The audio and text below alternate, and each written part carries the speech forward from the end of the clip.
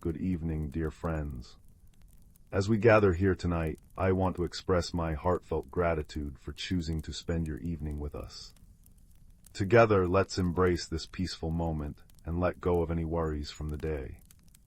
Remember, relaxation is the key to sweet dreams and a wonderful start to your upcoming day.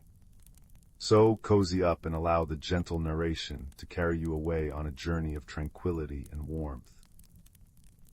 Story 1. The village of Glimmerbrook nestled in a valley where twilight lingered longest. Moss carpeted the cobblestone paths, lanterns glowed with captured fireflies, and the air always smelled faintly of cinnamon and damp earth. Young Silas, with eyes wide as saucers and a patch on his worn trousers, loved Glimmerbrook, especially the bustling hearth at Master Hemlock's bakery, where the air was thick with the warm perfume of baking bread. But lately, strange things had begun to happen. It started subtly. Mistress Willow's prize-winning raspberry bushes, always heavy with plump, jewel-like berries, were found mysteriously bare one misty morning. Not a single berry remained, not even a telltale stem. Then Master Hemlock discovered his carefully counted loaves of honey-oat bread were missing exactly 2 crusts every night, vanished without a crumb left behind. Whispers rustled through the village like dry leaves. Was it a mischievous sprite? A hungry shadow creature? The gentle folk of Glimmerbrook felt a prickle of unease beneath their usual contentment. Silas, perched on a stool in the bakery, listened intently as Master Hemlock fretted. "It's peculiar, Silas, truly peculiar," the baker rumbled, kneading dough with flour-dusted hands. No footprints, no broken locks, just missing things like they floated away. That evening, as Silas walked home along the mossy path bordered by luminous blue mushrooms, he noticed something odd. Tiny, perfect crumbs unmistakably from Master Hemlock's honey-oat crust dotted the path like golden stepping stones. His heart beat a little faster. This was a clue. He followed the trail, his footsteps soft on the damp moss.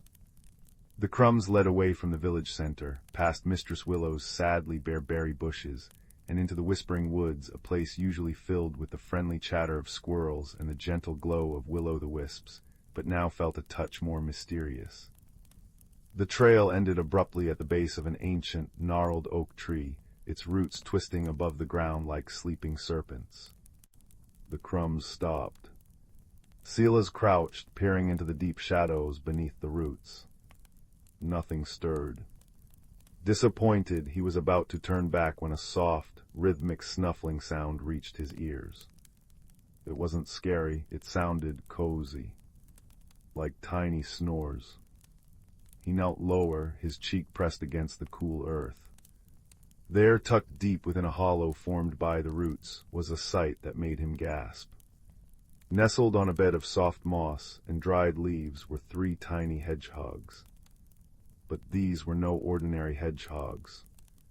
Their quills shimmered with a soft, opalescent light like mother-of-pearl, and tucked securely among the spines of the largest one were several plump, slightly squashed raspberries. Beside them, arranged neatly like little shields, were 2 perfect circles of honey-oat crust. Silas understood. The strange occurrences weren't malicious at all. The shimmer hedgehogs, likely new to the woods or perhaps displaced, had simply been gathering food for their cozy nest. The berries vanished whole because hedgehogs could roll over them, gathering many at once. The bread crusts were perfect circles because they were carried carefully, gripped gently in small mouths. He sat back, a warm feeling spreading through him. But how to explain this to the village without disturbing the little family? He needed wisdom. Silas remembered Old Man Thistle, who lived in a cottage woven from living willow branches on the edge of the whispering woods. Thistle knew the language of roots and the secrets of small creatures. The next morning, Silas found Thistle tending his luminous moonflowers. The old man listened, his eyes twinkling like stars caught in deep water.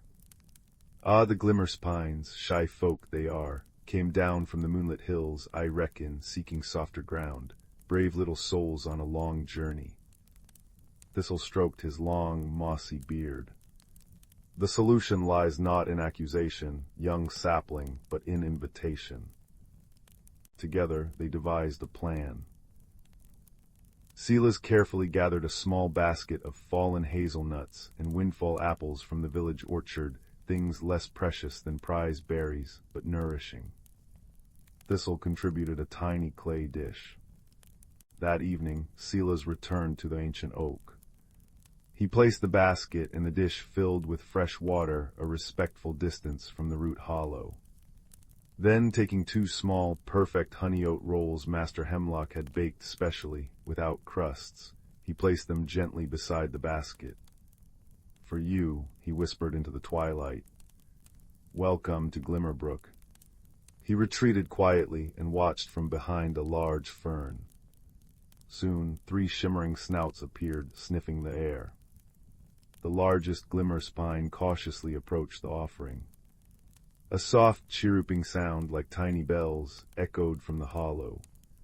The hedgehog nudged a hazelnut, then delicately picked up a small piece of apple. The others joined, their quills glowing brighter with what seemed like delight. They feasted quietly, leaving the rolls untouched for the moment.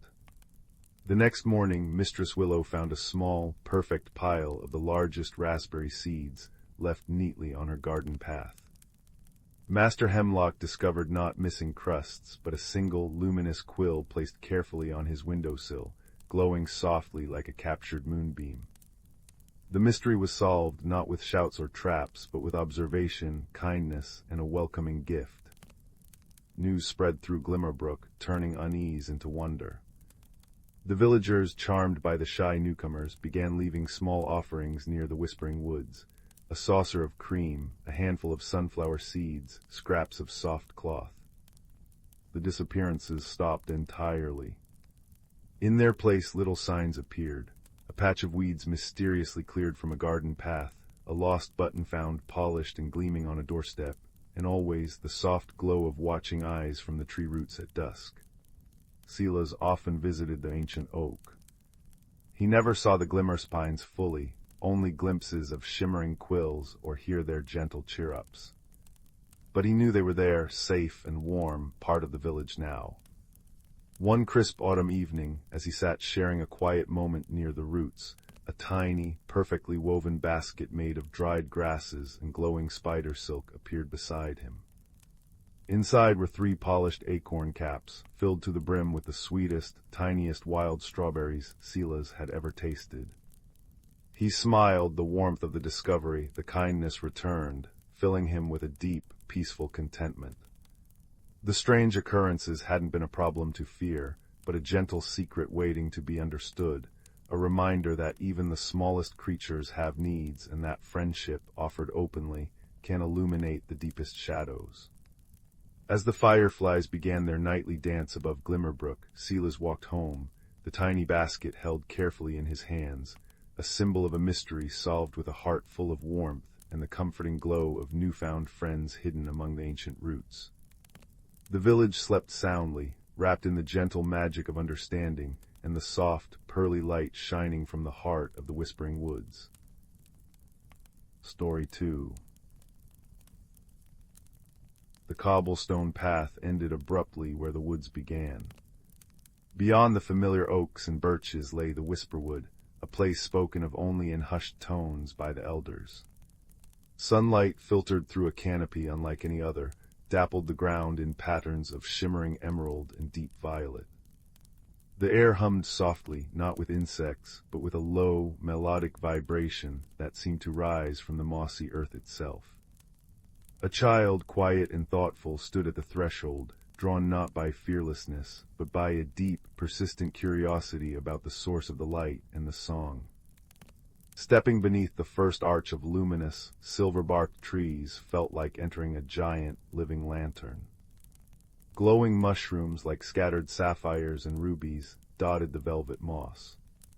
Leaves, some shaped like crescent moons, others like tiny, intricate fans, pulsed gently with a soft, internal light. The path here wasn't stone, but winding ribbons of cool, smooth crystal that gleamed with captured starlight. The child walked slowly, eyes wide, heart beating a steady rhythm against the wood song. The first encounter wasn't frightening, but wonderfully strange. A creature no bigger than a rabbit bounded across the path. Its fur shimmered like spun moonlight, and tiny, moth-like wings, dusted with iridescent powder, fluttered on its back. It paused, tilting its head, large, luminous eyes reflecting the child's own wonder. With a soft chime-like sound, it darted into a thicket of glowing ferns, leaving a trail of sparkling motes in the air. The child smiled, the initial flutter of nervousness replaced by delight. Deeper into the whisperwood, the light dimmed slightly, creating pools of soft twilight. Here, the challenge appeared. A wide, slow-moving river of what looked like liquid obsidian blocked the path. It wasn't water, but something thicker, smoother, reflecting the glowing canopy above like a perfect, dark mirror. No bridge was in sight. The child felt a prickle of doubt. How to cross? The river seemed bottomless. As if sensing the hesitation, a soft rustle came from the riverbank. A creature emerged, large and gentle, shaped like a mossy bear, but covered in velvety, deep blue lichen that glowed faintly at its edges. Its eyes were deep pools of calm, ancient wisdom. It didn't speak, but nudged a large, flat stone near the child's feet with its broad nose. Then it lumbered to the river's edge and placed one massive paw onto the dark surface. Instead of sinking, the surface rippled gently, holding firm like dense, resilient jelly. The creature took another step, then looked back, its gaze encouraging. The child understood.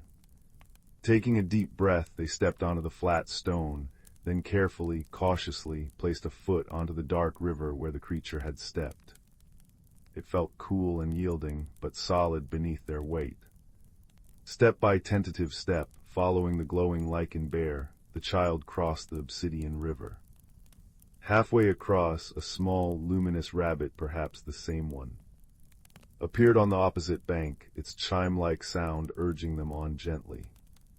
Reaching the other side, the child felt a surge of quiet pride. They hadn't fought a dragon, but they had faced the unknown and found a way through with the gentle guidance of the wood's inhabitants. On the far bank, the whisperwood changed again. Giant flowers, taller than the child, unfurled petals like spun glass, each refracting the ambient light into dazzling rainbows that danced on the crystal path. The air smelled sweetly of vanilla and damp earth. The melodic hum grew stronger, leading the child towards a magnificent tree at the heart of the grove.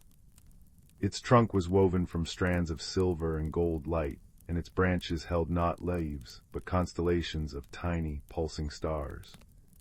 Standing beneath it, the child felt a profound sense of peace and belonging. This was the heart song of the whisperwood, a place of pure, gentle wonder. The message wasn't spoken, but felt, resonating in the stillness. Curiosity is the first step.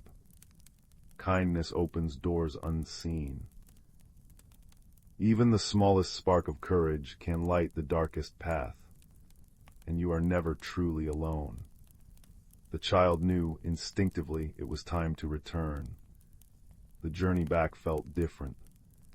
The luminous rabbit hopped alongside for a while. The moss bear watched from a distance, a silent guardian.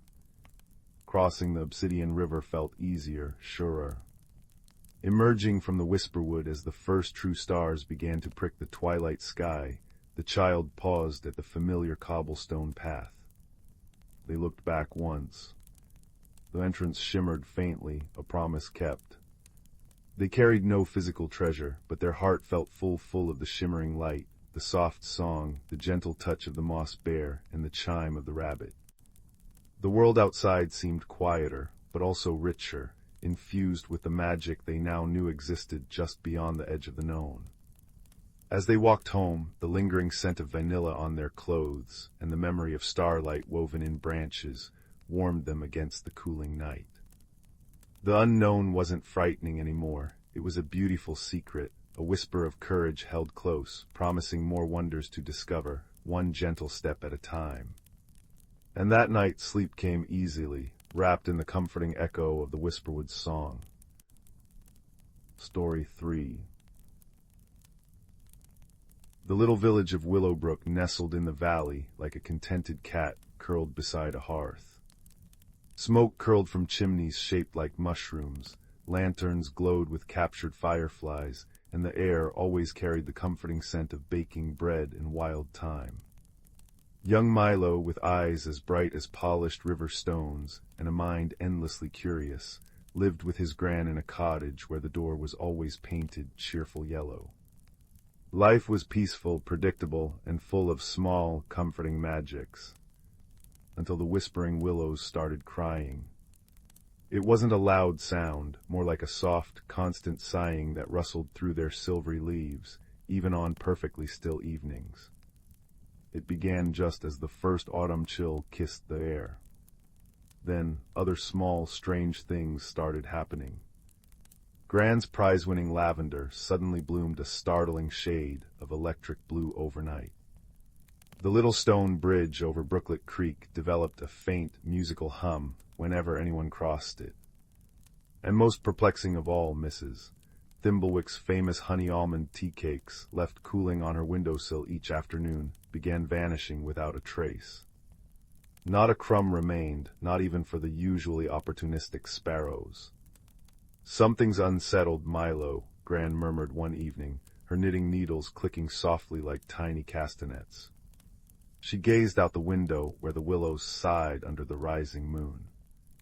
The heart of Glimmerbrook feels jittery, like a pocket watch dropped on the floor. Milo, who had been puzzling over the blue lavender, looked up. "But who would steal tea cakes, Gran, and why turn lavender blue? It's not very useful." Gran chuckled, a sound like dry leaves skittering. "Useful isn't always the point, dear heart. Sometimes magic just is. But mysteries, even small ones, need understanding. Keeps the world tidy." She winked. "Perhaps a little observing is in order. Keep your eyes open, your ears sharp, and your heart kind. Most problems aren't solved by shouting, but by listening." Taking Gran's advice to heart, Milo became Glimmerbrook's quietest detective. He spent hours near the sighing willows, not just listening with his ears, but feeling the air.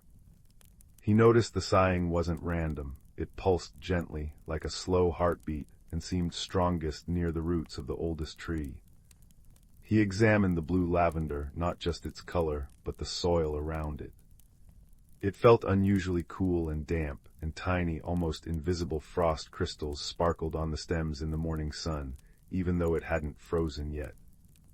The humming bridge intrigued him most. He crossed it back and forth, slowly, feeling the vibration through his worn boots. It wasn't unpleasant, more like the purr of a large, contented cat. He knelt, pressing his ear to the cool stone. The hum deepened, resonating in his bones, and beneath it, he thought he heard tiny taps, like minuscule hammers. One crisp afternoon, determined to solve the tea cake caper, Milo decided to stake out Mrs. Thimblewick's windowsill. He hid behind a large, fragrant rosemary bush, wrapped in his warmest scarf. He waited, watching the plump, golden cakes steam gently in the cool air. Time stretched. Just as his toes began to feel numb, a flicker of movement caught his eye near the base of the garden wall. Not a squirrel nor a bird. It was small, quick, and shimmered faintly, like a reflection on moving water. It darted towards the windowsill, a blur of iridescent light. Milo held his breath. The shimmer resolved into a tiny creature, no taller than his hand. It had delicate, moth-like wings, large eyes the color of twilight, and wore a minuscule apron woven from spider silk. It landed lightly beside the tea cakes, surveyed them with serious eyes, then produced an impossibly small, woven reed basket from somewhere. With surprising strength, it lifted one cake, almost as big as itself, into the basket. Then with a buzz like a drowsy bee, it zipped away, vanishing into a crack in the old garden wall. A glimmer sprite. Milo had heard Gran speak of them shy, industrious little beings who loved sweet things and were masters of tiny enchantments. But why steal cakes? And what did this have to do with sighing trees and blue lavender?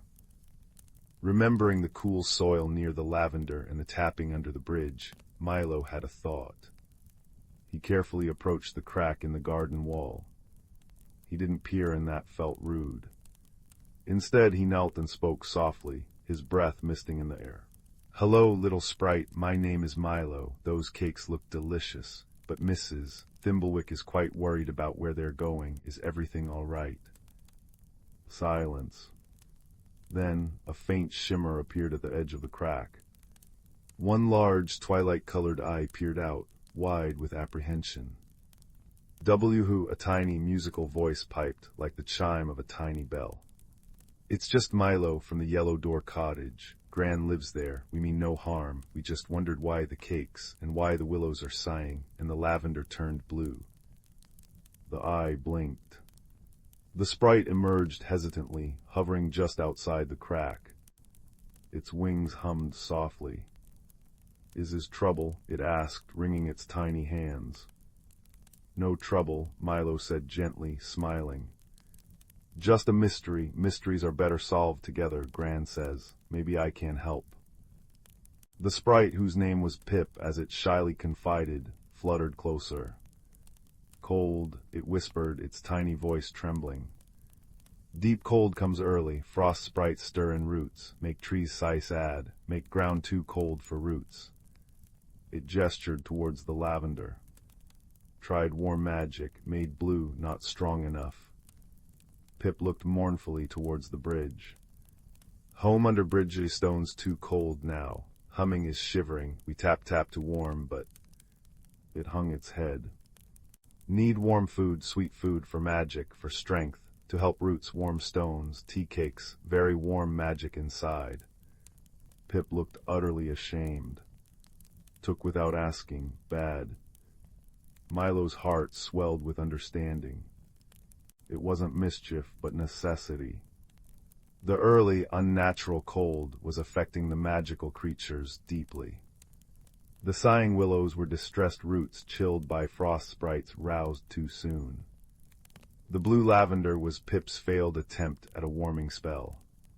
The bridge hum was the collective shiver of the sprite colony living beneath it, trying to generate warmth. And the tea cakes. Fuel for their magic. "You were trying to help," Milo exclaimed. "You were trying to warm the roots and the stones." Pip nodded miserably. "But stealing." Milo thought fast, remembering Gran's wisdom. "Taking without asking isn't good, that's true, but helping is very good. Maybe we can find a way together, with asking." He rushed home, bursting with his discovery. Gran listened intently, her wise eyes crinkling at the corners. "Ah, an early frost nip in the magical veins, poor little sprites, resourceful but misguided." She patted Milo's head. "You listened well, Milo, that's the key. Now, let's see about warming things up properly." Gran swung into action.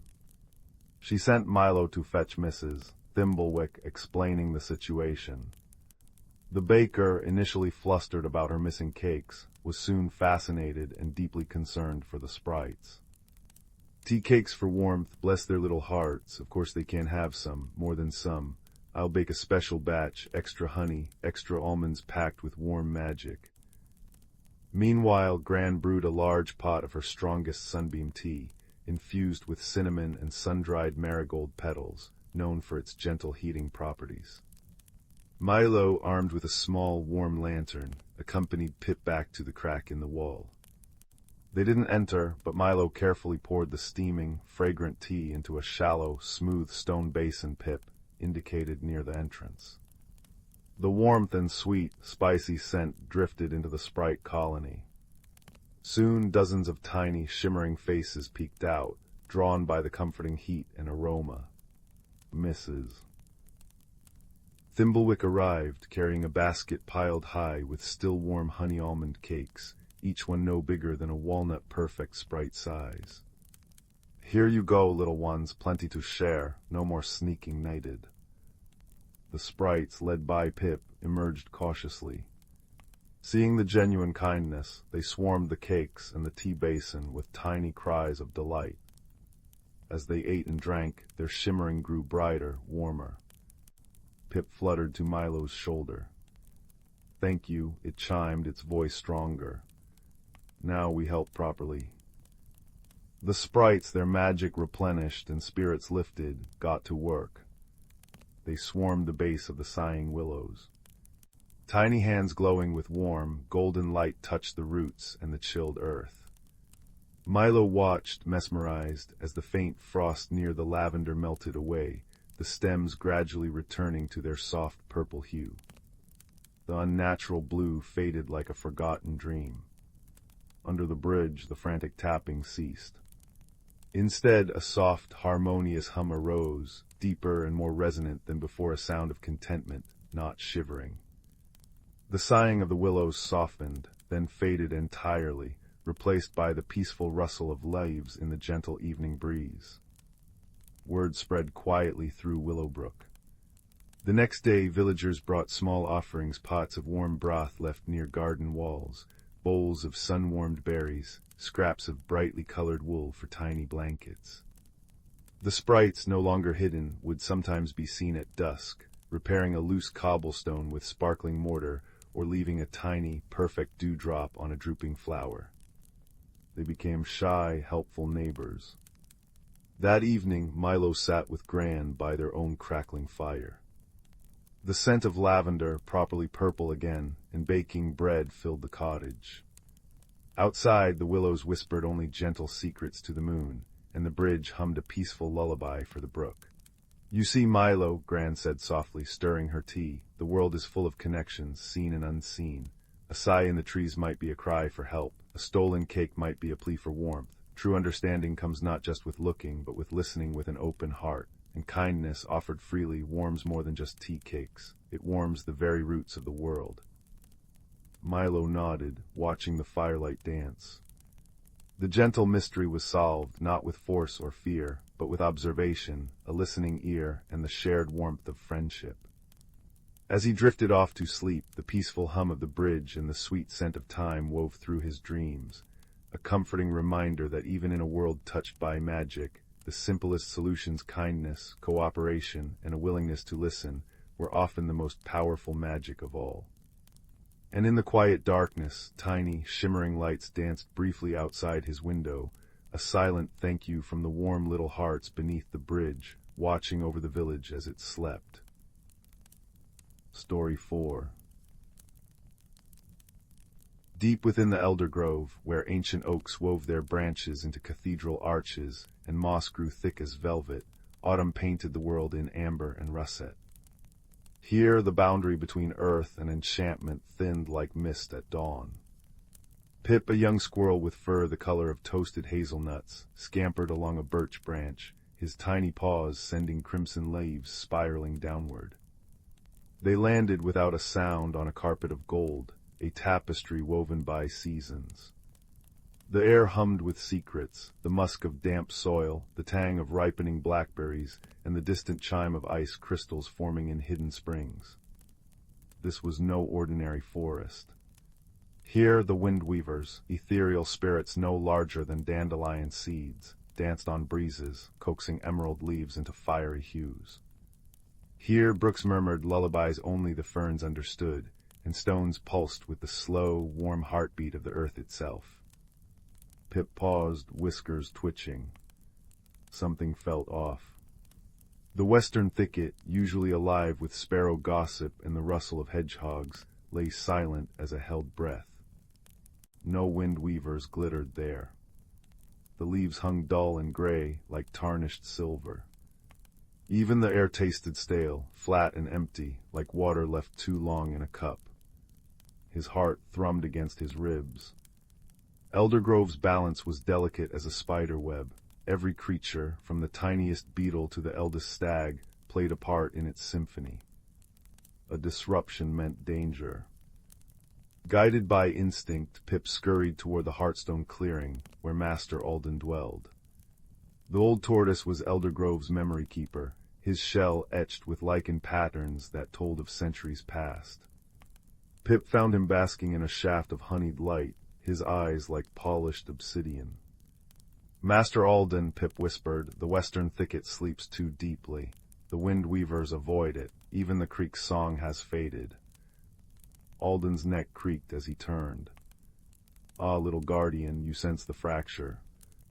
His voice was the sound of pebbles tumbling in a stream, gentle, wise. "Long ago, before your grandmother's grandmother was born, a great storm tore through Eldergrove. It shattered the moonstone, a rock that anchored our seasonal magic.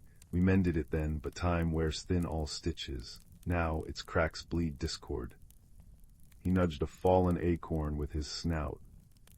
"Without the moonstone's pulse, winter's frost will bite too soon. Spring buds will forget to open. The harmony unravels." Pip's tail curled tight. "Can we heal it?" "Only by gathering gifts from each season's heart," Alden rumbled. "A dewdrop from spring's first dawn, a sunbeam woven in midsummer's zenith, an autumn leaf kissed by the wind weavers, and a snowflake spun from winter's purest dream. Together they will seal the stone." So began their quiet quest.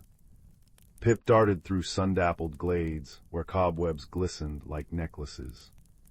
Fern, a doe with eyes like twilight, lent her swift legs. "The dewdrop rests on the silver lotus," she murmured, leading Pip to a hidden pool. At its center bloomed a flower with petals like captured moonlight. As dawn broke, Pip cupped a single bead of moisture, cold and bright as a star, in a walnut shell. Next they sought sunbeams. High in the canopy, Kale, a kingfisher whose feathers held all the blues of the sky, guided them to Sunstone Hollow. At noon, when light fell in molten ribbons, Kale dipped his wingtip into a shaft of gold. It clung like liquid amber, warm as a hug. Pip caught it in a curled maple leaf, its edges glowing. For the autumn leaf, Pip returned to the silent thicket. The gray leaves crumbled like ash at his touch. Despair prickled his throat until a breeze stirred. Tiny, luminous figures descended, wind weavers, their forms shimmering like heat haze. One alighted on Pip's nose, cool as a snowflake. "We feared this place," it chimed, voice like wind through reeds. "But your courage calls us back." They fluttered to a lone, surviving oak, brushing a single crimson leaf. It blazed to life, pulsing with ruby light. Pip tucked it gently into his bundle. Winter's gift proved hardest. Deep in the frost caves, where icicles gleamed like dragon teeth, Pip shivered. "The purest snowflake never touches ground," Alden had said. "It must be caught midair by trust." Fern waited below as Pip climbed the icy walls. His paws ached, breath pluming white. Then a whisper. A snowflake drifted down, intricate as lace, colder than starlight. Pip held out his paw, and Fern, with infinite care, blew a soft gust. The flake landed in Pip's fur, glittering. Back at the moonstone, a jagged rock weeping dark mist, the creatures gathered. Pip placed the dewdrop in a crack. It sizzled, sprouting vines. The sunbeam followed, melting frost into rivulets. The autumn leaf flared, painting the stone in sunset hues. Lastly, the snowflake settled. Silence fell. Then a deep, resonant hum. Light burst from the stone, washing the thicket in gold. Gray leaves flushed scarlet and gold. Wind weavers spiraled joyfully, trailing rainbows. The brook's song returned, clear and bright. As stars pricked the velvet sky, Pip nestled beside Alden. "We did it together," he breathed. Fern nuzzled his head. Kale sang a lullaby from the oaks. "Remember this, little guardian," Alden murmured, the moonstone's glow warming his shell. Harmony lives not in one heart, but in the chorus of many. Seasons turn, stones mend, and forests breathe, so long as we tend the bonds between us.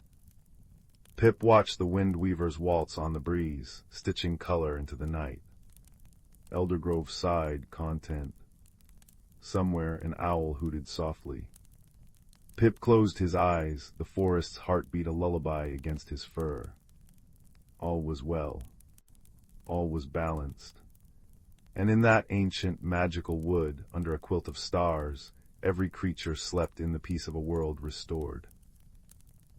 Story 5. The little town of Willowbrook, nestled between rolling hills and a whispering forest, was known for its quiet charm and cobblestone streets. In a cozy attic room overlooking Mrs. Higglebottom's prize-winning roses lived a thoughtful boy named Ben. Ben wasn't loud or particularly bold, but he noticed things others missed: the way dust motes danced in a sunbeam, the secret language of birdsong at dawn, and the peculiar hum that seemed to emanate from the old, forgotten things tucked away in corners.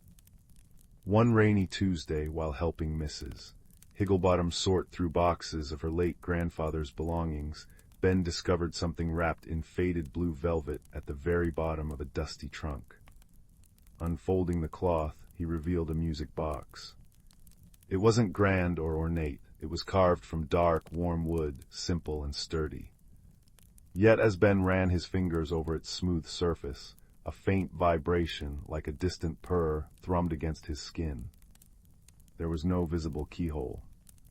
"Ah, that old thing," Mrs. Higglebottom chuckled, adjusting her spectacles. Grandfather Alistair called it his heartwood box, said it held secrets, but bless him, he was always a bit fanciful. Never did make a sound, far as I recall. Ben thanked her and carried the box carefully up to his room. He placed it on his windowsill, where the afternoon light turned the wood to honey gold. He traced the swirling grain patterns. Were they just patterns, or something more? That night, as the moon painted silver streaks across his floor, Ben heard it. Not music, but a soft, rhythmic thump-thump-thump, like a tiny, distant heartbeat coming from the box.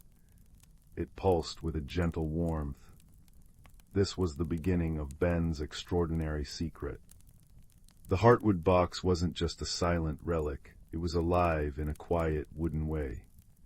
It responded to his touch, its heartbeat quickening when he was excited, slowing to a deep, comforting thrum when he felt sad. But it did more. Sometimes when Ben held it close and concentrated, faint, shimmering images would flicker just above its lid, not pictures, but feelings made visible. A swirl of gold for joy, soft blue ripples for calm, or tangled gray threads for worry. Ben realized the box wasn't just alive, it felt. It resonated with the emotions around it, especially strong, hidden ones.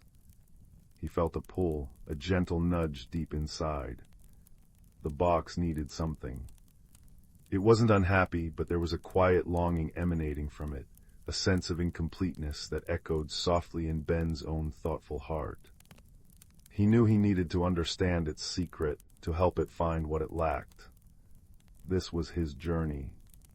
His quest began in the whispering woods bordering Willowbrook. He tucked the heartwood box safely into his worn satchel, its rhythmic pulse a comforting companion against his side. He hadn't gone far beneath the ancient, moss-draped oaks when a gruff voice stopped him. "Lost are ye, or just admiring the view?"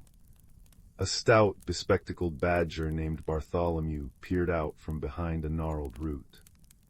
Bartholomew was the wood's unofficial archivist, his burrow a labyrinth of neatly labeled roots, pressed leaves, and meticulously drawn maps on birch bark. He wore tiny spectacles perched on his snout and carried a magnifying glass. Not many young humans wander this deep without a purpose. Ben explained about the heartwood box, showing Bartholomew the faint gold swirl that appeared when he thought of finding the box's secret. Bartholomew adjusted his spectacles, peering intently. Heartwood, a resonant timber, absorbs vibrations, feelings, memories. Some say an echo box, fascinating, but incomplete, needs an anchor, I'd wager, a source for its song, Grandfather Alistair knew his woods, likely found the wood here. He tapped a claw on his most detailed map. Deepwood Glade. Place hums with old magic, but tricky to find. Paths shift.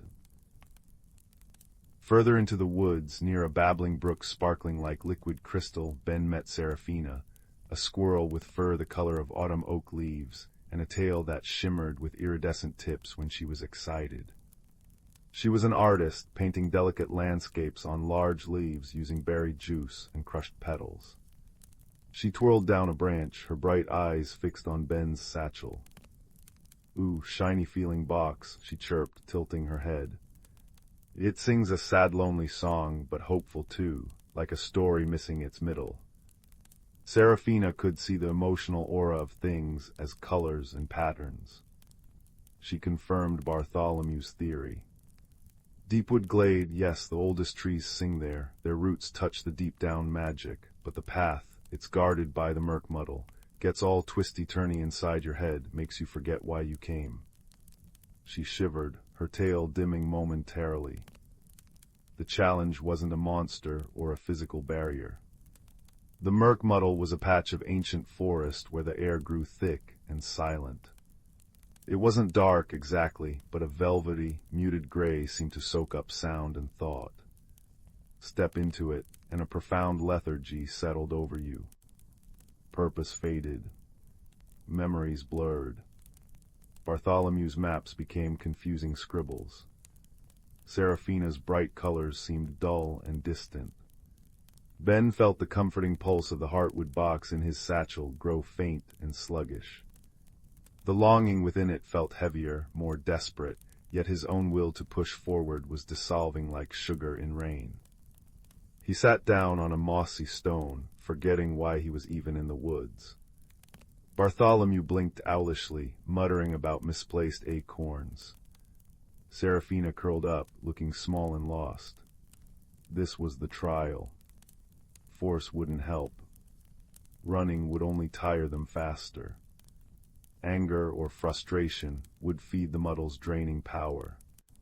They needed wisdom, the wisdom of stillness, of listening, of understanding the nature of the magic they faced. Ben closed his eyes, fighting the fog in his mind. He remembered the heartwood box's purpose, to resonate, to feel.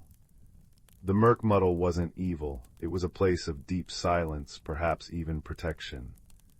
It didn't want to hurt, it wanted to be acknowledged. He took the box from his satchel.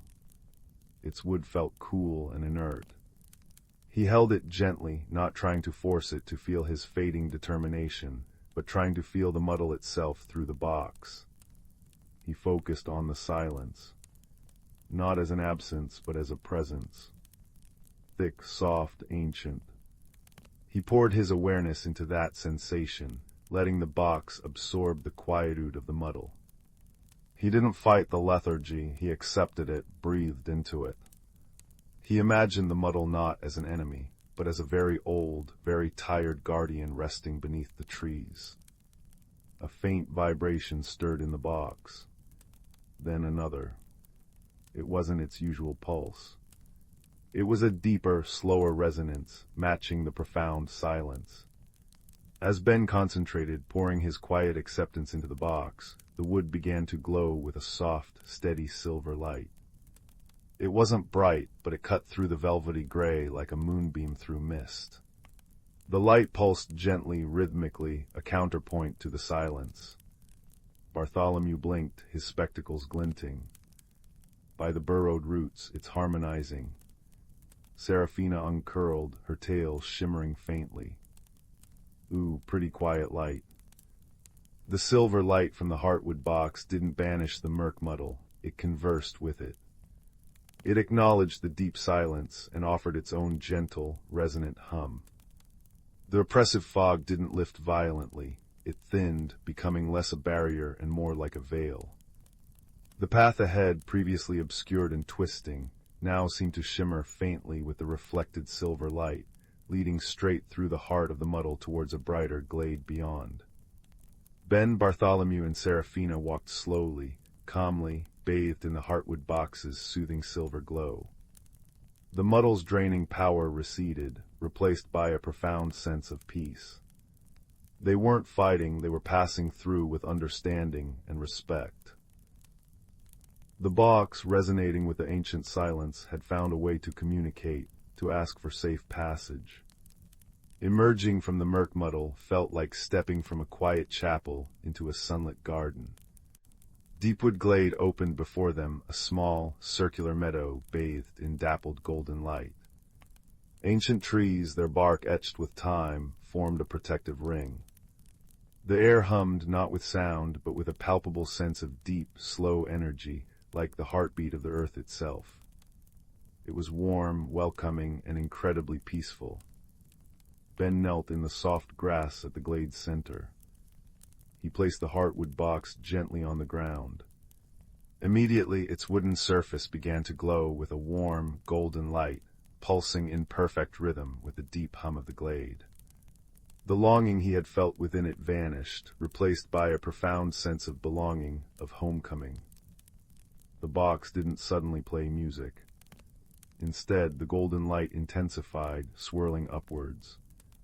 Within the light, images formed clearer and brighter than before. Ben saw grandfather Alistair as a young man, carefully selecting the resonant heartwood from a fallen branch in this very glade. He saw the love and care with which he carved it, pouring his own gentle spirit into the wood. The box hadn't been broken, it had been homesick. It needed to reconnect to the source of its wood, to the deep, ancient magic that birthed it, to complete the resonance. As the images faded, the golden light sank back into the box. Its surface felt warmer, smoother, and the comforting pulse within it was stronger, steadier, perfectly attuned to the glade's hum. Ben understood. The box was now whole, its connection restored. Its magic wasn't about grand displays. It was about connection, empathy, and amplifying the quiet feelings of the heart. The journey back through the whispering woods was filled with quiet joy. The murk muddle offered no resistance. Its silence felt companionable now. Bartholomew chattered excitedly about documenting the resonance principle. Seraphina skipped ahead, painting the path with imaginary colors only she could see. Ben carried the heartwood box, its steady pulse a warm weight against him. He felt different too. He'd learned the power of quiet listening, of understanding over forcing, of finding the song within the silence. He wasn't just the boy who noticed things anymore. He was the boy who understood what they felt. Back in his attic room, the heartwood box sat on his windowsill once more. Moonlight silvered its surface. Ben placed his hand upon it. This time, a sound emerged. Not a loud melody, but a soft, crystalline chime, pure and sweet, like a single drop of water falling into a still pool. It hung in the air, a note of perfect peace. Then, as Ben watched, a tiny, perfect image formed above the lid, a miniature deepwood glade, bathed in golden light, with two small figures, a boy and a badger, sitting peacefully under an ancient tree, while a squirrel painted shimmering patterns in the air. It was a feeling of pure contentment made visible. Ben smiled. He understood its language now. He knew that whenever he or someone nearby felt strong emotions, the box would resonate, chime softly, and offer its gentle, glowing comfort.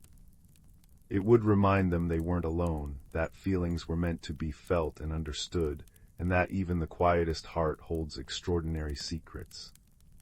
He climbed into bed, the box's soft, rhythmic pulse a lullaby against the quiet night.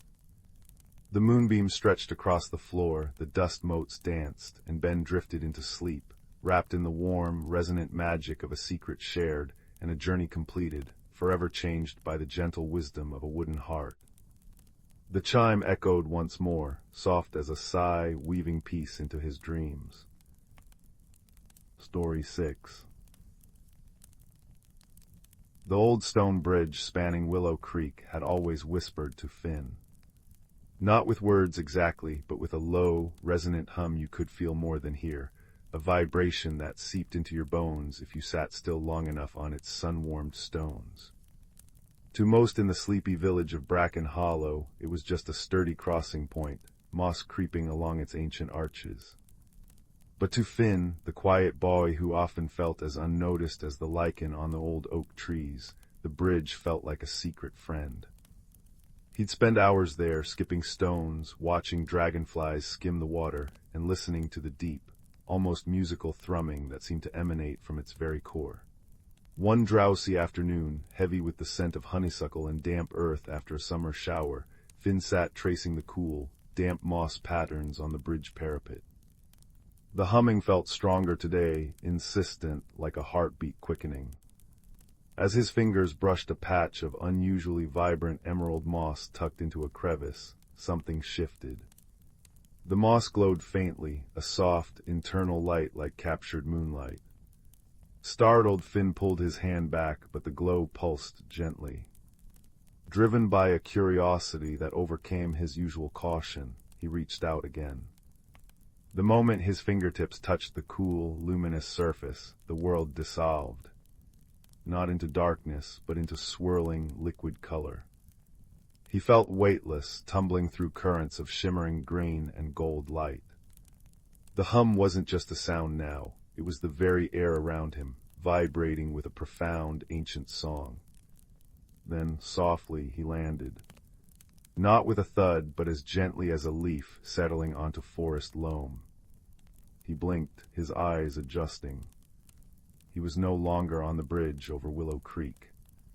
He stood on a path made of woven moonlight and living roots, arching through a forest unlike any he'd ever seen. Trees soared impossibly high, their trunks like polished obsidian or shimmering mother-of-pearl.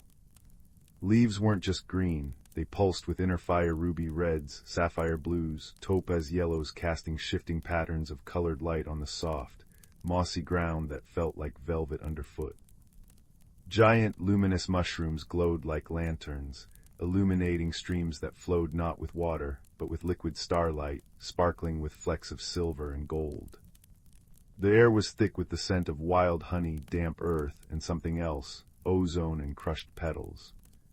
This was the Glimmerwood, a hidden heart beating beneath the familiar world Finn knew. And the deep, resonant hum he'd always felt. It was the very lifeblood of this place, a constant, soothing thrum that vibrated through the soles of his feet. Awed and a little frightened, Finn took a hesitant step. The mossy path seemed to ripple beneath him, guiding him forward. He hadn't walked far when a soft, distressed chittering reached his ears. Following the sound, he pushed aside a curtain of weeping willow fronds made of pure, liquid silver and gasped. Trapped in a thicket of thorny vines that seemed to writhe with a life of their own was a creature. It was small, barely the size of a large rabbit, but utterly captivating. Its fur was the deep, velvety green of forest shadows, patterned with intricate swirls of glowing amber that pulsed like embers. Large, luminous eyes, the color of polished moonstone, blinked at him with profound sadness from a delicate, fox-like face. But the creature's most astonishing feature was its tail long and feathery, shimmering with countless tiny points of light, like a captured constellation. Now, however, the tail was tangled hopelessly in the dark, grasping thorns, its light dimmed and flickering weakly. The creature whimpered, a sound like wind sighing through reeds. Oh, Finn breathed, his own fear momentarily forgotten. He knelt cautiously, keeping a respectful distance. The creature flinched, pulling uselessly at its trapped tail. "SHHH, it's all right," Finn murmured, his voice barely above the forest hum. "I won't hurt you. Can I help?" The creature stilled, its luminous eyes studying Finn intently. It seemed to sense his gentle intent. It gave a tiny, hesitant nod. Carefully, mindful of the sharp thorns that seemed to twitch towards his fingers, Finn began to work. The vines were tough and stubborn, clinging with unnatural tenacity. He used a smooth, pale stone he found nearby to gently pry and loosen. It took patience, his fingers growing scratched and sore, but he persisted, murmuring soft reassurances. Finally, with a last careful tug, the last thorny tendril released its grip on the shimmering tail. The creature sprang free, shaking its fur and stretching its luminous tail, which immediately brightened, casting warm amber light around them. It turned to Finn, its moonstone eyes wide with gratitude. It dipped its head in a graceful bow, then scampered a few paces away before looking back expectantly. "You want me to follow?" Finn asked. The creature chittered softly, a sound like pebbles tumbling in a stream, and nodded again. It was called a lumifox. Finn learned through gestures and soft sounds: moss for its coat, starlight for its tail. Moss led Finn deeper into the Glimmerwood, along the glowing path, past waterfalls of singing crystal and groves, where flowers chimed like tiny bells in the gentle breeze. Finn felt a warmth spreading in his chest, a feeling of belonging he rarely felt back home. He wasn't unnoticed here. But as they journeyed, Finn began to notice something wrong beneath the surface beauty. The resonant hum, the life song of the Glimmerwood, felt strained. In patches, the vibrant moss was dull and gray. Some of the luminous mushrooms flickered erratically. Streams of liquid starlight ran sluggish and murky in places. Moss stopped frequently, sniffing the air, its luminous eyes clouded with worry. It gestured towards the source of the discord, a towering peak in the distance, wreathed in unnatural, swirling gray mist that seemed to leach the color and life from the air around it. The mist peak. And from its summit pulsed a low, discordant thrum that clashed painfully with the Glimmerwood's natural harmony. Moss chittered urgently, pointing with its nose towards the peak, then back towards Finn, its constellation tail drooping. The message was clear. The heart song of the Glimmerwood was fading, poisoned by whatever festered on the mist peak. Without it, this hidden world would wither and die. And Finn, the boy who had heard the bridge's hum, who had touched the glowing moss, was somehow connected. He felt a tremor of fear, but looking into Moss's trusting eyes, seeing the dimming light around them, he knew he couldn't turn away. His quiet nature, his habit of noticing small things others missed, suddenly felt like a strength, not a weakness. Their journey towards the mist peak became a quest through a world crying out for help. They navigated the whispering marshes, where patches of ground sucked hungrily at their feet, guided only by Moss's instinct and the faint, fading pulse of the true Glimmerwood hum beneath the discord. They crossed the Bridge of Sighs, a fragile span of solidified moonlight spanning a chasm filled with swirling, color-draining fog. The bridge groaned under Finn's weight, its light flickering dangerously, forcing him to move with agonizing slowness and utter stillness, his heart hammering in his chest. Moss stayed close, its warm amber light a beacon in the oppressive gray. Near the base of the mist peak, they encountered the stone sentinels, ancient, moss-covered figures carved into the living rock of a narrow pass. As Finn and Moss approached, the sentinels stirred, grinding stone against stone, their eyes glowing with a cold, blue light. Blocking the path, they emanated an aura of cold indifference. Finn froze, fear turning his blood to ice. Moss growled a surprisingly deep sound, its constellation tail flaring brightly, but the sentinels were unmoved. Finn remembered the hum. The true hum. Closing his eyes, shutting out the menacing stone figures and the discordant throb from the peak, he focused inward. He recalled the deep, resonant vibration of the bridge, the soothing pulse of the Glimmerwood's heart song before the sickness took hold. He began to hum himself, softly at first, matching the remembered frequency, pouring his own quiet hope and determination into the sound. Moss immediately joined him, its chittering weaving into a harmonious counterpoint. Their combined sound, small but pure, resonated in the narrow pass. The cold blue light in the sentinel's eyes flickered. One tilted its massive head, the grinding sound ceasing. Slowly, ponderously, they stepped aside, their stony faces seeming almost thoughtful. The path to the Mist Peak summit lay open, The climb was arduous. The air grew thin and bitterly cold, the gray mist clinging to them like wet cobwebs, sapping warmth and color. The discordant thrum was a physical pressure now, making Finn's teeth ache and his head pound. Moss pressed close, its fur providing a small circle of warmth, its tail light a defiant spark against the gloom. They found the source at the very summit, a massive, corrupted crystal jutting from the peak like a broken fang. It pulsed with the sickly gray light, veins of inky darkness crawling across its fractured surface. At its base lay scattered shards of pure, clear crystal, dulled and lifeless. This was the Heartstone, meant to resonate with the Glimmerwood's song, amplifying its harmony. Instead it was shattered and poisoned, broadcasting only discord. But nestled amongst the corrupted shards, almost hidden, was a single, unblemished crystal. It was small, no larger than Finn's thumb, and it glowed with a weak but unmistakable pure white light. The true heart of the Heartstone. As Finn's eyes fell upon it, a jolt of understanding surged through him, stronger than the discord. This was why the bridge had called him. He wasn't a warrior or a great mage. He was the listener, the one who noticed the small, quiet things. The one who could hear the true song beneath the noise. The corrupted crystal pulsed violently as he reached for the small, pure shard. Tendrils of gray mist lashed out like cold whips. Finn cried out as one grazed his arm, sending a jolt of numbing cold through him. Moss leapt forward snarling, its constellation tail blazing like a miniature sun, driving back the mist with bursts of pure amber light. Hold on, Moss. Finn gasped, scrambling forward, his fingers closing around the small, warm crystal. The moment he touched it, a pure, clear note rang out, cutting through the discord like a bell.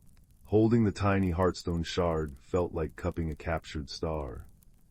Warmth flooded Finn's chilled hand, spreading up his arm, driving out the numbing cold.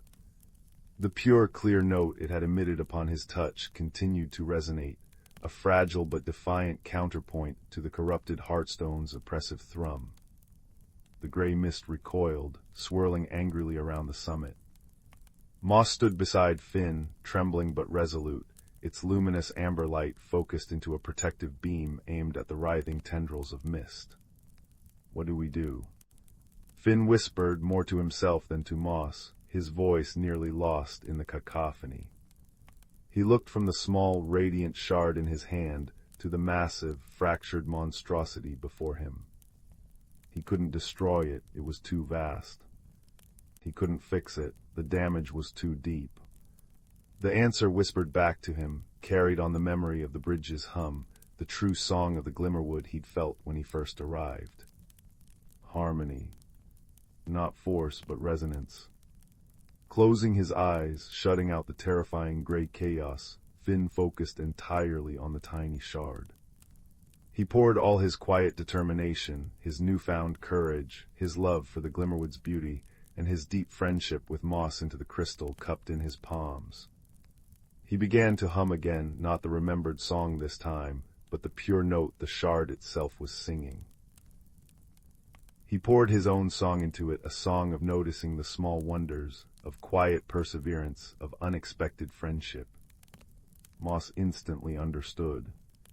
It ceased its growling and added its voice to Finn's, a high, clear chittering that wove seamlessly around the hum, amplifying it, enriching it. Their combined song, small but focused, pure and full of hope, rose from the summit. It wasn't loud, but it was potent. It resonated with the tiny Heartstone shard, causing it to glow brighter, its light pushing back the clinging mist in a small, expanding circle. The song rippled outwards, touching the scattered, dull shards at the base of the corrupted Heartstone. One by one they began to glow faintly, responding to the pure frequency. Then the impossible happened. The massive, corrupted crystal itself shuddered. The pulsing gray light flickered. Deep within its fractured core, a faint echo of the pure white light Finn held began to stir, like an ember fanned by a gentle breath. the corrupted heartstone didn't shatter or vanish. Instead, the darkness within it seemed to soften, to unravel at the edges where the pure light from Finn and Moss's song touched it. The discordant thrum faltered, stuttered, and then shifted. It didn't become harmonious, not yet, but the harsh, painful edge smoothed out. The gray mist thinned, becoming translucent, allowing shafts of the Glimmerwood's natural, multicolored light to pierce through from below. The change was subtle but profound. The oppressive weight lessened. The air felt less frigid. The Glimmerwood's own heart song, though still weak, pulsed a little stronger beneath their feet, tentatively reaching towards the summit. Finn and Moss held their song, pouring every ounce of their strength and hope into it, until the tiny shard in Finn's hand blazed like a miniature star, and the last clinging threads of the choking gray mist dissolved into wisps that vanished on a suddenly gentle breeze. The corrupted heartstone still stood, fractured and shadowed, but now a network of delicate white light traced through its interior, pulsing in time with Finn's crystal. The discord was silenced, replaced by a fragile but growing sense of quietude. The healing had begun not through destruction, but through the gentle, persistent power of harmony and care. Exhaustion hit Finn like a wave. He slumped to his knees, the tiny, still glowing heartstone shard warm in his trembling hand. Moss nuzzled his cheek, its fur soft and warm, a soft purring sound vibrating in its throat. They had done it. They hadn't fixed everything, but they had given the Glimmerwood a chance, a lifeline back to its own song. The journey back through the Glimmerwood felt like walking through a world reborn. The resonant hum flowed stronger, sweeter, no longer strained. Color blazed brighter in the leaves, the streams of liquid starlight ran clear and sparkling once more. Flowers chimed more joyously, and the air hummed with the busy sounds of unseen creatures returning to life. Moss bounded ahead, its constellation tail painting trails of light in the air, leading Finn back towards the woven moonlight path where he had first arrived. Word of their deed seemed to have spread through the forest itself. Shy, glowing moths fluttered around Finn's head like living confetti. Tiny, iridescent beetles skittered across the path before him, forming shimmering patterns of welcome. From the high branches, unseen singers trilled melodies sweeter than any bird song Finn had ever heard. The Glimmerwood was singing its gratitude. They reached the archway of shimmering roots that marked the entrance to the woven path. Moss stopped, turning to face Finn.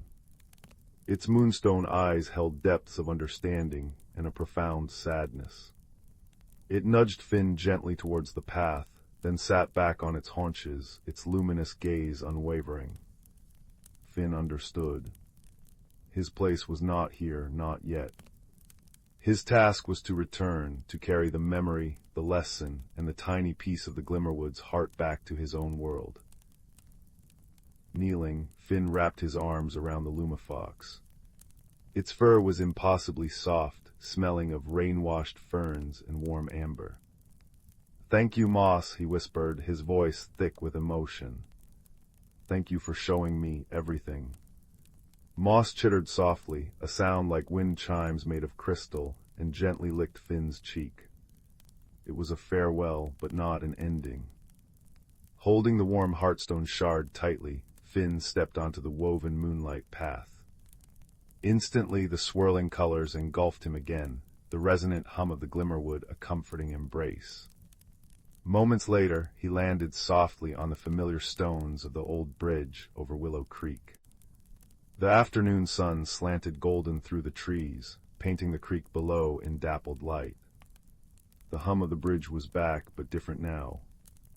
Clearer, stronger, harmonizing perfectly with the remembered song of the Glimmerwood resonating within him. He looked down at his hand.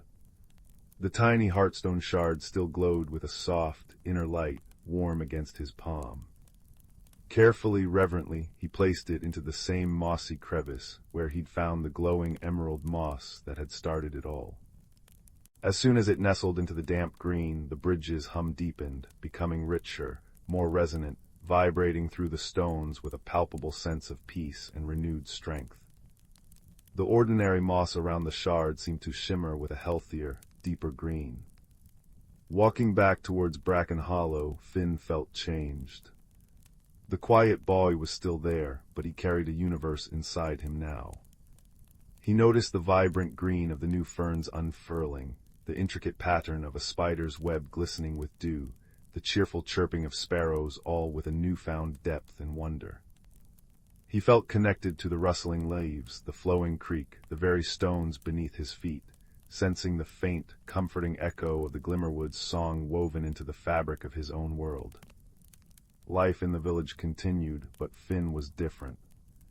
He spoke a little more, his quiet observations now imbued with a gentle wisdom that surprised his family. He spent time by the bridge, not just listening, but sometimes humming softly, a pure, clear note that seemed to make the dragonflies dance more joyously and the water ripple with extra sparkle. He tended the moss around the Heartstone shard, ensuring it was healthy. The shard itself remained hidden, glowing softly only for him, a constant, warm reminder pulsing gently against his palm when he touched the bridge stone. One crisp autumn evening, with the smell of wood smoke hanging in the air and the first frost glinting on the cobblestones, Finn sat on the bridge. He held an acorn in his hand, its cap a perfect little cup. He hummed softly, pouring his feelings for moss, his gratitude for the Glimmerwood, and his quiet hope into the small seed.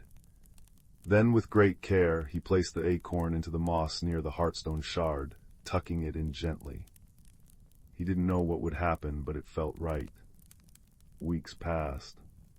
Winter came, blanketing Bracken Hollow in silence.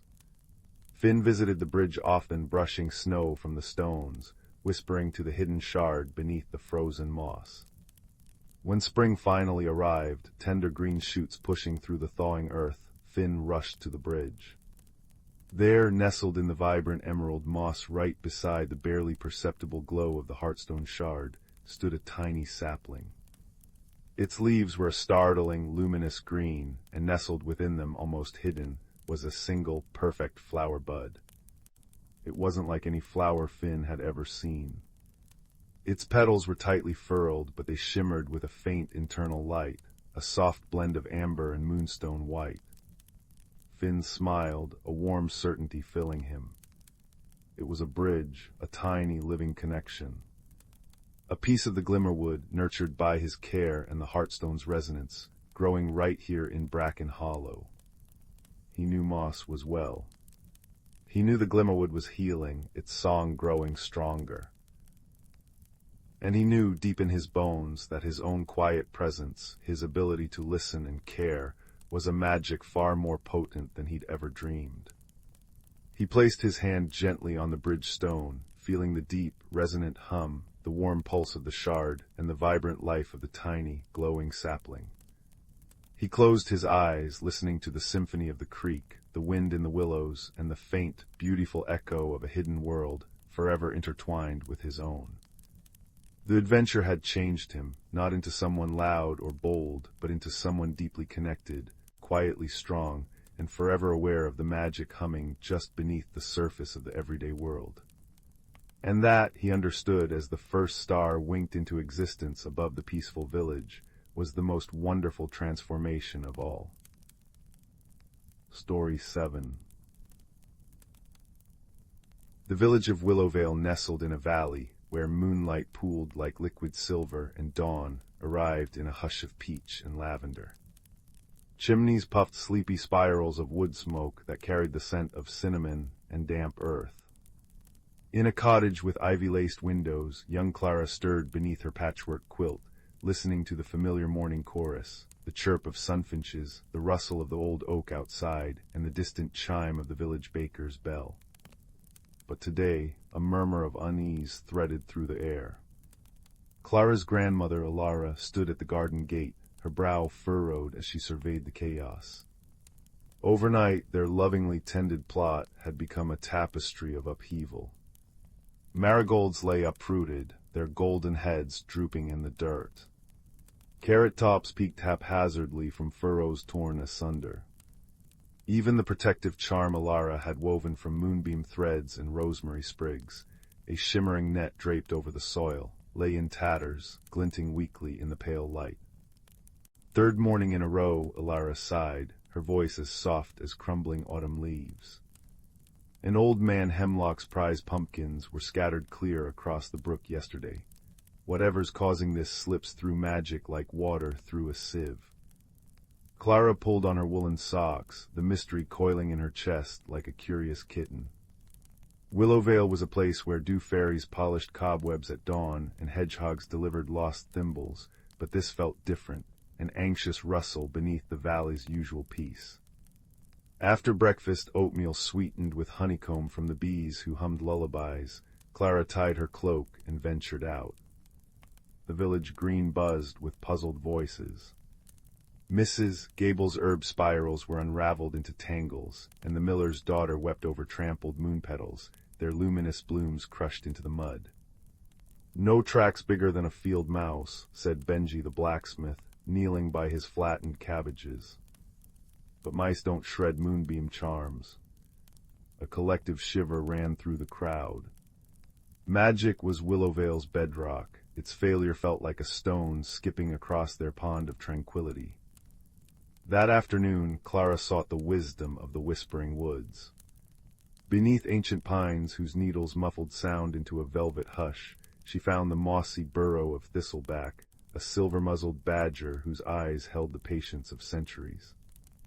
His den smelled of loam and dried chamomile. "Ah, little observer," he rumbled, stirring a clay pot of steaming root tea over glowing emerald crystals. "Trouble in the valley I scented on the wind. Sit, warm your bones." Clara described the gardens, the stealth, the defiance of spells, the peculiar lack of large footprints. Thistleback's claws tapped thoughtfully on an acorn cup. "Magic unseen often hides in plain sight, child. The strongest wards guard against force, not fragility. Perhaps the culprit isn't breaking through, but slipping between." He nudged a dried firefly husk toward her. "Watch when the world sleeps, not with spells, but with stillness. Let the night show you its secrets." So Clara prepared. She bundled herself in quilts on the porch swing, a thermos of lavender milk beside her. The moon rose, casting long Inkai shadows. Crickets sang their rhythmic ballads. Hours drifted by, filled only with the creak of the swing and the sigh of wind through the apple orchard. Doubt began to nibble at her resolve, until a faint shimmer caught her eye near the radish patch. Not a glow, but a disturbance, like heat rising from sun-baked stones. Peering closer, Clara gasped. Delicate footprints no larger than her thumbnail dappled the soil. They sparkled with minute, iridescent dust, visible only when moonlight struck them just so. They led toward the brook. Silent as a shadow, Clara followed. The prints wove through ferns heavy with dew, across moss-slicked stones, and into a thicket of weeping willows. There beneath a gnarled tree whose bark peeled like parchment, she heard tiny, frantic voices, a chorus of chitters and squeaks laced with despair. Peering through a curtain of leaves, she saw them, 6 creatures no taller than her hand, with fur like spun starlight and wings like crumpled holly leaves. Their eyes, wide and anxious, reflected the moon. They scurried around the willow's roots, digging frantically with shimmering claws, scattering soil and uprooting bluebells. One clutched a withered acorn, weeping silvery tears that hissed where they struck the ground. "Too deep, always too deep," whimpered one, its wings drooping. "The heart nut must find soil before the roots turn to dust." Another tugged at a root, sending a clod of earth flying. But the digging wakes the big ones, their glowing nets sting. Clara's heart softened. These weren't vandals, they were terrified, grieving. She stepped forward slowly, hands open. "Please," she whispered. "I won't hurt you." The creatures froze, then huddled together, trembling. The bravest, with a tuft of cobalt fur on its brow, fluttered forward. You see us, the big ones never see." I see you, Clara said gently. Why are you digging? The creature, Bramble, as she introduced himself, explained. They were pixie squirrels, guardians of the heartnut tree, a sacred willow that anchored magic to the valley's pulse. But their tree was dying, poisoned by creeping blight, only a new heartnut seed could cure. They'd found one miraculously preserved, but needed fertile, enchanted soil to plant it, soil like Willowvale's gardens. Yet every attempt failed. Their claws, meant for weaving starlight, were clumsy for digging. Worse, human wards repelled their magic, forcing them to work unseen, tearing through protections in their desperation. We never meant harm, Bramble sniffled. Only to save our home. Dawn's first blush painted the sky as Clara led the pixie squirrels to Thistleback's den. The badger listened, his gaze deepening with understanding. The blight, he murmured. I felt the valley's ache, but mistook it for winter's approach. He nudged the withered acorn Bramble carried. This seed needs more than soil, it needs a heartroot bond. Your willow is too frail to nurture it, but I know another. He led them to a sun-dappled clearing where a young, vibrant willow stood beside the brook, its leaves singing softly in the breeze. This sapling grew from a seed carried by the last heartnut tree centuries ago. Its roots remember. With Thistleback's guidance and Clara's gentle hands, the pixie squirrels planted the seed at the sapling's base. Villagers gathered, drawn by whispers of the solution. Benji brought a tiny, polished trowel. Ilara wove a new charm, not a barrier, but a bridge of moonbeams and goodwill that shimmered like a welcoming path. As the seed settled into the rich, dark earth, Bramble and his kin danced upon it, their wings casting prismatic sparks. The soil glowed faintly, pulsing like a heartbeat. Days later, Willowvale's gardens bloomed with unnatural vigor, roses as big as teacups, tomatoes gleaming like rubies. But the true wonder was the new heartnut tree, already sprouting emerald shoots under the pixie squirrels' devoted care. At dusk, they flitted through village plots, not as intruders, but as helpers. With delicate precision, they aerated soil, whispered encouragement to seedlings, and polished dewdrops on petals, leaving gardens more beautiful than before. The torn moonbeam nets were replaced with garlands of glowing friendship, strung between fence posts by human and pixie squirrel alike. That night Clara lay in bed, her window open to the symphony of the valley, the chuckle of the brook, the rustle of the thriving willows, and the faint, musical chitter of grateful guardians tending their tree. The mystery hadn't been one of malice, but of unseen sorrows and tangled needs. As sleep wrapped around her like a familiar quilt, she smiled. In Willowvale, even the deepest troubles could be untangled with kindness, a watchful heart, and the quiet wisdom found in moonlit footprints. And high above, the new heartnut tree cradled its precious seed, its roots already weaving magic into the dreaming earth, gentle and deep as a lullaby. Story 8. The floorboards in the old house creaked a familiar lullaby, but Liam couldn't sleep. A strange, soft light, like captured moonlight, flickered at the edge of his window. Curiosity, a tiny, persistent spark, nudged him out of bed. Peering out, he saw not the familiar moonlit garden, but a shimmering path winding into the woods behind his home, a path he'd never noticed before. It pulsed gently, invitingly. Pulling on his warmest sweater, Liam slipped outside, the cool night air carrying the scent of damp earth and something sweet, like crushed wildflowers.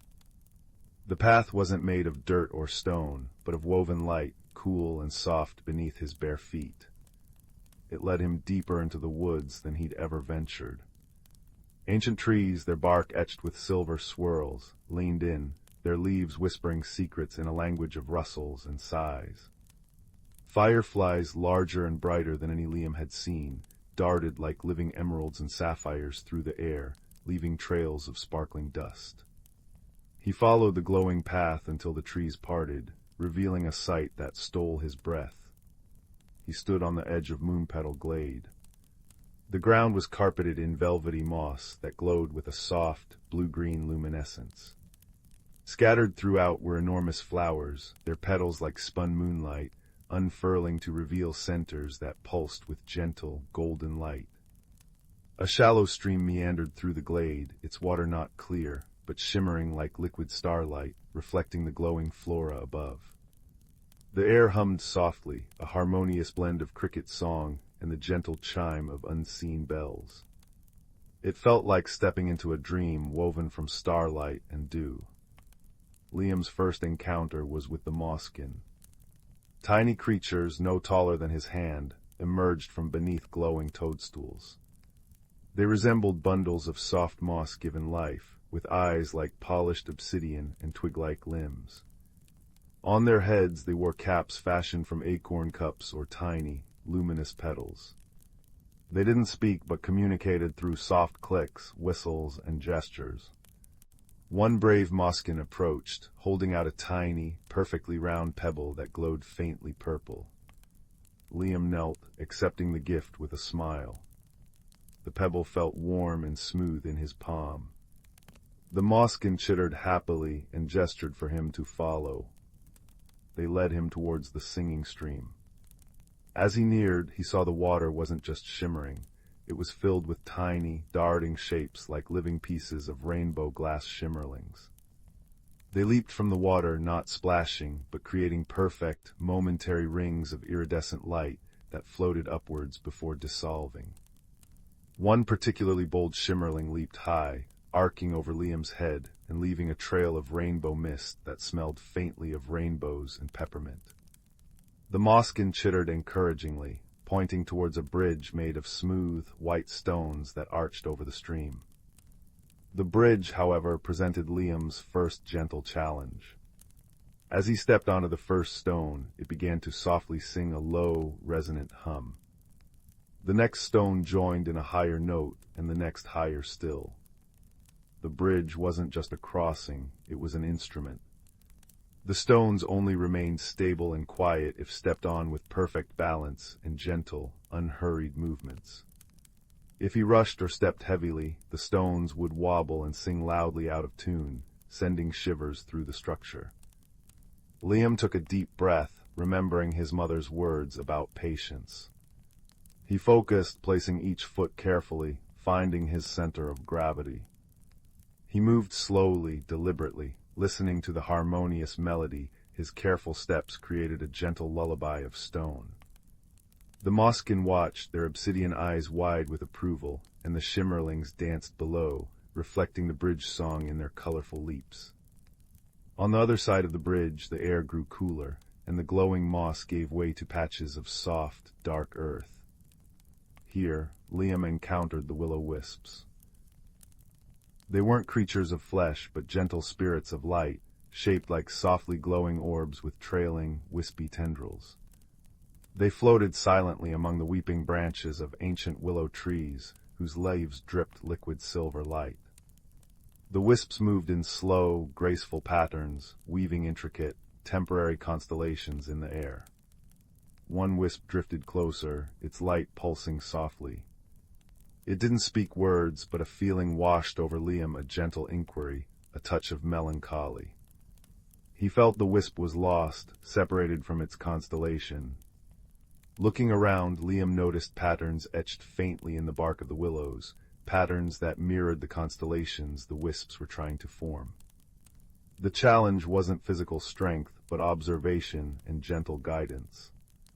Remembering the patterns he'd seen the wisps attempt, Liam carefully pointed towards a willow whose bark swirled in a particular spiral pattern. He moved slowly, deliberately, mimicking the slow drift of the wisp. He didn't grab or push, he simply guided its attention. The wisp pulsed brighter, then drifted towards the tree he indicated. Its light seemed to resonate with the pattern on the bark. Other wisps noticed, drifting closer. Slowly, patiently, Liam helped guide several wisps to their corresponding trees. As each wisp found its pattern, its light flared warmly, and the tendrils of light wove together with the silver drips from the willow leaves, forming a breathtaking, stable constellation that hung in the air, filling the space with a profound sense of peace and belonging. The melancholy feeling lifted, replaced by a warm hum of contentment that vibrated through the clearing. The wisps pulsed in unison, a silent thank you that Liam felt deep in his bones. He continued through the glade, guided now by a sense of serene wonder rather than the path. He encountered a grove where the wind played melodies on crystal leaves, and shy, furry creatures with eyes like molten amber peeked from hollow logs, offering him berries that tasted like sunshine. Each encounter required a little courage, the courage to approach the unknown, to be patient, to observe carefully, and to offer kindness without expectation. He learned that bravery here wasn't about roaring or fighting, but about quiet curiosity, gentle steps, and listening with his heart. Finally, the glowing path led him to the heart of Moonpetal Glade, a small, crystal-clear pool reflecting the star-strewn sky above and the glowing glade below. Sitting serenely on a mossy stone beside it was the oldest, wisest-looking mosskin Liam had seen yet. Its moss was silvery gray, and its eyes held the depth of the night sky. In its twiggy hands it held a single, perfect moonpetal bloom, its light pure and steady. It gestured for Liam to sit. No words were spoken, but understanding flowed between them, as clear as the starlight on the water. The elder mosskin conveyed the gentle truth of the glade. It revealed itself only to those with open hearts and quiet courage. The challenges weren't tests, but invitations to discover the strength already within the strength of patience, observation, kindness, and the simple bravery to explore the unknown. The moonpetal bloom wasn't just a flower, it was a reminder. As the first hints of dawn began to blush the eastern sky, turning the liquid starlight stream to molten silver, Liam knew it was time to return. The elder mosskin placed the glowing moonpetal gently into his hands. It felt cool and comforting, radiating a soft, steady light. The shimmering path reappeared, leading back the way he came. The mosskin chittered a soft farewell, the shimmerlings leaped in a final, dazzling display, and the will-o'-wisps pulsed their constellation light in a gentle rhythm that felt like a lullaby. Walking back along the woven light path, the woods transformed back into their familiar daytime shapes. The glowing moss faded, the singing stones fell silent, and the air lost its sweet, magical hum. Liam emerged from the trees just as the sun peeked over the horizon, painting the sky in soft pinks and golds. He stood in his own garden, the ordinary grass cool under his feet, the familiar scent of roses in the air. In his hand, the moonpetal bloom still glowed softly, a tangible piece of enchantment. He slipped back inside, the house still quiet. Placing the glowing flower in a small jar of water by his window, he climbed back into bed. The tiny, steady light pulsed gently, casting soft shadows on the wall. As Liam drifted off to sleep, the creaking floorboards sounded like the singing bridge, the rustling leaves outside like the whispering trees of the glade. He felt a warmth spread through him, not just from the blankets, but from a quiet, newfound understanding. The world was vast and full of wonders, seen and unseen. True courage wasn't the absence of fear, but the choice to step forward with kindness and curiosity, even when the path glowed mysteriously in the moonlight. He had ventured into the unknown, faced gentle challenges not with force, but with patience and a listening heart, and returned carrying not just a glowing flower, but the comforting knowledge that bravery, friendship, and wonder could be found in the quietest steps and the softest glows. The gentle pulse of the moonpetal was the last thing he saw before sleep claimed him, a lullaby of light assuring him that magic and courage were always closer than he dreamed. Story 9. In the cozy village of Willowbrook, nestled between amber hills and a forest where leaves whispered secrets, autumn painted the world in cinnamon and gold. Young Lily, with her patchwork cloak and wide, curious eyes, lived in a cottage with a mossy roof. For days, small, puzzling things vanished, her grandmother's silver thimble, the baker's favorite wooden spoon, and even the tiny copper bell from the village notice board.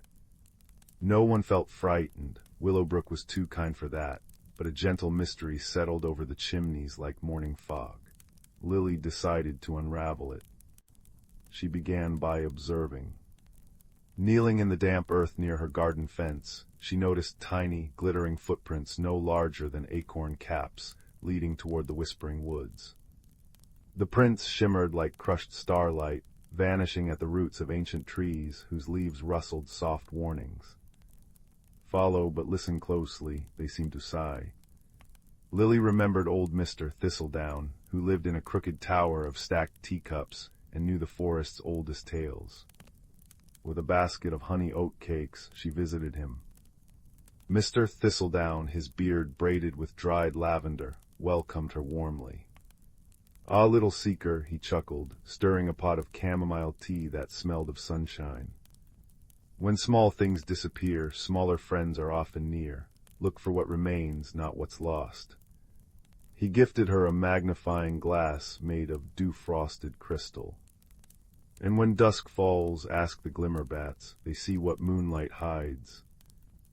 That evening, Lily waited by the forest's edge, as twilight painted the sky plum and apricot. Soon glimmerbats emerged, tiny creatures with wings like stained glass, casting soft pools of blue and violet light. They fluttered around her, drawn to her calm presence. "Have you seen who takes our things?" she whispered. One bat, its wings shimmering like sapphires, nudged her toward a hollow oak. Inside, Lily's crystal glass revealed a clue, a single iridescent scale, softer than a moth's wing, clinging to the bark. Following the glimmerbat's luminous path, Lily crept deeper into the woods. The air grew cooler, filled with the scent of pine and damp soil. Under a canopy of moonlit branches, she heard faint, frantic chirping. Peering through ferns, she gasped. A family of moss fairies, no taller than her thumb, with wings like spun moonlight, were struggling to build a nest. They'd gathered the missing treasures. The thimble gleamed as a rain catcher, the spoon balanced as a bridge over a tiny stream, and the copper bell hung above their nest, chiming softly in the breeze. But their scales, shed during nesting season, lay scattered, leaving them shivering in the cold. The eldest fairy fluttered forward, wringing her hands. "Forgive us," she piped, her voice like wind chimes. "The frost comes early, we needed warmth, and your things were so bright and strong." Lily's heart swelled. The thievery was an act of desperate love. Remembering Mr. Thistledown's wisdom, she offered her basket of oat cakes. "Keep what helps you," she said softly. "But let's find something better than scales for warmth." Together they gathered tufts of thistledown and cobweb-soft milkweed floss. Lily sang a lullaby her grandmother taught her, her voice blending with the glimmerbat's gentle hums. As she worked, the fairies wove the down into cloaks as warm as sunbeams. By dawn, the nest glowed with comfort, and the fairies returned every missing item with shy gratitude. The bell, they insisted, should stay, a symbol of new friendship. Back in Willowbrook, Lily explained the tale.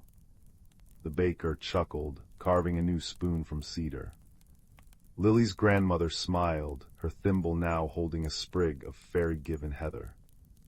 That night, as the village slept, the copper bell chimed in the woods, a sweet, soothing sound carried on the breeze.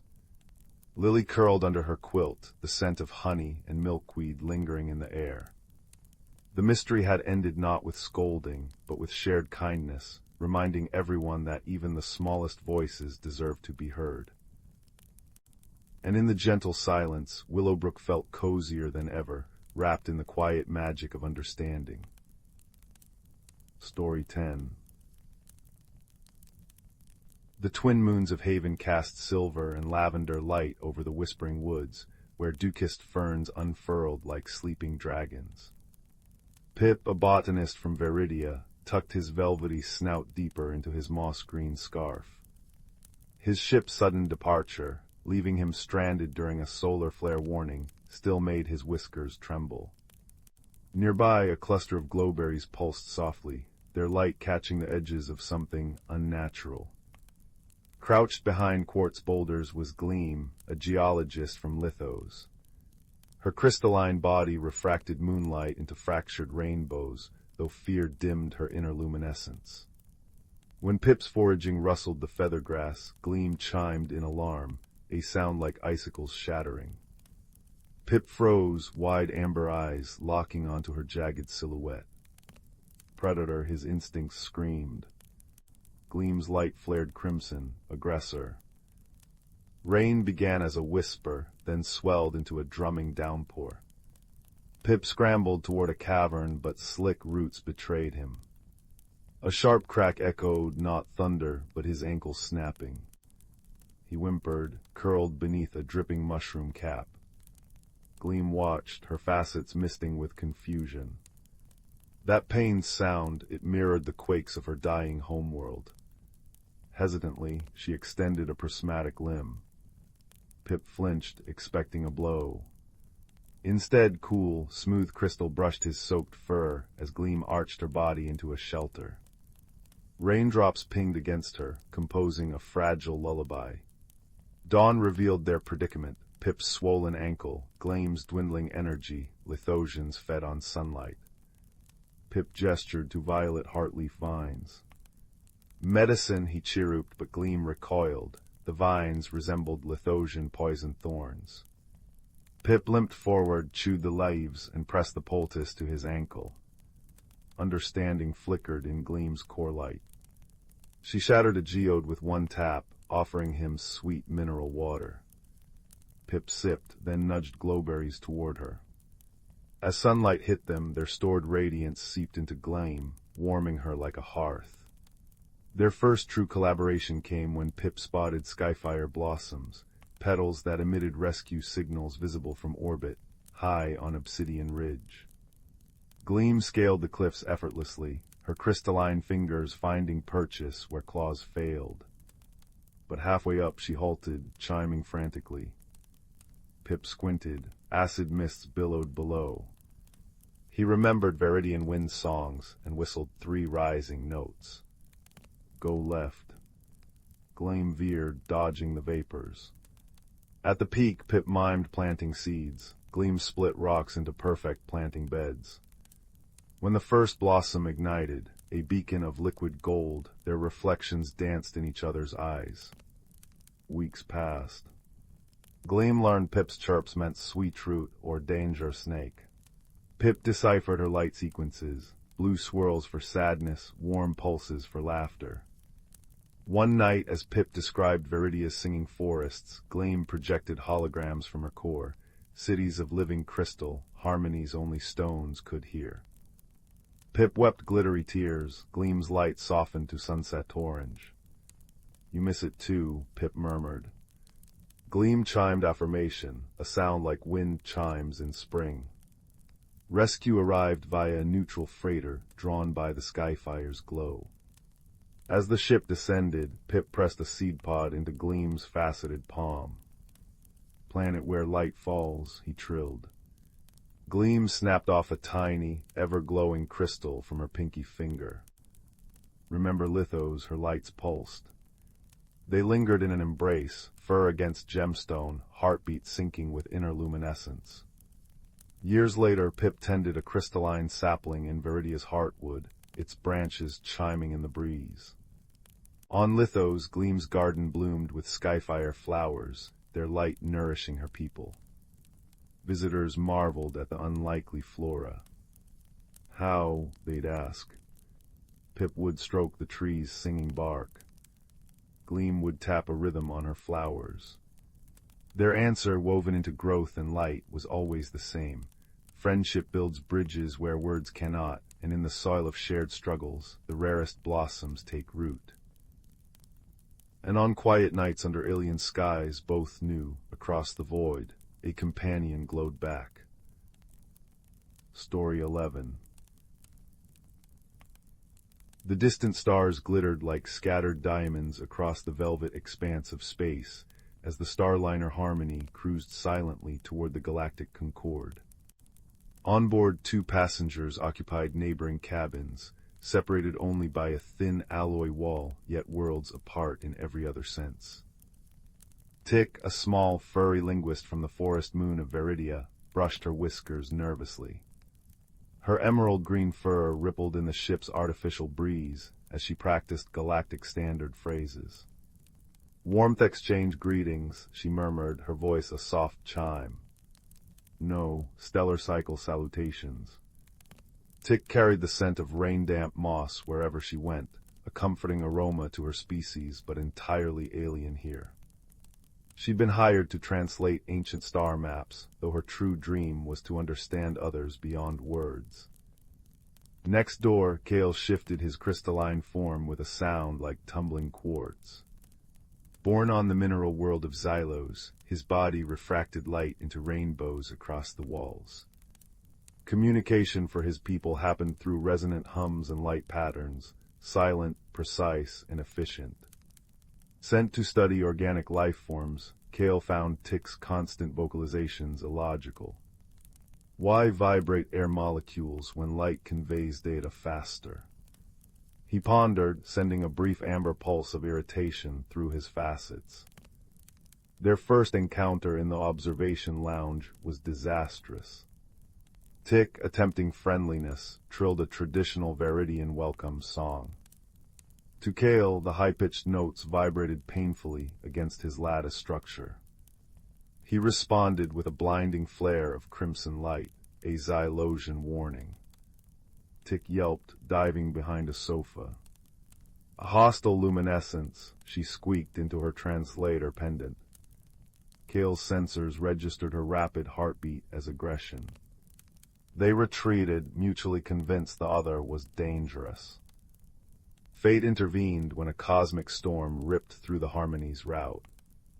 Alarms shrieked as gravity failed. Tick floated helplessly, clutching her datapad like a lifeline, until a jolt slammed her into Kale's solid form. Emergency pods ejected them just as the ship fractured. They crash-landed on Glacia 7, a frozen moon where blizzards howled like lonely beasts and ice mountains pierced a perpetually twilight sky. Inside their damaged pod, Tick trembled, wrapping her tail around herself for warmth. Tea temperature dropping, she stammered. Kale scanned the environment, minus fifth-idig C, lethal for organic life. He projected a gentle blue glow, query, survival protocol. Tick's translator spat static. "If only you'd speak properly," she cried, frustration cracking her voice. Kale dimmed, interpreting her tears as optical fluid leakage indicating system failure. They huddled in miserable silence as frost painted the viewport. Their breakthrough came at dawn. Exhausted, Tick hummed a Veridian lullaby her mother sang during monsoons, a melody of resilience. Kale's sensors detected the vibrations. Not noise, but patterned harmonics.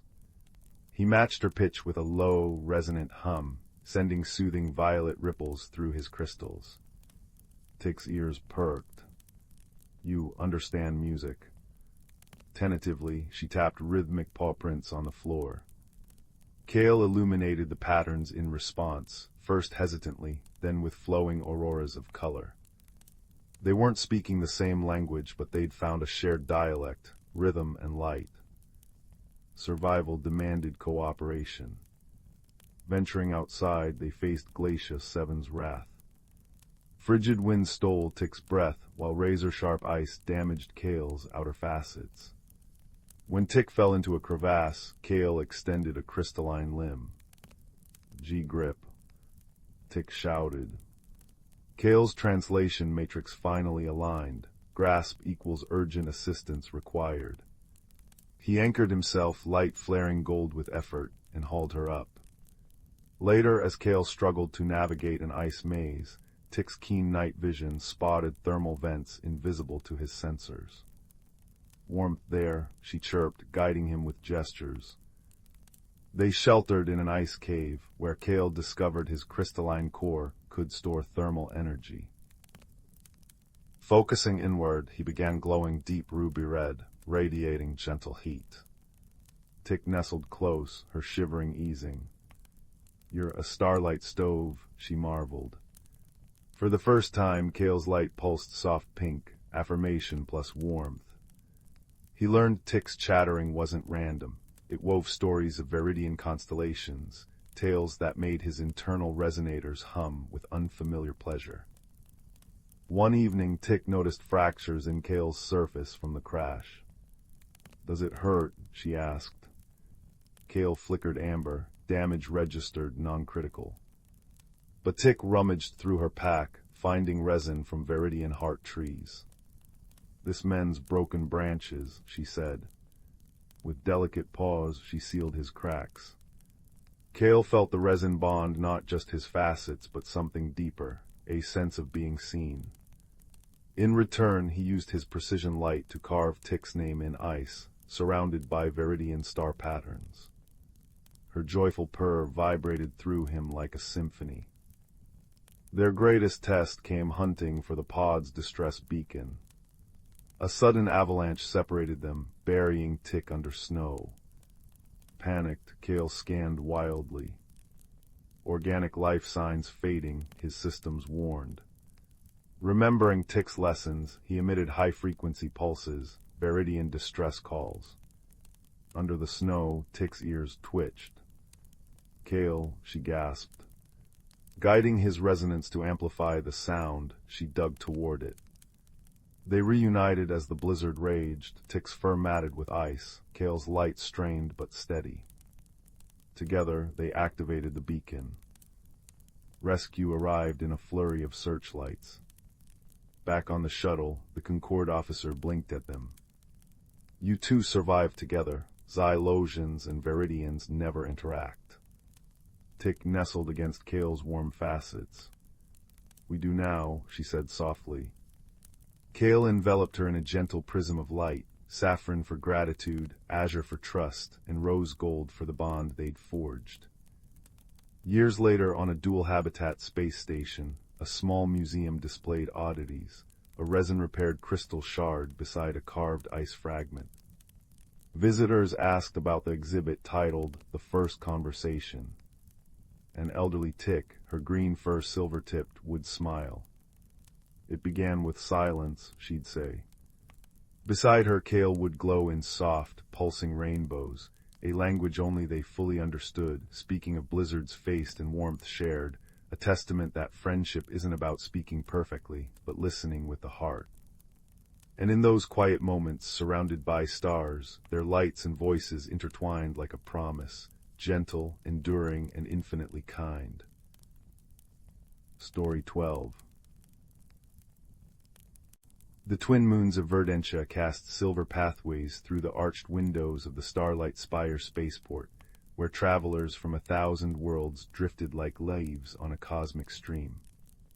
In a quiet corner fragrant with stardust orchids, young human Leela traced constellations on her tablet, waiting for the freighter that would reunite her with her parents on Nova Solis.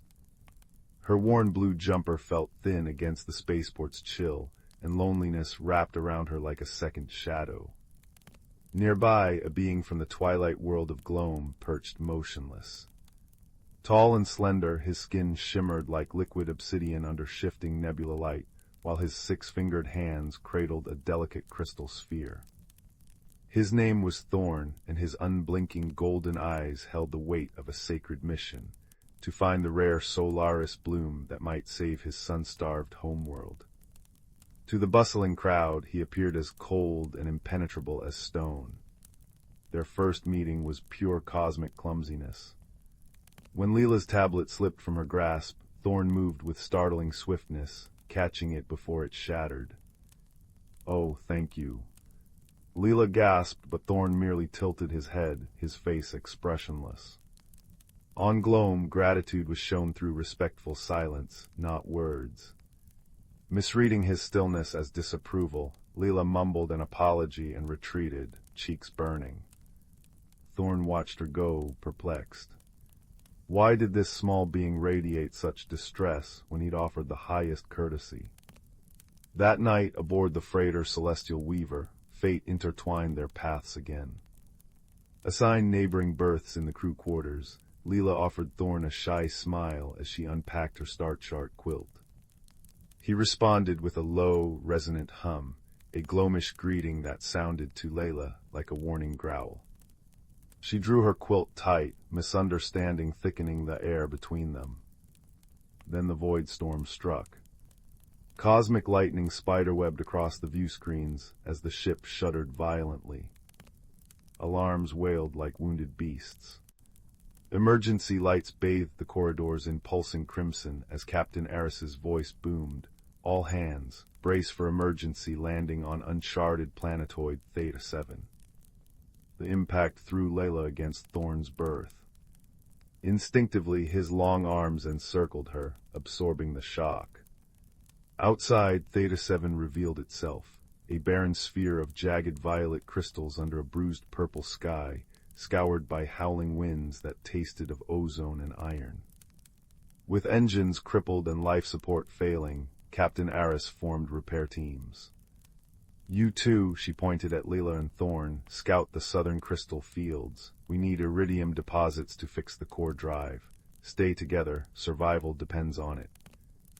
Their journey began in stiff silence.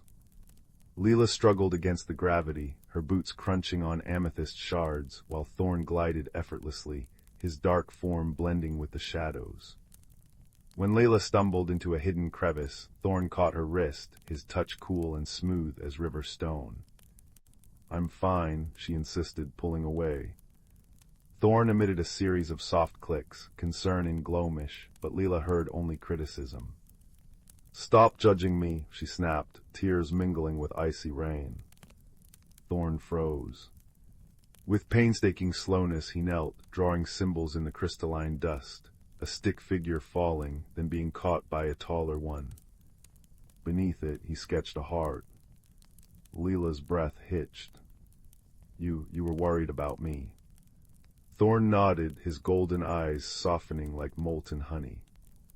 The first thread of understanding shimmered between them. Challenges deepened their fragile bond. At the singing caves, sonic vibrations threatened to shatter their bones. Thorn, whose people communicated through seismic harmonics, guided Leela by placing her hands against the cave walls, letting her feel the safe path through pulsing rhythms. It's like music, Leela whispered, and Thorn hummed a matching tone, the first sound he'd made that didn't frighten her. Later, when razor-winged ice bats attacked, Leela used her holographic projector to create decoys, buying time while Thorn gathered iridium ore. Your light trick saved us, Thorn rasped, his voice unused to human speech but brimming with awe. Leela beamed. Teamwork. As they huddled in a crystal hollow, sharing Leela's last nutrient bar, stories unfolded. Leila spoke of Nova Solis' golden oceans and her parents' research outpost. Thorn described Gloam's luminous forests fading to gray, his people weakening without the Solaris bloom's light. Your world sounds lonely, Leela murmured. It is less lonely now, Thorn replied, placing a crystalline flower, native to Theta 7, in her palm. Its petals glowed with captured starlight. The crisis came at the iridium vein. As Thorn mined the vital ore, a tremor split the ground. Leela lunged, pulling him back just as a chasm swallowed his tools. But the collapsing rock pinned her leg, agony lancing through her. Thorn's obsidian skin flushed stormy indigo, Gloamish distress. With impossible strength, he lifted the boulder, his muscles singing with strain. Why risk yourself? Leela cried as he gently freed her. Thorn touched the starflower she'd tucked in her pocket. Friends protect. He carried her through biting winds, using his body as a shield. When hypothermia threatened Layla, Thorn did something extraordinary. He began to glow. Soft, gold warmth radiated from his core, a gift Gloamish beings reserved for kin. You're sun-like, Leela stammered, nestling into his warmth. For you, Thorn whispered, I borrow starlight. Back on the repaired celestial weaver, celebrations erupted. Captain Aris commended their courage, but Leela and Thorns simply sat shoulder to shoulder in the observation deck, watching nebulae swirl like spilled paint. I thought silence meant anger, Leela confessed. I thought noise meant chaos, Thorn admitted. Their laughter, a human giggle blended with Gloamish chimes, filled the space between stars. At Nova Soli Station, farewells were tender. Leela pressed her precious starch-art quilt into Thorn's hands. To remember warm things. Thorn gave her his crystal sphere, now pulsing with captured iridescence from Theta 7. Look inside when lonely, our light stays. Months later on Gloam, Thorn knelt in the revitalized luminous veil. The Solaris bloom he'd transplanted bathed the forest in buttery gold, its petals unfurling like tiny suns. Beside it grew a patch of Terran forget-me-nots from seeds Leela had sent, their blue faces turned skyward. In his dwelling, the star chart quilt glowed softly, mapping constellations only two friends knew. On Nova Solis, Leela held the crystal sphere aloft during her planet's long night. Inside, Thorn's iridescent light danced with holographic stars, casting rainbows on her walls. She whispered secrets to it, and far across the cosmos, Thorn would pause, feeling warmth bloom in his chest.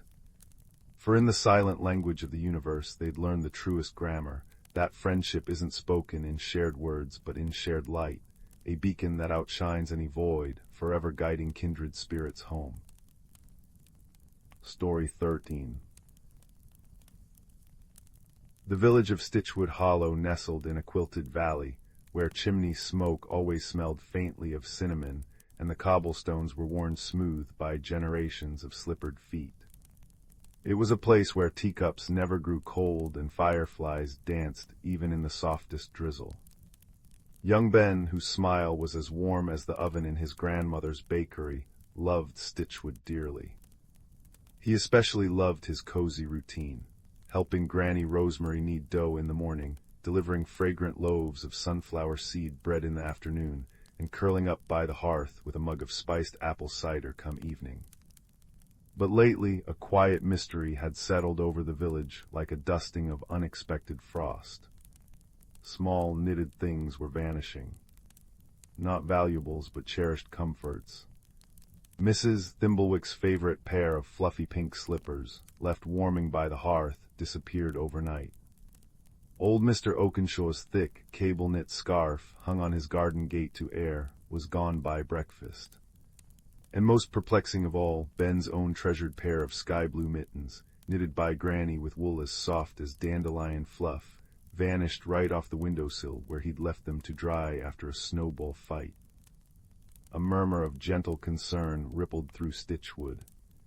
There were no signs of forced entry, no muddy footprints, just absence. Ben felt a small knot of worry tighten in his chest, not fear, but a deep sense of missing something precious. He decided, over a slice of Granny's still-warm pear tart, that he would try to solve the mystery. Curiouser and curiouser, Granny Rosemary murmured, her spectacles perched on her nose as she mended a sock. Like little socks walking off on their own. Ben started his investigation with careful observation, just as Granny had taught him when tracking down a missing raisin in a batch of dough. He visited Mrs. Thimblewick first. Her slippers had vanished from beside her rocking chair. Kneeling on her thick floral rug, Ben noticed something tiny and glinting near the hearthstones. It wasn't ash. He picked it up, a single, impossibly fine strand of silver thread, shimmering like captured moonlight. "Have you seen thread like this before, Mrs. Thimblewick?" he asked. The old woman peered closely. "Oh, my stars, no, dear boy, that's finer than anything in my sewing basket, like starlight spun into yarn." Next, Ben went to Mr. Oakenshaw's gate. The scarf had been looped over the top rung. Ben examined the wooden post carefully. Among the familiar grooves and scratches, he found a pattern of tiny, fresh indentations, not claw marks, but neat, evenly spaced dots, like miniature knitting needles had pressed into the soft wood. and clinging to a splinter, another wisp of that same silver thread. Back home, Ben examined his own windowsill. There, caught on a rough edge, was another glimmer of silver thread, and beside it, a single perfect pine needle dusted with frost. It wasn't from any pine tree near their cottage. Ben carefully collected the clues: the silver thread, the memory of the tiny dots, the frosty pine needle. He felt a tingle of excitement, the mystery less frightening, more like a puzzle waiting to be solved. That evening, as Ben sat by the fire puzzling over his clues, a soft tapping came at the window pane. Not wind, but a deliberate tap, tap, tap. Peering out, Ben saw a small, round face with bright, intelligent eyes peering in. It was a hedgehog, but unlike any hedgehog Ben had ever seen. Its spines weren't brown, but a soft, dove-gray, and nestled among them were tiny knitting needles made of polished bone, and a minuscule ball of that same shimmering silver yarn. Ben opened the window a crack. "Hello," he whispered. The hedgehog blinked, its nose twitching. "Good evening, young baker," it said in a voice like dry leaves rustling. "My name is Prickle. We have observed your careful looking. You seek the missing woolens." Ben's eyes widened. "Yes, do you know what happened to them? My mittens, Mrs. Thimblewick's slippers." Prickle shuffled its paws. "We borrowed them, but with good intention. We meant only to mend and return them, stronger and warmer. But we underestimated the task. We require guidance." The little hedgehog looked genuinely distressed. "Our elder Bramble said you had kind eyes and a thoughtful mind. She asks if you would come. We dwell in the whispering pines, beyond the old stone bridge." Ben didn't hesitate. He pulled on his spare mittens, a mismatched pair, one green, one red, and followed Prickle out into the crisp night. The moon cast long, silvery shadows as they walked past sleeping cottages, over the moss-covered old stone bridge, and into the deep, quiet grove of ancient pine trees, the whispering pines. The air here smelled richly of resin and cold earth, and the silence was profound, broken only by the soft crunch of snow underfoot and the distant hoot of an owl. Deep within the grove, beneath the enormous, gnarled roots of the oldest pine, glowed a soft, welcoming light. Prickle led Ben into a snug burrow, its walls lined with soft moss and woven roots. Inside, sitting on a cushion of dried ferns, was a large, dignified badger with a streak of pure white fur running from her brow down her back. Her eyes held deep wisdom. "Welcome, Benjamin," the badger Bramble said, her voice a low, soothing rumble. "Forgive the unconventional invitation and the borrowing. We are the pine needle weavers." She gestured around the burrow with a heavy paw. Ben gasped. Hanging from root hooks and draped over smooth stones were all the missing items. Mrs. Thimblewick's pink slippers, Mr. Oakenshaw's scarf, and Ben's own blue mittens. But they weren't just sitting there. Tiny hedgehogs like Prickle, but with spines of soft brown, moss green, and even pale blue, were diligently working on them. They scurried over the knitted fabric with their tiny bone needles, weaving intricate patterns with shimmering silver thread. Ben saw them reinforcing worn heels on the slippers, mending a thin patch on the scarf, and carefully darning a tiny hole in the thumb of his mitten. "We observe the village," Bramble explained gently.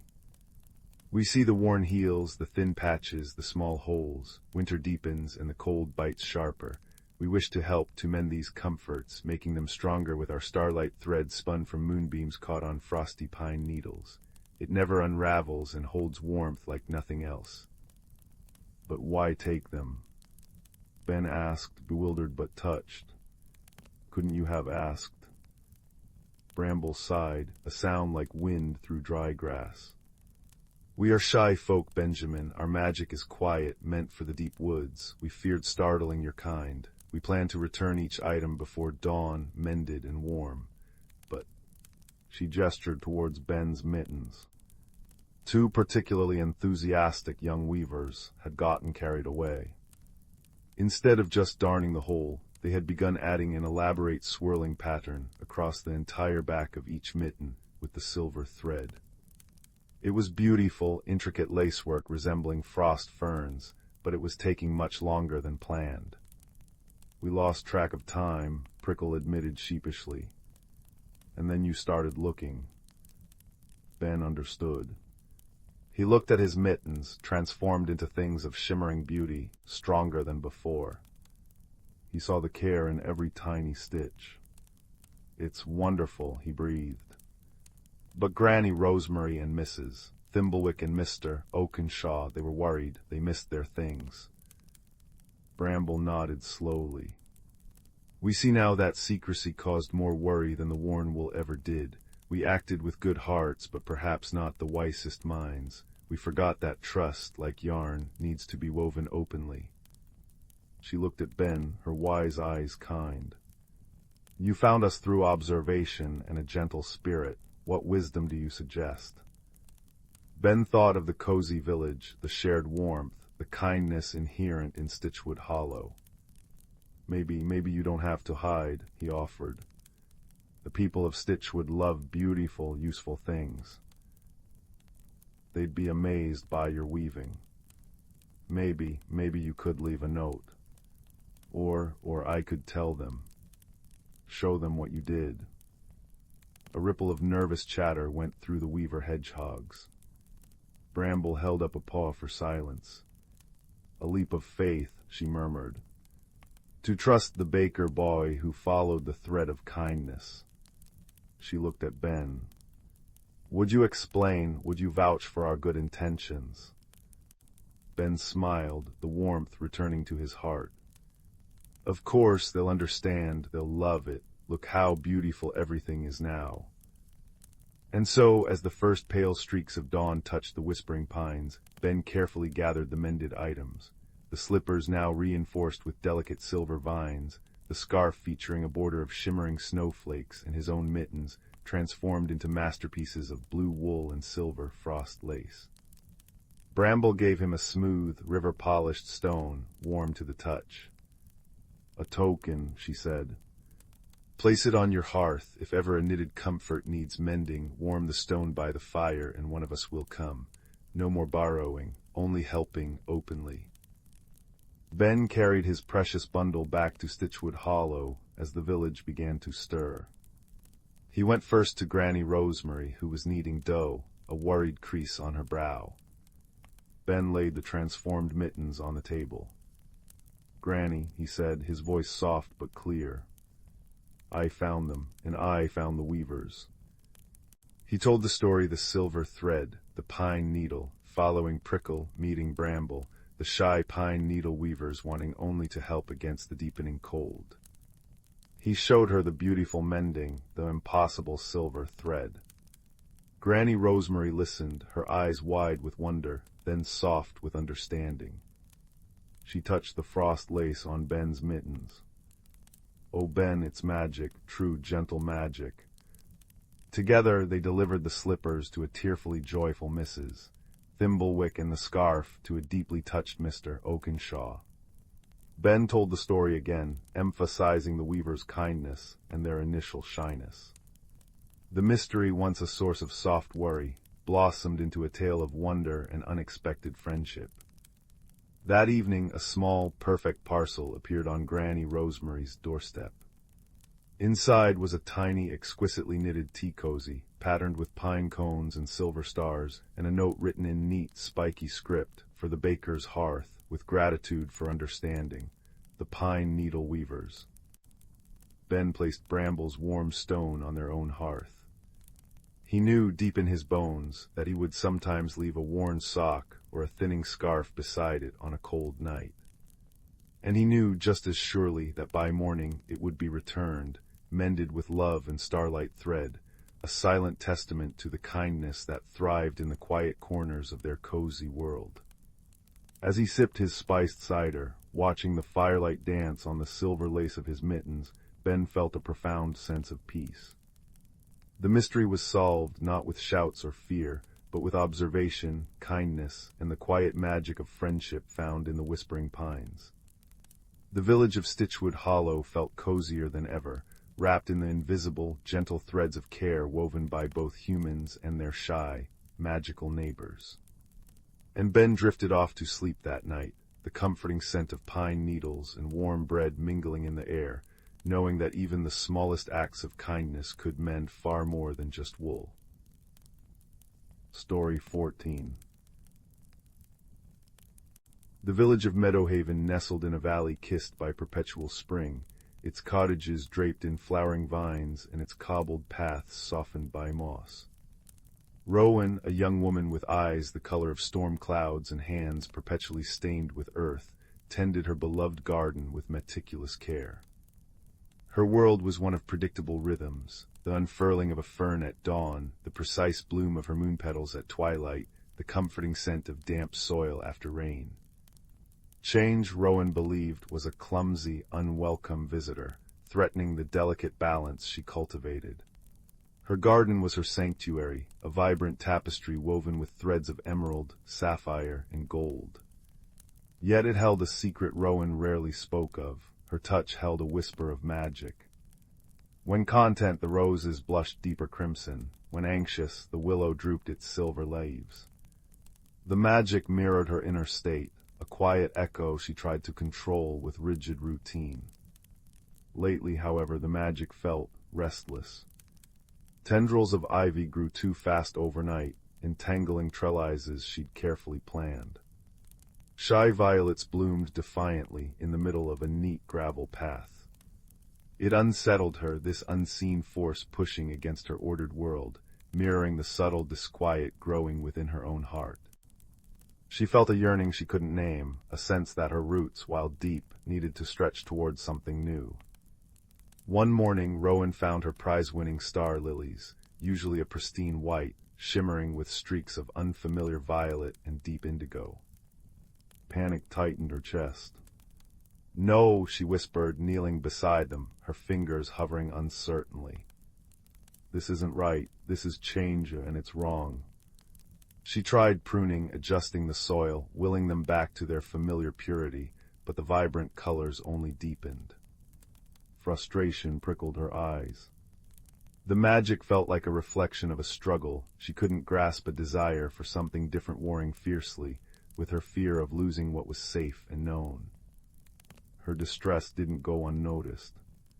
Thistle, the village's ancient apothecary with skin like crumpled parchment and eyes that held the wisdom of centuries, often paused by Rowan's garden wall. He saw the vibrant chaos blossoming amidst the order. "Trouble with the lilies, child," he rasped, his voice like dry leaves rustling. He leaned on his gnarled oak staff, its tip gleaming faintly. "They're changing, Thistle," Rowan sighed, wiping her earth-stained hands on her apron. "Against my will, the magic, it feels like it's slipping, like I'm slipping." Thistle chuckled softly, a sound like pebbles tumbling in a stream. "Magic, like life, Rowan, rarely asks permission. It simply is. Perhaps your lilies aren't trouble. Perhaps they're a message. What do they make you feel, truly, beneath the worry?" Rowan looked at the vibrant blooms, the unfamiliar colors swirling like captured twilight. "They are beautiful," she admitted reluctantly. "But different, unpredictable." "Ah," Thistle nodded sagely. "Unpredictable isn't bad, it's just unknown, like a seed. You plant it, care for it, but you never know quite what flower will unfurl. That's the wonder." He tapped his staff gently on a patch of earth near the lilies. Instantly, tiny, luminous blue mushrooms pushed through the soil, glowing softly.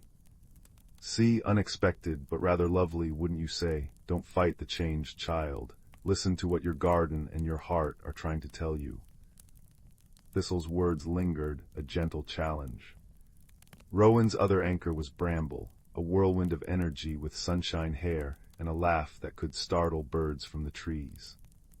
Bramble, who embraced every new idea, every shifting season, with open arms. Seeing Rowan's furrowed brow as she stared at a climbing rose that had suddenly sprouted thorns tipped with tiny, harmless sparks, Bramble bounded over. "Ooh, sparkly thorns," Bramble exclaimed, reaching out cautiously. A spark zipped playfully around her finger. "Fancy why the long face, Rowan. It's brilliant. Your garden's putting on a show." "It's chaotic, Bramble," Rowan fretted. "I don't know what it means. I don't know how to make it stop changing." "Stop it." Bramble tilted her head, genuinely puzzled. "But why would you want to? Look." She gestured wildly at a patch of snapdragons that had begun chiming softly like tiny bells in the breeze. "It's like the garden is singing. It's discovering new things, maybe." Bramble lowered her voice conspiratorially. "Maybe you need to discover something new too, something beyond your garden wall. Remember when we used to explore Whisperwood, before you got so settled?" The suggestion sent a jolt through Rowan. Leave her sanctuary. Venture into the ancient, whispering woods that border the village. The thought was terrifying. Yet Bramble's words echoed Thistle's. Listen. Discover. The restless magic within her garden felt like an insistent tug, a reflection of an inner landscape yearning to be explored. That night, as she sat beneath the moon, watching her lilies pulse with their strange, beautiful light, Rowan made a decision. She wouldn't fight the change. She would try to understand it. She would go to Whisperwood. The next dawn found Rowan at the edge of the ancient forest, Bramble bouncing beside her, and Thistle leaning calmly on his staff nearby, offering silent support. The air in Whisperwood hummed with a different energy, older, wilder, full of rustling secrets and dappled sunlight. Rowan's steps were hesitant, her heart pounding against her ribs like a trapped bird. Every unfamiliar sound made her flinch. She missed the comforting predictability of her garden paths. As they walked deeper, the forest seemed to respond to her turmoil. Thorny bushes snagged her skirt. Roots seemed to rise deliberately to trip her. A patch of glowing moss dimmed as she passed. Bramble skipped ahead, pointing out marvels of waterfalls singing in harmonies, stones that shimmered like opals, but Rowan felt only disoriented and clumsy. Her magic felt stifled here, muffled by her fear. The forest, it seemed, mirrored her inner resistance, becoming a tangle of obstacles. Discouraged, she sank onto a moss-covered log. "See, I don't belong here. My place is back in my garden, where things make sense." Tears threatened, hot and frustrating. Thistle settled beside her, his presence a calm anchor. "Sense is overrated sometimes, Rowan," he murmured. "Look." He pointed to a gnarled old oak nearby. Its bark was deeply fissured, scarred by lightning and time. Yet from a deep crack high up its trunk spilled a cascade of the most vibrant purple orchids Rowan had ever seen, their petals shimmering like amethyst. "Scars," Thistle said softly, "can become vessels for unexpected beauty. Change doesn't erase what was, it builds upon it. The forest isn't rejecting you. It's waiting for you to see it, not just fear it." Bramble plopped down at her feet, holding out a smooth, river-worn stone that pulsed with a soft, warm light. "Feel it, Rowan. It's not scary, it's just different, like your lilies." She pressed the stone into Rowan's hand. It felt comforting, alive. Taking a shaky breath, Rowan closed her eyes. She focused not on the unfamiliar sounds, but on the scent of damp earth and pine resin. She felt the cool, velvety moss beneath her. She listened to the intricate song of the waterfall, not as noise, but as music. She opened her eyes and truly looked at the orchid cascading from the scarred oak. It was breathtaking. A symbol of resilience, of life finding a way to flourish, even through hardship and change. Tentatively, she reached out a trembling hand towards the moss near her feet. Instead of willing it to be like her garden moss, she simply felt it. She acknowledged its wildness, its deep green vibrancy. A soft gasp escaped her lips.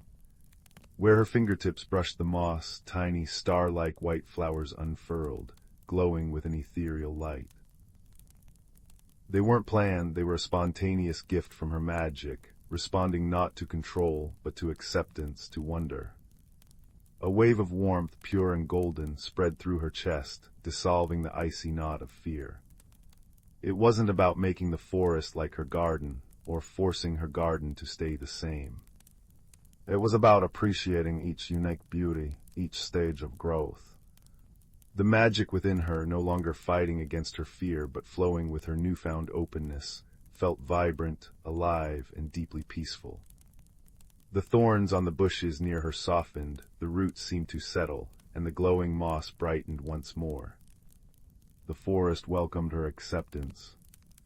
The walk back through Whisperwood was a revelation. Rowan noticed the intricate patterns on butterfly wings, the way sunlight fractured through the canopy into dancing emerald beams, the quiet intelligence in the eyes of a deer watching them pass. She didn't feel clumsy anymore, she felt connected. Bramble chattered excitedly, pointing out new wonders, and Thistle walked beside her, a quiet smile on his weathered face. The magic within Rowan hummed softly, a contented vibration that resonated with the life around her. When they emerged from the woods, the late afternoon sun bathed Meadowhaven in golden light. Rowan hurried to her garden gate, Bramble and Thistle following. She stopped, breath-catching. Her garden had transformed. It wasn't the rigid tapestry she'd left behind, nor was it chaotic. It was something entirely new, breathtakingly beautiful. The star lilies now bloomed in swirling galaxies of violet, indigo, and silver. The rebellious ivy had woven itself into graceful arches, sparkling with dewdrops like diamonds. Snapdragons chimed harmoniously with the breeze. The rose with the sparking thorns now bore blossoms of deep crimson that pulsed with a gentle inner light. And everywhere nestled amongst familiar blooms were surprises. Patches of Whisperwood's glowing moss, tiny star flowers like the ones she'd created, even a small cascade of amethyst orchids flowing from a crack in her old garden wall. It was wilder, freer, yet undeniably hers. It reflected not control, but harmony, the harmony she had found within herself by embracing change. The magic flowed effortlessly now, a joyous expression of her inner growth, no longer a reflection of fear, but of discovered beauty. Bramble clapped her hands in delight. "Oh, Rowan, it's magnificent," like the garden found its true voice. Thistle placed a gnarled hand on her shoulder. "You see, child, you didn't lose your garden, you helped it and yourself grow into something fuller. The roots are still strong, but the branches reach further now." Rowan walked slowly down the familiar yet new path. She touched a pulsing crimson rose, feeling its warmth and life. She listened to the chiming snapdragons.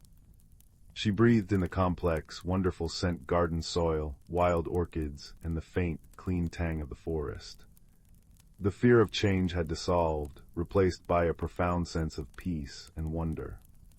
She hadn't been diminished by embracing the unknown. She had been expanded. That evening, as fireflies began their luminous dance above the transformed garden, Rowan sat on her familiar bench, now softened by Whisperwood moss. Thistle and Bramble sat with her, sharing quiet companionship. The air was filled with the gentle symphony of the garden chimes, rustling leaves, the soft hum of magic woven with contentment. Rowan looked at her hands, still stained with earth, but now also holding a faint, golden glow. She wasn't just the keeper of the garden anymore. She was part of its ever-unfolding story, a story of roots deepening while branches reached for the stars, a story where change wasn't an ending, but a beautiful, ongoing beginning. The cozy glow of lanterns from nearby cottages flickered like distant stars, and the scent of night-blooming jasmine wrapped around them like a soft blanket.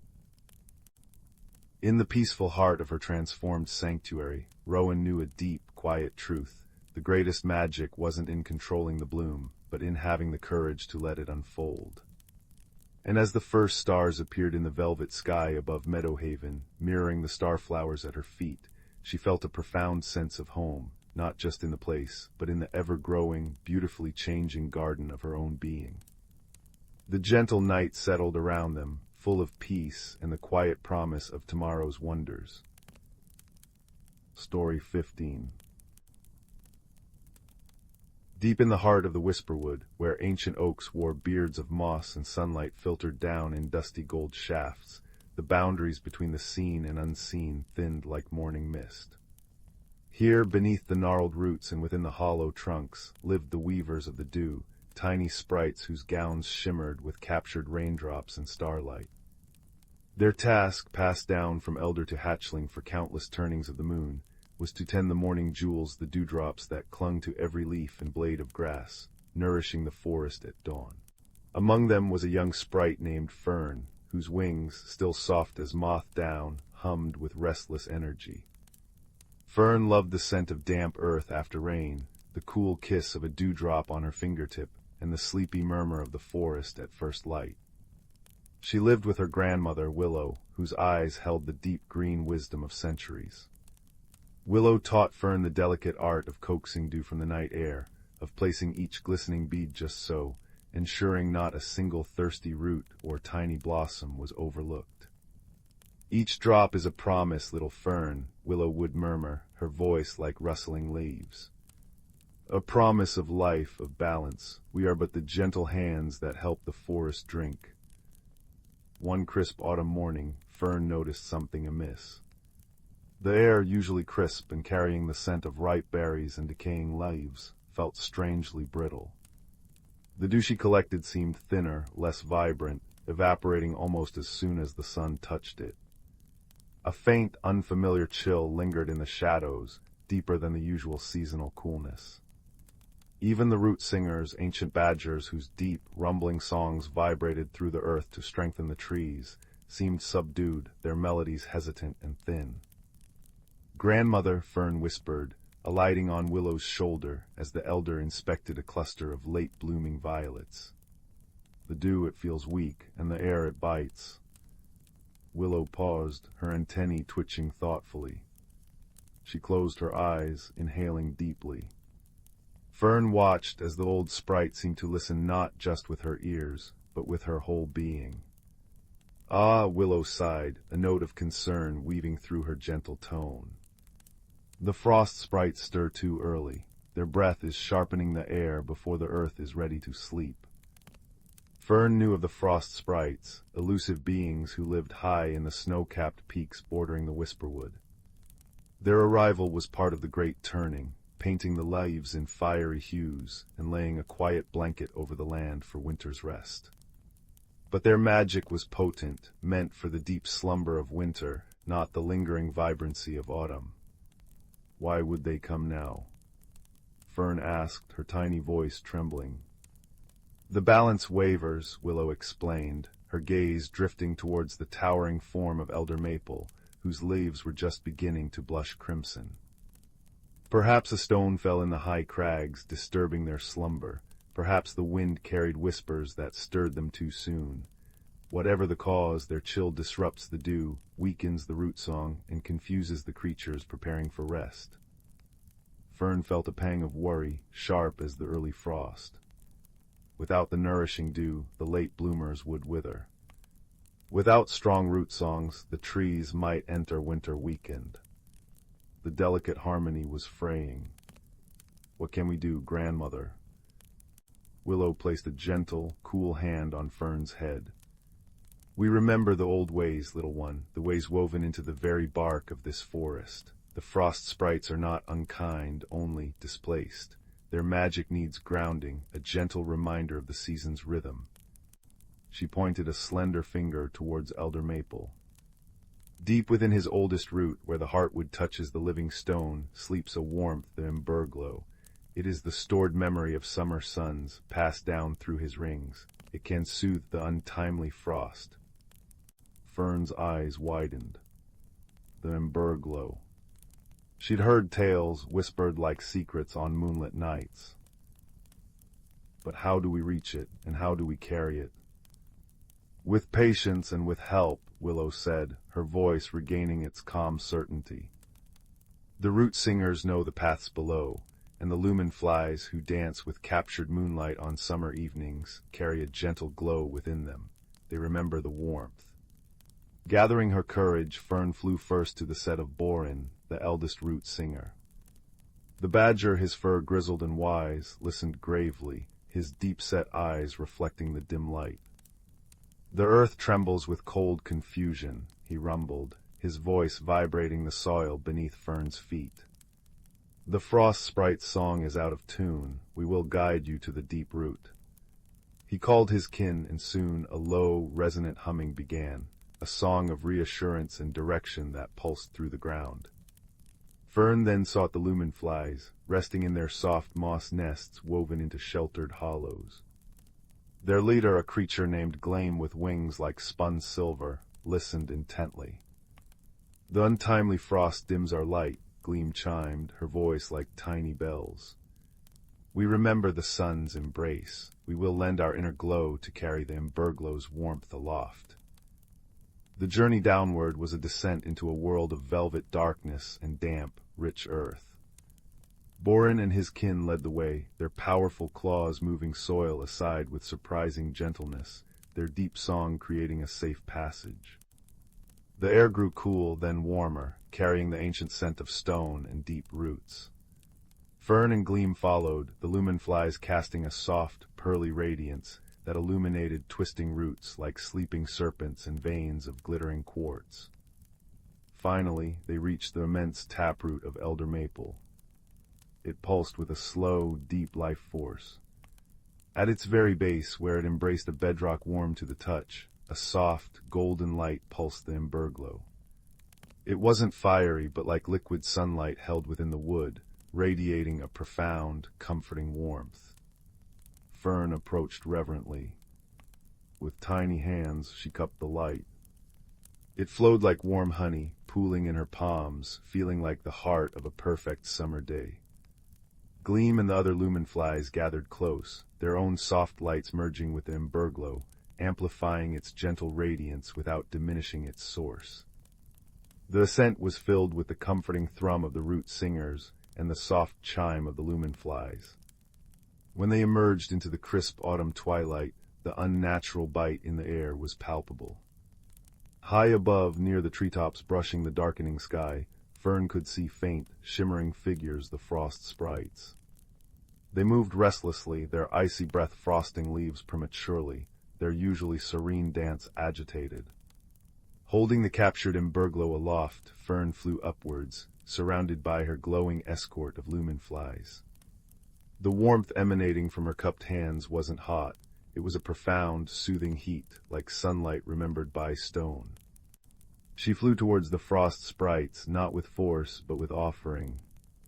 One frost sprite, taller and shimmering with intricate ice crystals like a crown, drifted forward. Her eyes, like chips of pale blue diamond, regarded Fern. The air crackled with cold potential. Fern held out her hands, the emberglow pulsing warmly. "Great weaver of winter," Fern called, her voice small but clear in the hushed air. "Your time is coming, but the forest remembers summer still. It needs its dew, it needs its root song. Please, let the autumn sing its full song first." The frost sprite queen gazed at the emberglow, then down at the whisperwood below. She saw the prematurely frosted leaves, the drooping late bloomers Fern had tried to nurture. She felt the hesitant, weakened pulse of the root singer's song. She closed her icy eyes, and for a moment the unnatural chill deepened. Then she reached out a delicate, crystalline hand and touched the edge of the emberglow's light. A sigh, like wind through frozen reeds, escaped her. The emberglow's warmth didn't melt her. It seemed to soothe her, reminding her of the deep, quiet rest that comes after the harvest, not before. The sharpness in her eyes softened. She turned to her kin and made a series of soft, chiming sounds, like icicles gently tapping together. The restless movement ceased. As one, the frost sprites began to drift higher, towards their mountain home. The unnatural bite in the air lessened, replaced by the clean, crisp chill of true autumn. A gentle breeze, smelling of wood smoke and ripe apples, stirred the leaves. Fern descended slowly, the emberglow light fading gently from her hands as she returned it, with gratitude, to the waiting lumen flies who carried it back down to elder maple's root. The forest exhaled. The next morning the dew returned, thick and lustrous as liquid pearls on every leaf and petal, sparkling under the dawn sun with renewed vigor. The root singer's song rose strong and deep again, a resonant hum that strengthened the trees for the coming winter. The late-blooming violets perked up, their purple faces drinking deeply. Fern settled beside Willow on a velvety cushion of moss near their dewkeeper pool. The air was crisp but kindly now, carrying the rich tapestry of autumn scents. High above, the first snow dusted the distant peaks where the frost sprites slept, waiting for their true season. "You see, little Fern," Willow murmured, her voice warm with pride, "balance is not stillness but a dance. Sometimes the steps falter. It takes gentle hands, listening hearts, and the wisdom of roots and seasons to find the rhythm again. We are all keepers of the dew in our own way." Fern watched a plump robin splash in the dewkeeper pool, sending up tiny diamonds of water. She felt the deep, reassuring thrum of the root singers through the earth beneath her. She heard the rustle of leaves letting go in their own time, painting the forest floor in gold and crimson. The whisperwood breathed in contentment, a symphony of life held in perfect, peaceful harmony. And as the golden light of afternoon slanted through the ancient trees, Fern nestled closer to her grandmother, the gentle hum of the forest her lullaby, the promise of balance, a warm comfort deep in her heart. Story 16. The village of Willowbrook nestled beside a river that hummed with quiet magic, where chimney smoke curled like sleepy cats into the twilight and fireflies danced in the dusk. It was a place where teapots sang softly when boiling and garden gnomes occasionally rearranged the tulips for better sunlight. But lately a gentle mystery had settled over Willowbrook, as soft and perplexing as a misplaced sock. It started with small things vanishing. Not stolen, mind you, just misplaced. Old Man Hemlock's favorite whittling knife, usually kept beside his rocking chair, appeared nestled in Mrs. Thimbleberry's prize-winning petunias. Young Finn's brightly painted wooden boat, launched in the mill pond, was found the next morning resting on the roof of the bakery, perfectly dry. Then the baker herself, Rosalind, discovered her best rolling pin, the smooth maple one that felt like an extension of her arm, wasn't on its hook. Instead, it lay neatly beside the village well, dusted with flour as if it had just been used. "Curiouser and curiouser," murmured Rosalind, wiping her floury hands on her apron. She wasn't afraid, not truly in a place like Willowbrook, but a quiet puzzlement knitted her brow. Where were these things going? And why were they being returned just elsewhere? The strangeness deepened. One morning, Finn pointed excitedly to the old stone bridge. Overnight, delicate, luminous flowers, the color of moonlight, had bloomed along its mossy parapet. They hadn't been there the day before. That evening, Mrs. Thimbleberry swore she saw her missing watering can, the one with the chipped blue spout, hovering gently near the whispering willow tree at the river bend, pouring sparkling water onto its roots before vanishing again. A mild tension, like the first cool breeze before rain, rustled through Willowbrook. Whispers floated on the air, mischievous pixies, the river spirit feeling playful. Is someone sleepwalking? The disappearances and appearances weren't harmful, just baffling, and the unexpected beauty, like the moonflowers, was undeniable. Still, the villagers longed for understanding. Rosalind, known for her practical nature and her cinnamon-spiced apple tarts, decided to pay a visit to Alara. Not Alara, but Alara. Alara was the village's oldest resident, living in a cottage that seemed woven from sunlight and shadow at the forest's edge. Her eyes held the deep, knowing glint of polished river stones, and she often shared wisdom with the sparrows who nested in her thatched roof. Ilara, Rosalind began, placing a warm tart wrapped in cloth on the old woman's worn oak table. Have you heard about the relocations? Ilara chuckled, a sound like dry leaves skittering. Heard, my dear. I watched my favorite teacup take a midnight stroll to the top of the blueberry bush yesterday. Quite the view, I imagine. She took a bite of the tart, humming appreciatively. The magic feels flustered, not angry, not mischievous. Anxious, perhaps, like a bird building a nest in a hurry. Anxious magic. Rosalind frowned. What could make Willowbrook's magic anxious? Observe, Ilara advised gently, her gaze drifting towards the window where dappled sunlight played. Not just the missing things, but the found things, the where and the what. Magic speaks in patterns if we're quiet enough to see them. Taking Ilara's words to heart, Rosalind started paying closer attention. She noticed that the misplaced items always appeared somewhere beneficial. The whittling knife near the thriving petunias. Finn's boat high and dry. Her rolling pin by the well, a source of water. The watering can tending the ancient willow. And the moonflowers, they bloomed right where the bridge met the land, a place often overlooked. One evening, as the fireflies began their luminous dance, Rosalind sat on her porch, listening to the river's soft song. She noticed something else, a faint, rhythmic thumping coming from beneath the roots of the great oak tree in the village square. It was so quiet, like a tiny heartbeat muffled by earth, she'd never heard it before. Intrigued, she crept closer. As she did, she saw a flash of shimmering light near the oak's base, and then Old Man Hemlock's missing spectacles appeared, perched neatly on a low branch overlooking the spot where the thumping seemed strongest. Spectacles. For seeing clearly, she thought. Placed where the sound is. Suddenly, Ilara's words about anxious magic clicked.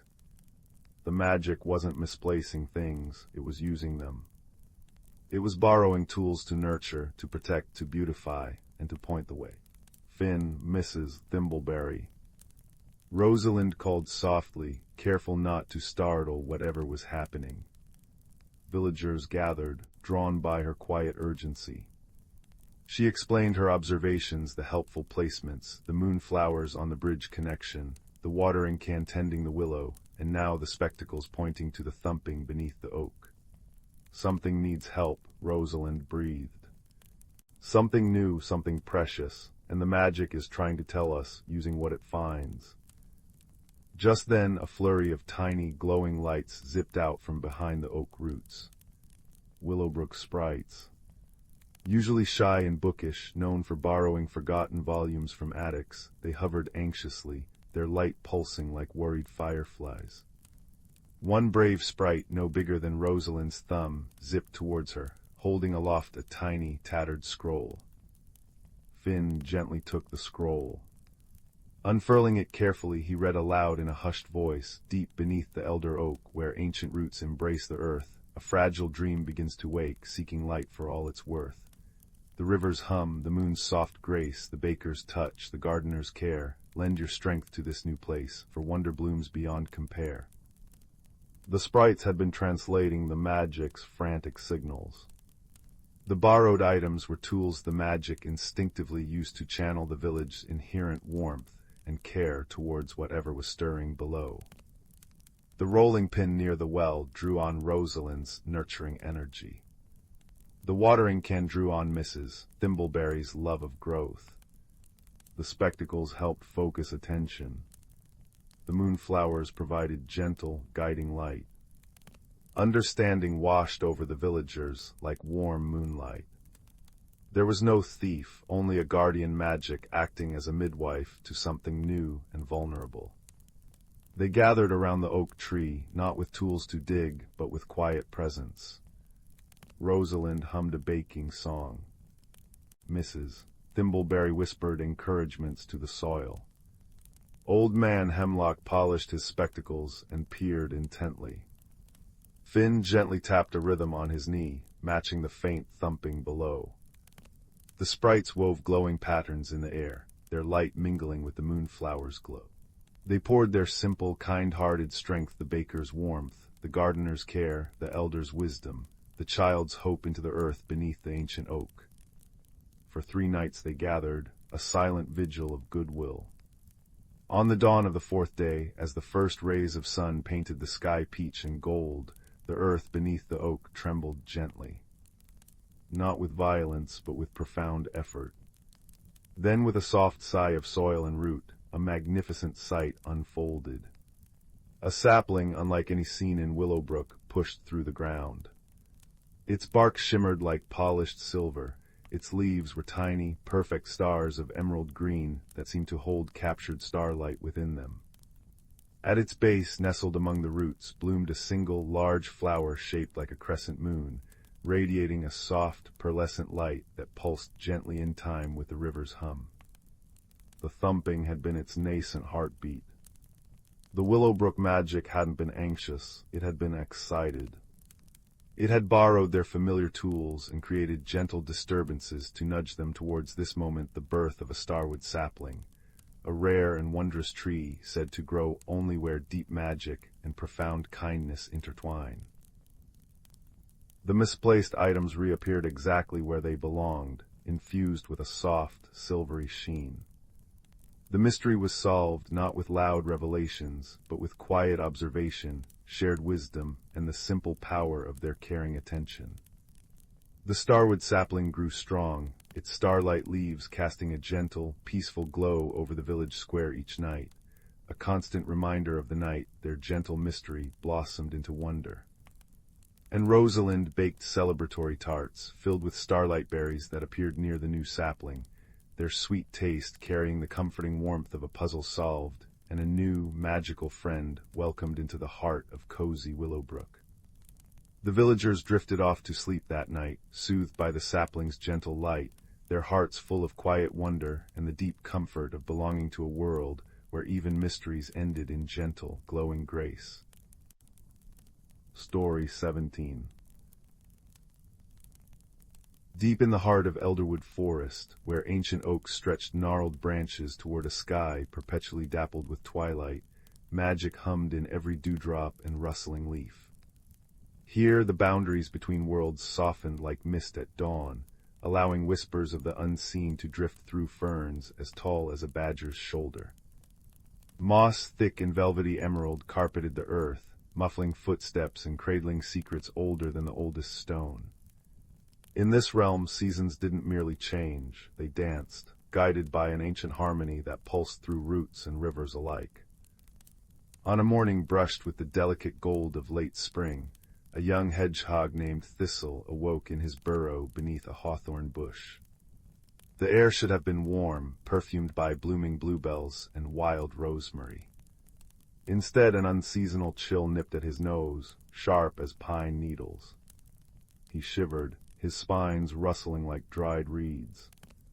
Peering out, he saw frost, fine and crystalline, dusting the petals of the moonflowers that only unfurled under the full moon's gaze. "That's not right," Thistle murmured, his breath puffing white in the air. The frost singers aren't due until autumn's first sigh. Nearby, a firefly named Fern flickered anxiously, her light dimmed by the cold. "The stream's melody has changed," she chimed, her voice a soft tinkle. "It sounds thin, like ice is threading its heart." The unnatural chill had stirred others too. Bramble the badger, broad-shouldered and steady, emerged from his set, his dark fur frosted silver. He sniffed the air, sensing a discord in the forest's rhythm, a tremor in the earth where there should have been warmth. "We must seek Old Willow," he rumbled, his tone low and urgent. "He knows the oldest songs of balance." Old Willow was no ordinary tortoise. His shell, etched with spirals like wind-carved stone, held the wisdom of centuries. He dwelled by the whispering pool, where water lilies glowed with captured starlight and dragonflies skimmed the surface, leaving ripples that told tales. As Thistle, Fern, and Bramble approached, the old tortoise lifted his head slowly, his eyes deep pools of knowing. "Ah," he sighed, the sound like leaves skittering over rocks. The forest heart trembles, its warmth fades. The forest heart, he explained, was no mere stone, but a living crystal nestled in the glade of echoes, cradled by the roots of the eldest tree. It breathed life into the seasons, its pulse syncing with the sun and moon. When spring blossomed, it glowed like captured sunlight. In winter, it shimmered with gentle frost. But now a shadow had fallen upon it, a disharmony born from careless footsteps beyond the forest's edge, where humans had felled trees and silenced the earth's songs. The frost was a warning, a plea for aid. To restore the heart, old willow murmured, you must journey to the glade before the next moonrise. But heed this, the heart listens not to force, but to unity. Only together, with kindness as your compass, can you mend what is broken. So began their quest. Fern lit their path with her gentle glow, casting dancing shadows on silver birch trunks. Thistle, small but clever, navigated tangled roots and pebbled streams, his nose twitching at scents of icy moss and distant wood smoke. Bramble's strength cleared fallen branches, his paws steady on the slippery earth.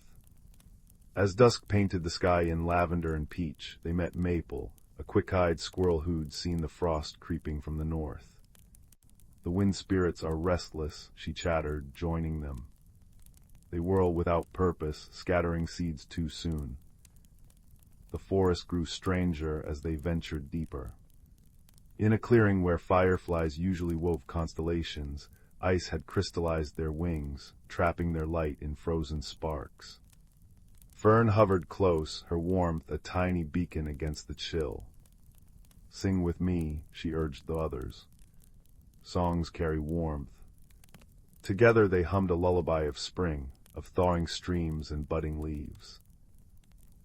Slowly, delicately, the ice melted, freeing the fireflies in a shower of glimmering droplets. The air warmed fractionally, smelling of wet earth and hope. At the mossy bridge, a stone arch draped in emerald velvet, they found the stream choked with slush. Bramble waded in, the icy water numbing his paws, and gently broke the jams with careful nudges. Maple gathered twigs to weave a tiny dam, redirecting the flow. Thistle, recalling old Willow's tales, pressed his paws to the bank and whispered to the water nymphs, shy beings of liquid light who stirred beneath the surface. One rose, her form rippling like quicksilver, and with a touch the stream burbled back to life, its music clear and bright once more.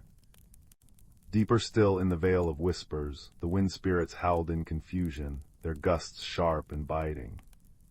They've forgotten their purpose, Maple realized, watching them spiral aimlessly. Fern floated upward, her light pulsing like a heartbeat.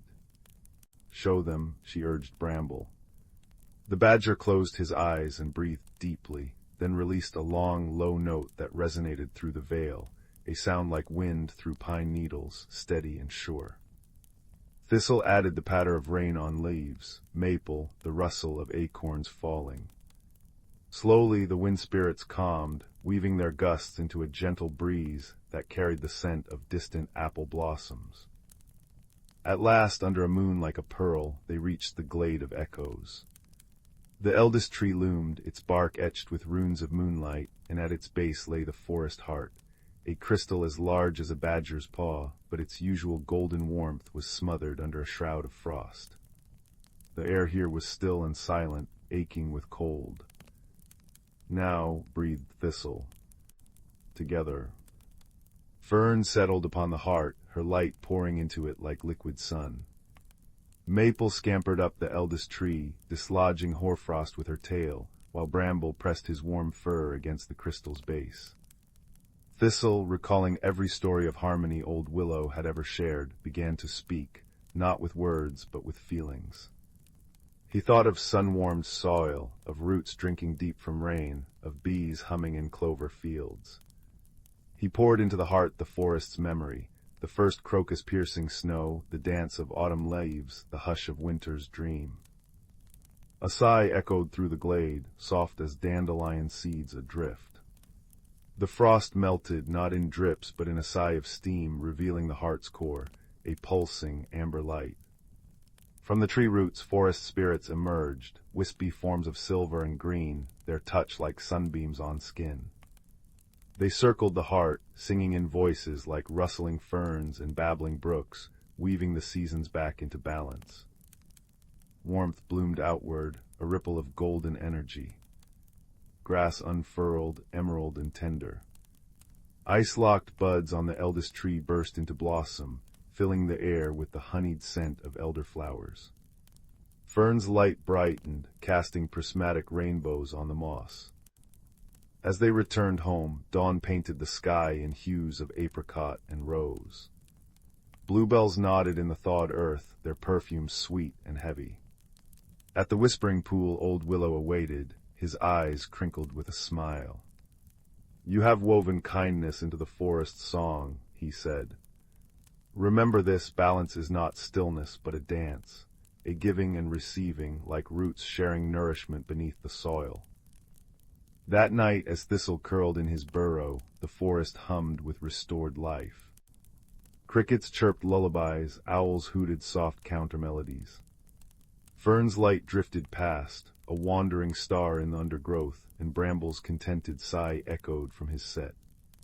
Maple scampered overhead, her tail brushing dew from leaves that glistened like diamonds. And so Elderwood Forest whispered its gratitude, not in words but in the rustle of wind through ancient boughs, the gurgle of streams freed from ice, the scent of blossoms unfurling in moonlight.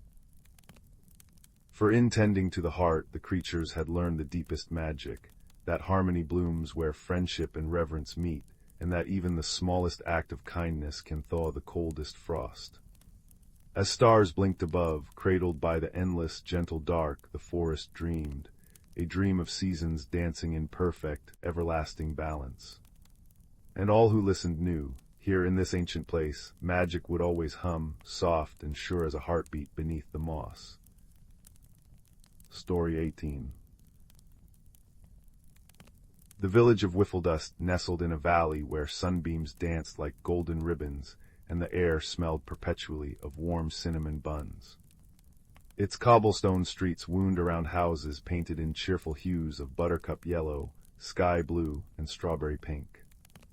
In Whiffledust, magic wasn't grand and imposing. It was small, practical, and often a bit silly.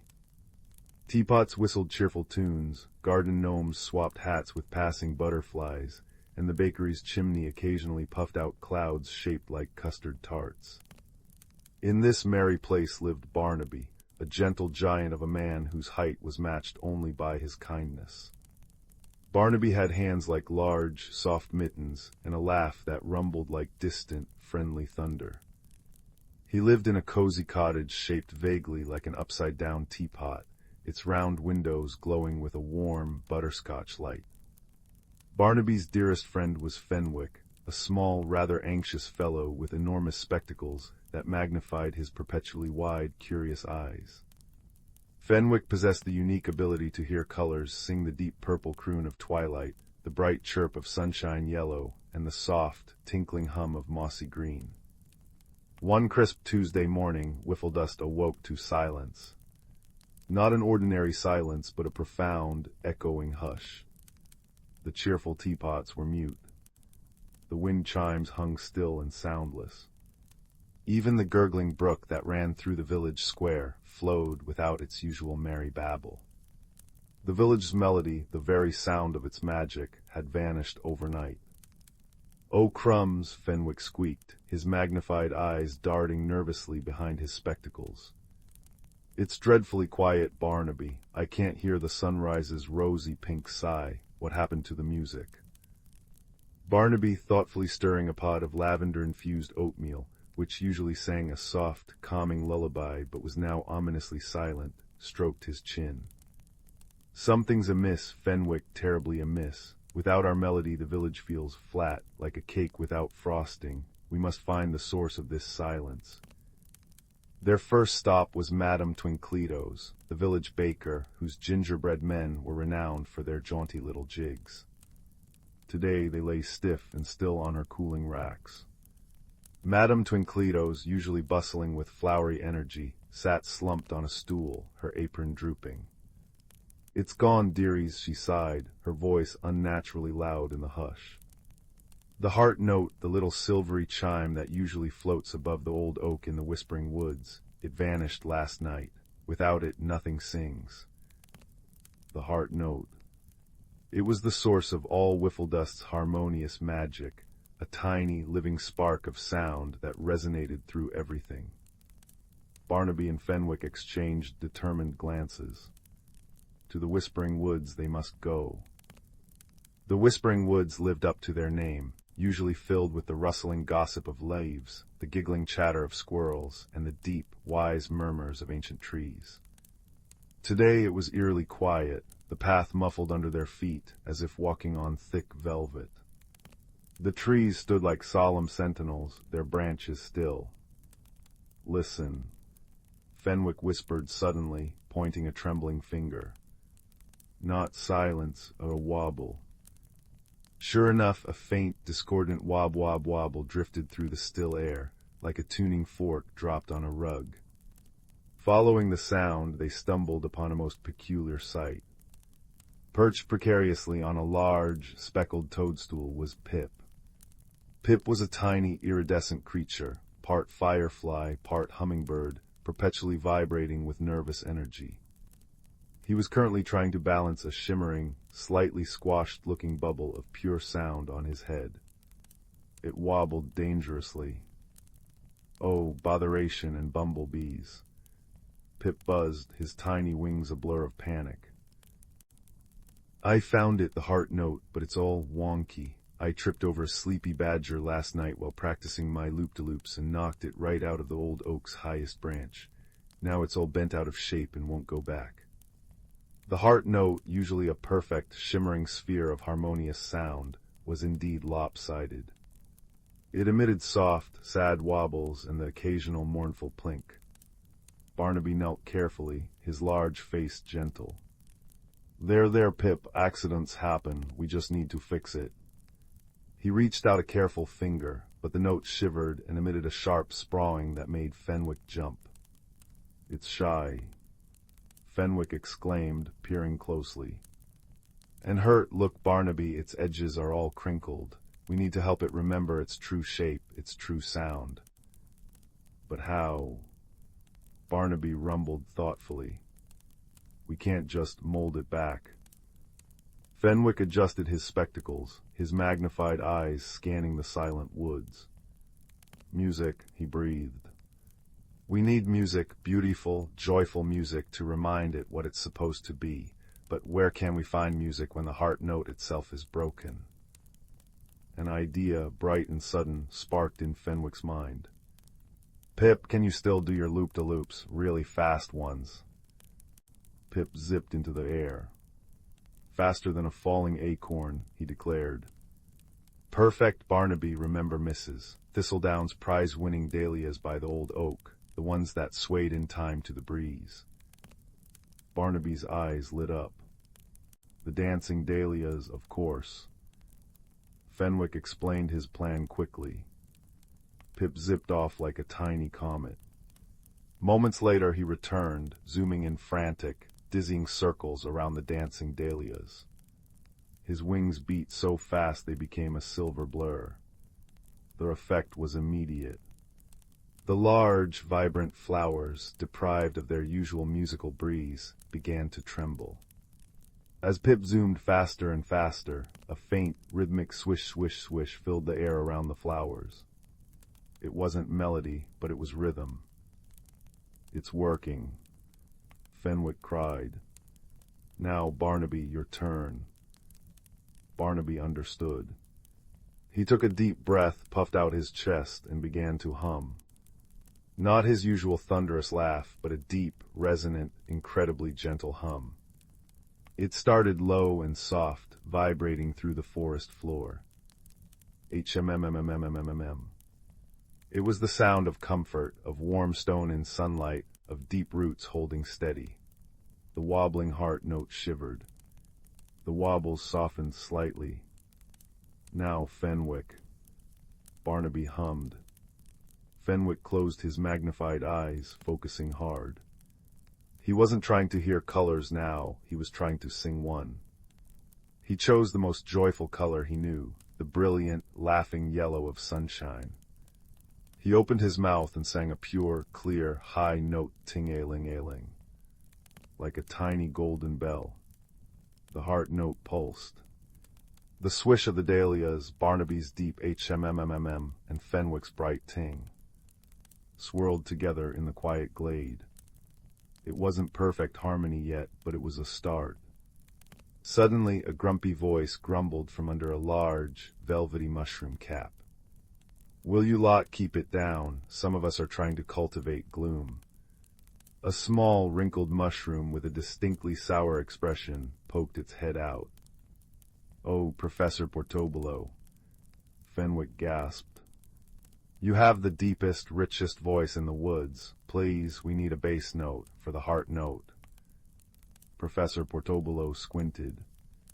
The heart note broken, HMPH, silly Pip. He grumbled again, a low, grumbling sound like stones tumbling in a deep cave. But then, almost reluctantly, he added a deeper, richer resonance to the growing sound. The combination swish-swish, HMMMM, ting-ailing, filled the glade. The wobbling heart note began to vibrate faster.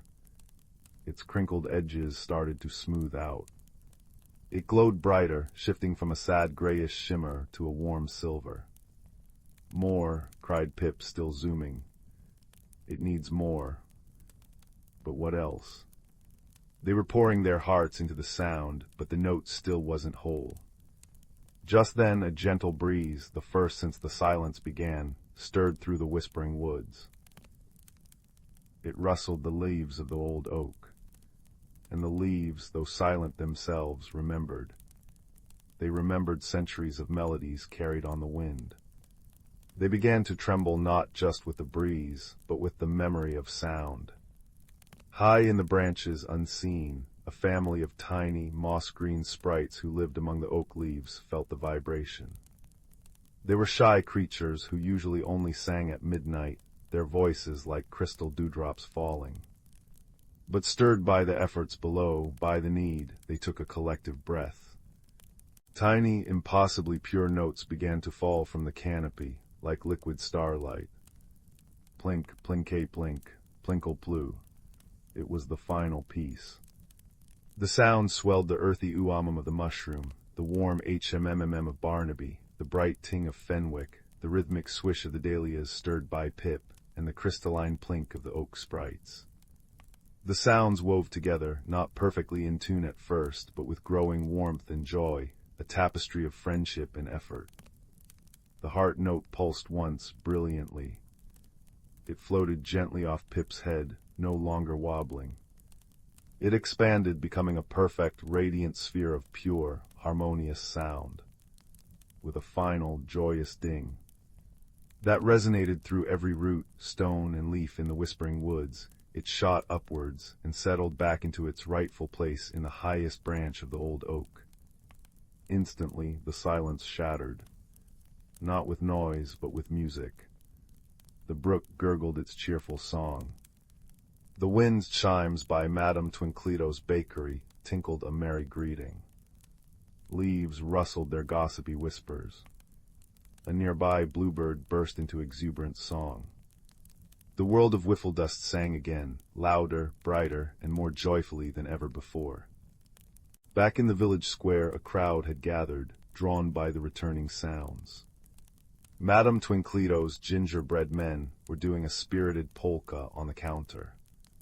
Barnaby, Fenwick, Pip buzzing triumphant loops, and even a slightly less grumpy Professor Portobello emerged from the woods to cheers. "But how did you fix it?" asked the mayor, a plump man whose hat usually spun like a top but had been sadly still all morning. "We didn't fix it alone," Barnaby rumbled, smiling. "The woods helped, the flowers helped, even Professor Portobello helped." HMPH, grumbled the professor, though a tiny smile might have flickered under his cap. "Just restoring the natural order." As they celebrated, Fenwick tilted his head, his magnified eyes wide with wonder. Listen, he whispered. High above, the heart note wasn't just singing, it was overflowing. Tiny, shimmering notes, like liquid starlight, began to rain down softly over Whiffledust. But they weren't just notes. As they landed, they popped softly, transforming into fluffy, white marshmallows. A gentle, sweet rain of marshmallows began to fall, dusting the rooftops, filling the cobblestone cracks, and landing softly in outstretched hands. Laughter, pure and bright, bubbled up through the village. Children danced, catching marshmallows on their tongues. Barnaby caught one the size of a small pillow. Pip zipped through the shower, leaving trails of iridescent light. It was the heart note's way of saying thank you, a shower of pure, sugary joy. Madame Twinklitos immediately declared a village-wide hot cocoa party. Barnaby stirred a giant cauldron of chocolatey goodness with a spoon as big as a oar, while Fenwick carefully arranged the marshmallows, humming the sunshine yellow song he'd sung in the woods. Pip zipped around, delivering steaming mugs, and even Professor Portobello accepted a small cup, muttering about unexpected sweetness. As the warm, chocolatey scent mingled with the sound of laughter and the soft plop of marshmallows, Whiffledust settled into the coziest evening it had ever known. The melody of the village, woven back together by unlikely friends and unexpected helpers, played softly under the twinkling stars. And high in the old oak, the heart note glowed with a warm, contented light, its harmony stronger than ever, a gentle reminder that even the most broken things can be mended with kindness, creativity, and a little bit of marshmallow rain. The villagers drifted off to sleep that night with smiles on their faces, their dreams filled with swirling colors that sang sweet lullabies and the gentle, comforting scent of cocoa and magic. Story 19. Leo had always been fascinated by the whispering woods behind his village. The elders spoke of shifting paths and moonlit glades where ordinary rules didn't apply. One twilight, as fireflies painted the air gold, Leo noticed an oak tree shimmering like water. Its trunk rippled, revealing a tunnel veiled in silver moss. Heart pounding like a baby bird's first flight, Leo stepped through. The tunnel of whispers opened into the valley of floating stones. Massive boulders drifted lazily above meadows of luminous blue grass, tethered to nothing but starlight. Each stone glowed softly, amber, lilac, sea green, casting kaleidoscope shadows on velvet ferns below. The air hummed with the scent of honeyed rain and something Leo couldn't name, like laughter turned to perfume. His first encounter came near a creek, singing in crystal notes. A creature with moth-winged ears and fur like spun moonlight nibbled luminous mushrooms. Through the pebble treader it chimed, voice like wind chimes. I'm Flicker. Its eyes held galaxies. Flicker explained the stones floated on courage. The braver the heart beneath them, the higher they soared. The path led to the Bridge of Sighs, a fragile arc of woven light spanning a chasm. Halfway across, the bridge trembled, threads unraveling. Below, shadows coiled like smoke. Leo froze, knees trembling. Bridges remember kindness, Flicker whispered. Sing to it. Leo's voice, thin as spider silk at first, rose in a lullaby his grandmother taught him. The light threads pulsed, weaving themselves stronger with every note. Deeper in the valley they found the gloom spinners, shy, hedgehog-like beings weaving cloaks from shadows and sorrow. Their loom stood broken, one spindle cracked. Without it, sighed the eldest gloom spinner, we can't spin shadows into starlight. Leo noticed fallen branches of singing sycamore nearby. With Flicker's guidance, he carved a new spindle, his hands finding unexpected skill. The loom whirred back to life, weaving darkness into shimmering constellations that floated upward, joining the real stars. At the valley's heart stood the mirror pool. Its surface showed not reflections but memories, Leo helping a trapped rabbit, sharing his lunch with a lonely classmate. Courage isn't roars, murmured the water. It's small choices, like stepping into the unknown. As dawn tinged the sky peach, the floating stones began descending like gentle sighs. Time to go, pebble treader, Flicker nuzzled his hand. The tunnel reappeared, moss glowing farewell. Back in his village, Leo kept a smooth, amber-tinted pebble in his pocket, warm as a heartbeat. He'd learned that enchanted places live inside ordinary moments, in shared smiles, helping hands, and the quiet bravery of trying. That night he dreamed not of floating stones, but of flicker dancing on his windowsill, weaving starlight into his blanket, a soft, glowing reminder that every journey begun with curiosity ends curled in comfort. Story 20. The first true snow of winter had settled over the village of Oakhaven like a downy quilt. It muffled the usual sounds, leaving only the soft crunch under boots and the distant chime of the frozen creek. Inside a snug cottage perched on the edge of the whispering pines, young Rowan gazed out the frosted window pane. Their breath fogged the glass, painting fleeting patterns against the twilight blues and purples of the descending evening. Inside, the fire crackled merrily, casting dancing shadows on the walls lined with books and worn, comfortable chairs. Rowan felt a familiar restlessness, a yearning for something just beyond the cozy confines of home, a pull towards the vast, snow-laden woods. Feeling the call of the wild tonight, little sprout? Rowan's father asked gently, looking up from his whittling, the shavings curling like wood shavings, snow at his feet. It's so quiet, Rowan murmured, tracing a star shape on the cold glass. But it feels like the woods are holding their breath, like they are waiting for something. Perhaps they are, Father smiled, his eyes crinkling at the corners. The oldest woods often keep the deepest secrets.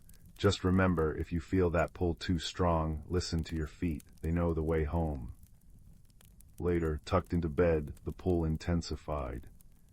The silence outside wasn't empty, it felt expectant. Rowan slipped from beneath the warm blankets, drawn irresistibly. Pulling on thick woolen socks, mittens, and a scarf knitted the color of pine needles, they eased open the back door. The cold air rushed in, sharp and clean, smelling of frost and distant wood smoke. Moonlight, reflected 1,000 times by the snow, bathed the world in an ethereal silver glow. It was brighter than any lantern. Rowan's feet, seemingly of their own accord, carried them past the familiar garden gate, its latch frosted white, and into the embrace of the ancient forest. The towering pines, heavy with snow, stood like silent, benevolent giants. The only sound was the soft shush-shush of snow compacting underfoot, and the occasional plump as a clump slid from a high branch. The air tasted crisp and pure, like biting into a frozen apple. They wandered deeper than usual, following a path known only to rabbits and deer, marked by bent twigs and the faintest impressions in the snow. The moonlight filtered through the canopy in shifting shafts, illuminating frost crystals that glittered like scattered diamonds. It was beautiful, yet a prickle of unease began to stir beneath Rowan's wonder. The woods felt different tonight, watchful. The silence deepened, becoming a palpable presence. Rounding a bend where a frozen creek lay like a ribbon of black glass under its snowy blanket, something caught Rowan's eye. Not an animal track, but a faint, pulsing light emanating from beneath a gnarled root overhanging the creek bank. Curiosity overcame caution. Kneeling, Rowan brushed aside the powdery snow, revealing a small, perfectly smooth stone. But it wasn't just a stone. It was warm to the touch through the mitten, and embedded within its obsidian depths were swirling motes of light gold, silver, and deepest blue like captured stars. As Rowan's fingers closed around it, the swirling lights flared brighter, and a soft, musical hum vibrated through the air, resonating in their very bones. It was a compass. Not one with a needle pointing north, but one where the swirling light seemed to pulse towards a specific direction deeper into the woods, a direction Rowan had never consciously explored. The pull they'd felt intensified, focused now, centered in the warm stone in their palm. It felt less like a choice, and more like an invitation whispered on the frozen air. Holding the stardust compass tightly, Rowan followed its gentle guidance. The path became less distinct, winding between ancient, moss-covered boulders and under low-hanging branches heavy with snow. The air grew even colder, yet the compass warmed their hand, a small beacon of comfort.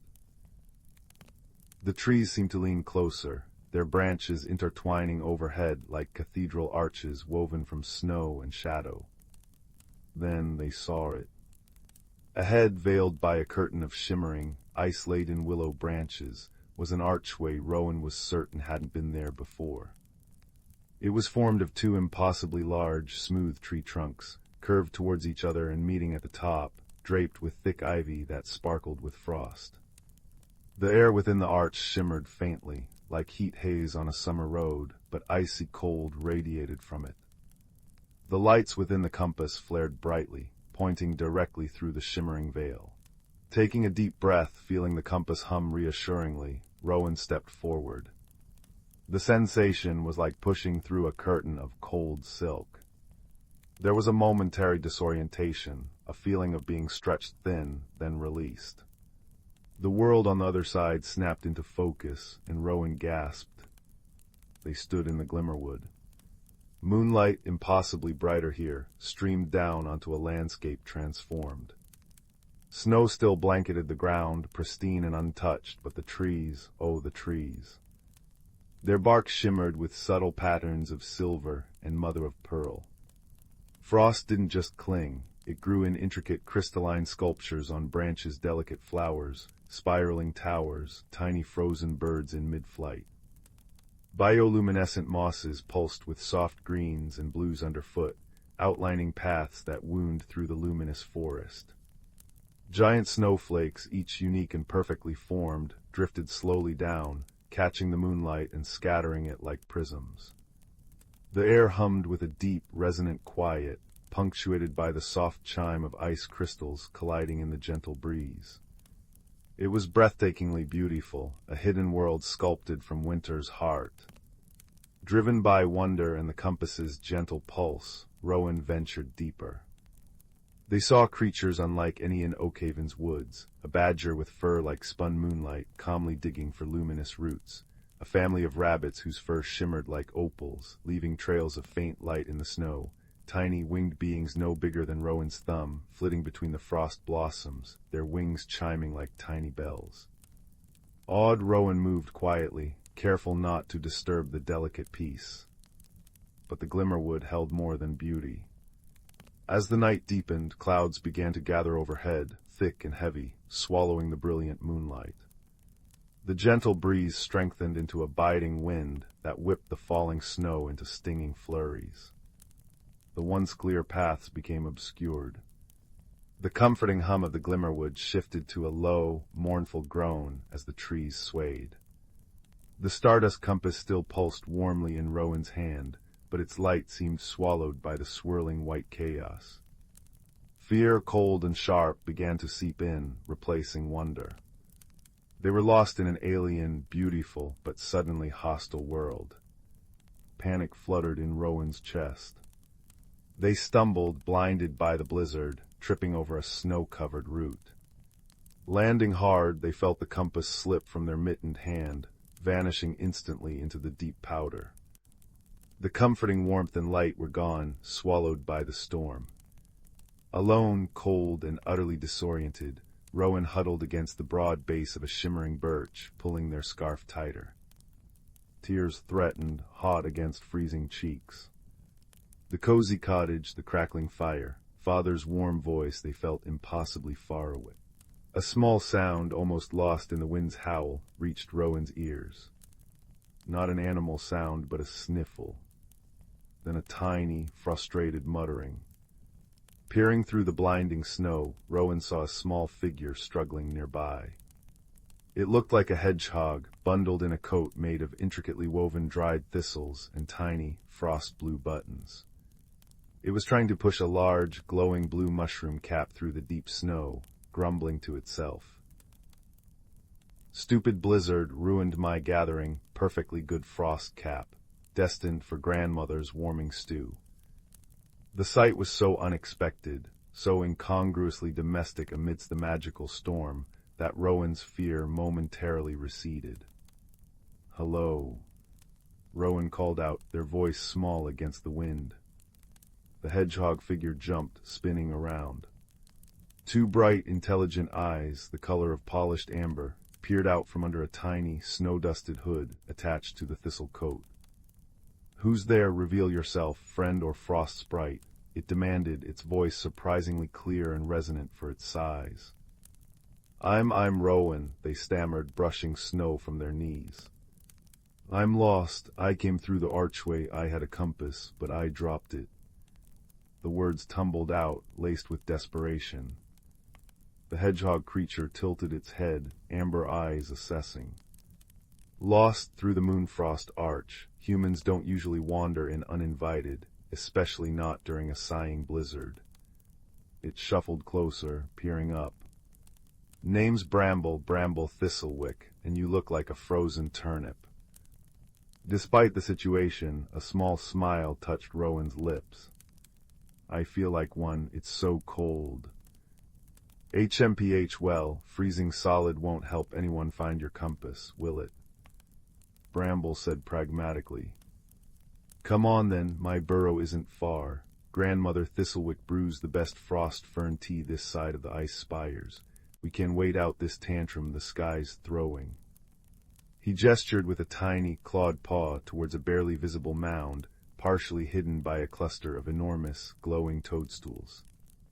Gratitude, warm and sudden, flooded Rowan. "Thank you, Bramble." Navigating the blizzard with Bramble was surprisingly easier. The little hedgehog seemed to know the Glimmerwood intimately, leading Rowan around hidden drifts and under low branches that offered some shelter. He chattered as he went, pointing out landmarks invisible to Rowan. "Mind the whispering sinkhole there. See that tree with the bark like owl feathers. Turn left just before it. Ah, the glow moths are nesting early this year. See their cocoons shimmering." Soon they reached the mound. Bramble pushed aside a curtain woven from living, glowing vines, revealing a snug, earthy tunnel. Warmth and a delicious, earthy, spicy smell washed over Rowan as they ducked inside. The tunnel opened into a surprisingly spacious burrow. Roots formed graceful arches overhead, threaded with strands of bioluminescent moss that provided a soft, greenish light. Comfortable-looking cushions made of velvety moss and stuffed with dried petals were scattered about. A small, crackling fire burned in a hearth cleverly carved from stone and clay, over which hung a steaming copper kettle. An elderly hedgehog, even smaller than Bramble, with spectacles perched on her snout and wearing a shawl knitted from iridescent spider silk, looked up from stirring a pot. Bramble back so soon, and who, oh my? Grandmother Thistlewick's eyes widened behind her spectacles. "A visitor in this weather. Come in, child, come in. You look half frozen. Bramble, fetch another cup." Rowan was ushered towards the fire, wrapped in a surprisingly warm blanket woven from some silky, silver plant fiber. Bramble bustled about, pouring fragrant tea the color of moonlight into a smooth acorn cup. The tea tasted like mint, pine, and something sweetly floral, spreading warmth from the inside out. As Rowan thawed, they told their story: the restlessness, the moonlight walk, finding the stardust compass, the shimmering archway, the wonder of the Glimmerwood, and the terrifying blizzard. "The stardust compass, you say?" Grandmother Thistlewick murmured, her eyes thoughtful.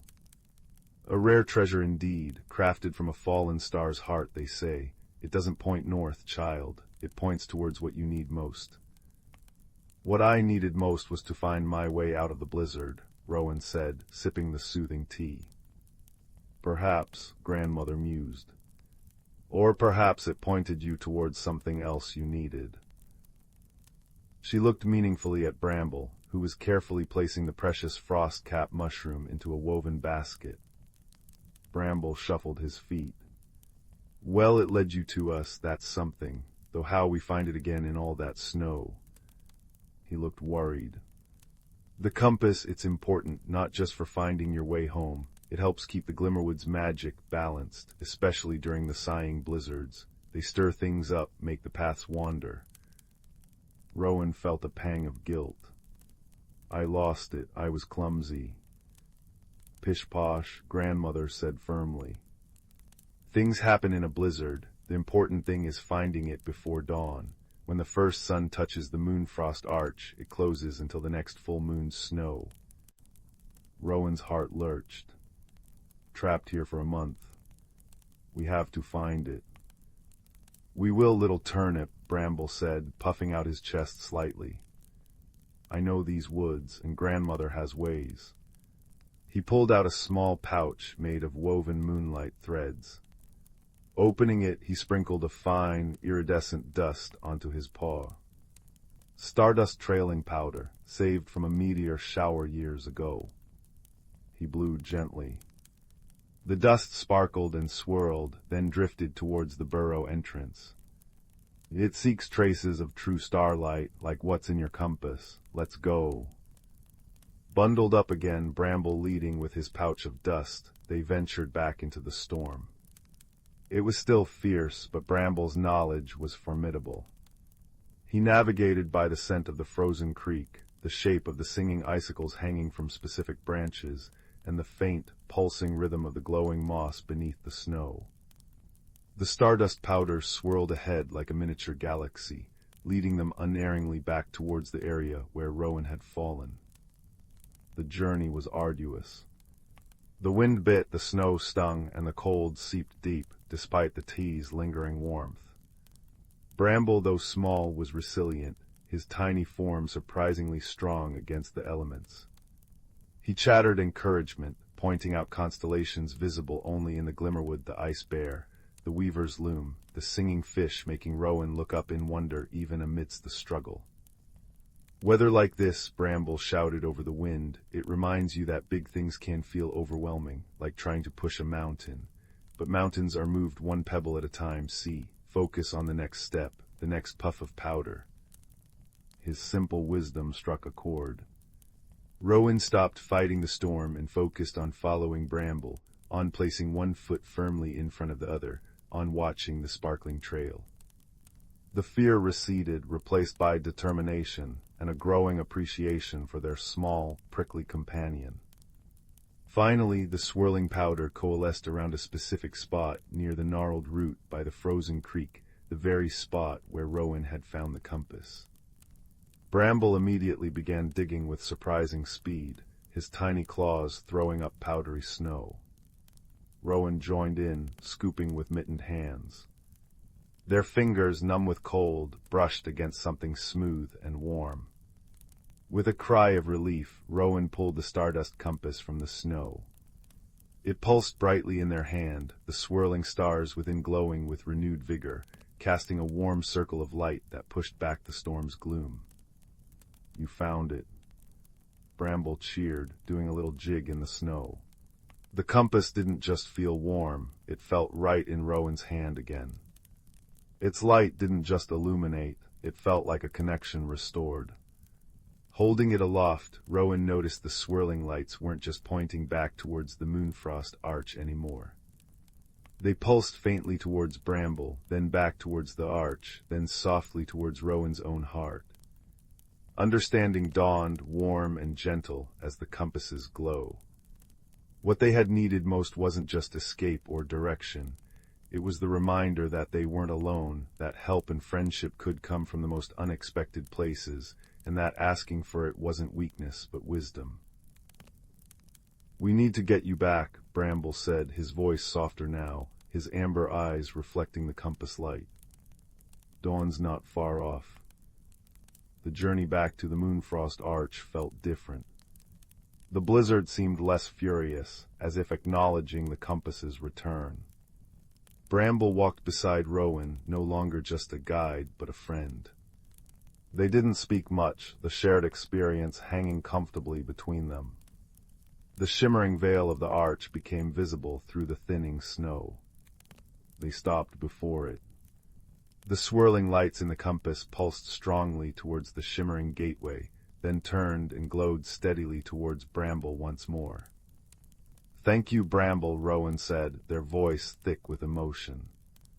"For finding me, for the tea, for everything." Bramble shuffled his feet, looking suddenly shy. "Just returning the favor, little turnip. The compass brought you where you needed to be. Maybe it needed you to find it, too, to remind someone like me that even the oldest Glimmerwood burrow can use a bit of fresh air and a new friend." He patted Rowan's boot with a tiny claw. "You'll come back when the snows are gentle. I'll show you the sunken crystal caves. Grandmother makes amazing ice nut cookies." "I promise," Rowan said, meaning it deeply. They held out the compass. "Should I?" Bramble shook his head firmly. "It chose you, Rowan. It found its way to you outside the Glimmerwood. That means something. Keep it safe. It'll always help you find what you truly need, even if it's just the courage to ask for directions." He gave a small, hedgehog grin. "Now go, before Grandmother sends out a search party of disgruntled frost badgers." With a final, grateful look at their small, prickly friend standing bravely in the magical snow, Rowan turned and stepped through the shimmering veil. The cold transition was brief, and they stumbled out onto the familiar path near the frozen creek in Oakhaven's woods. The blizzard was gone. The sky was clearing, the first faint hints of dawn painting the horizon in soft pinks and golds. The woods were quiet again, but the silence now felt peaceful, welcoming. The stardust compass lay warm and pulsing gently in their mitten. Walking back towards the cottage, the path seemed clearer, the woods less vast and intimidating.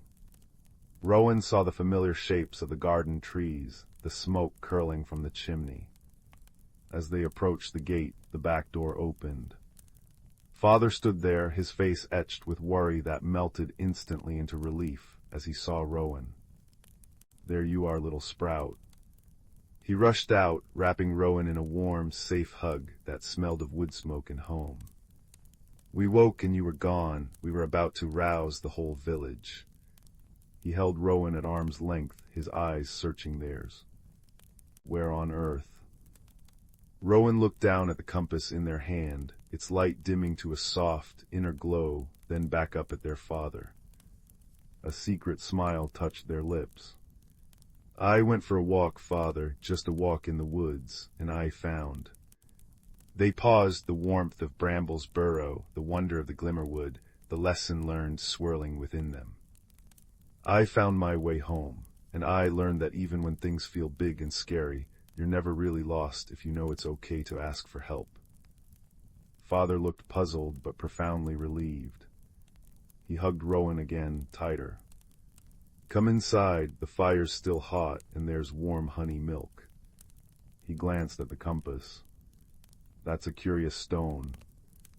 Rowan closed their fingers around it, feeling its comforting warmth. "It's a reminder, Father. A reminder of wonderful things and good friends found in unexpected places." They stepped into the warm, firelit cottage, the scent of honey milk filling the air. Outside, the first rays of dawn touched the highest branches of the whispering pines. Far away in a hidden world within a world, a small hedgehog watched the moonfrost arch shimmer and fade until the next full snow, a tiny smile on his snout, already planning the tour of the sunken crystal caves. And nestled safely in Rowan's pocket, the stardust compass pulsed once, softly, a silent promise glowing like captured stars, a warm beacon against the lingering chill of the winter dawn, a testament to journeys taken, friendships forged, and the comforting truth that home and help were always closer than they seemed. Story 21. Story 22. Story 23. Story 24. Story 25. 26.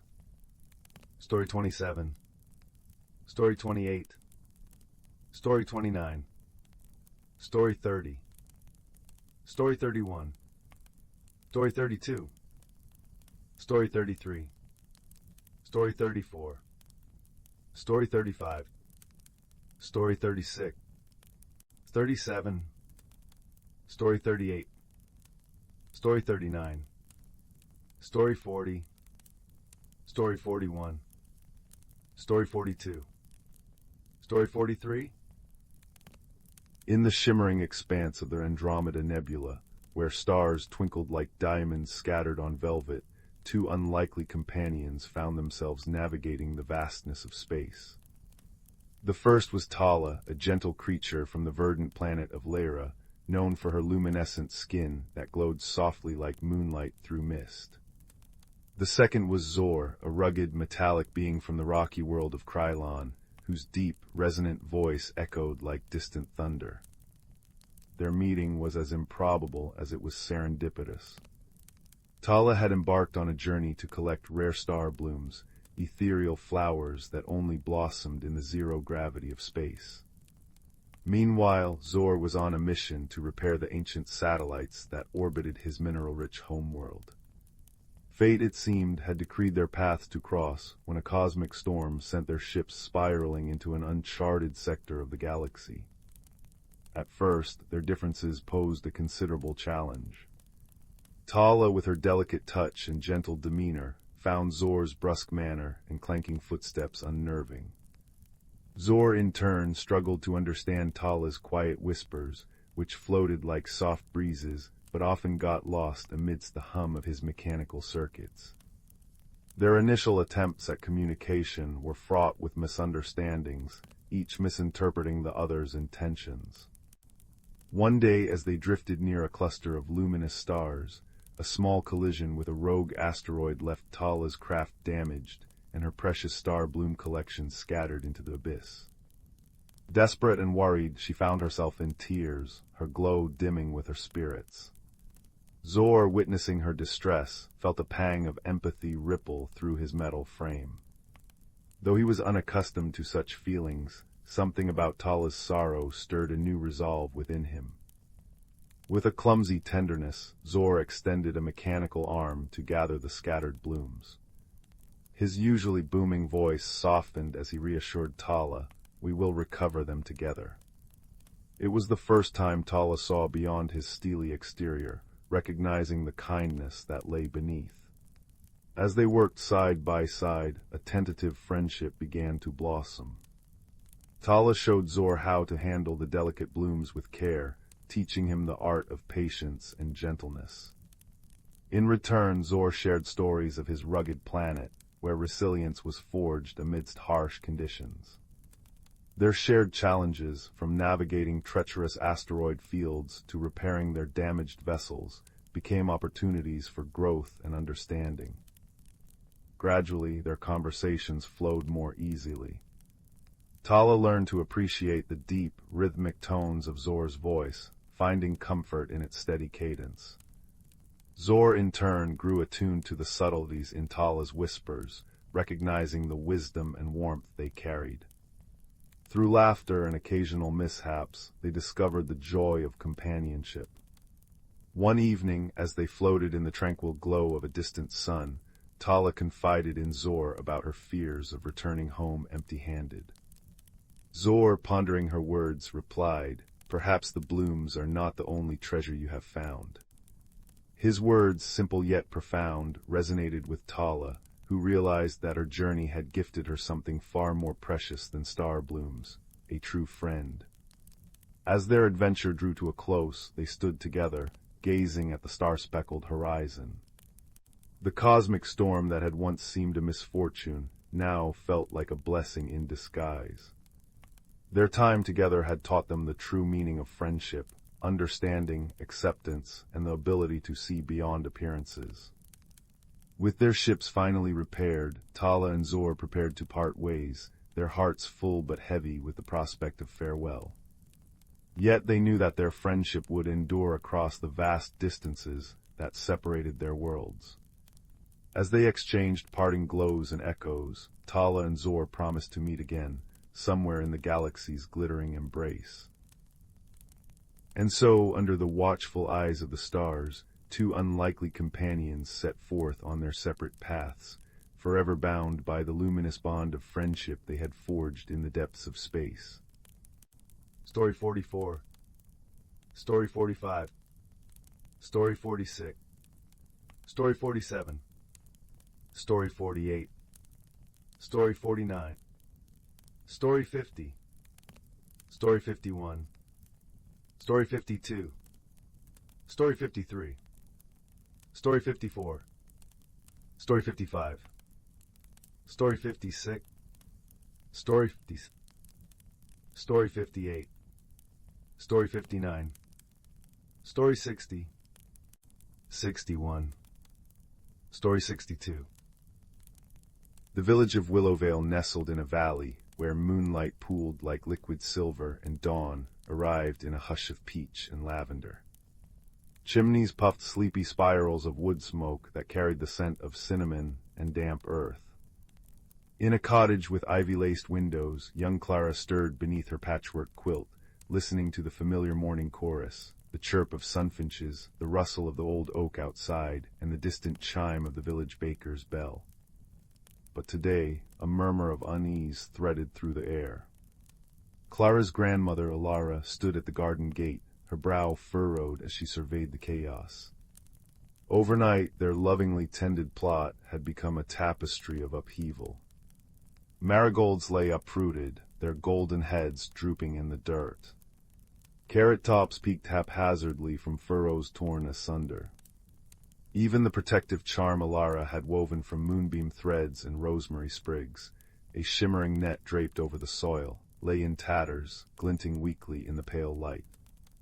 Third morning in a row, Alara sighed, her voice as soft as crumbling autumn leaves. An old man Hemlock's prize pumpkins were scattered clear across the brook yesterday. Whatever's causing this slips through magic like water through a sieve. Clara pulled on her woolen socks, the mystery coiling in her chest like a curious kitten. Willowvale was a place where dew fairies polished cobwebs at dawn and hedgehogs delivered lost thimbles, but this felt different, an anxious rustle beneath the valley's usual peace. After breakfast, oatmeal sweetened with honeycomb from the bees who hummed lullabies, Clara tied her cloak and ventured out. The village green buzzed with puzzled voices. Mrs. Gable's herb spirals were unraveled into tangles, and the miller's daughter wept over trampled moon petals, their luminous blooms crushed into the mud. "No tracks bigger than a field mouse," said Benji the blacksmith, kneeling by his flattened cabbages. But mice don't shred moonbeam charms. A collective shiver ran through the crowd.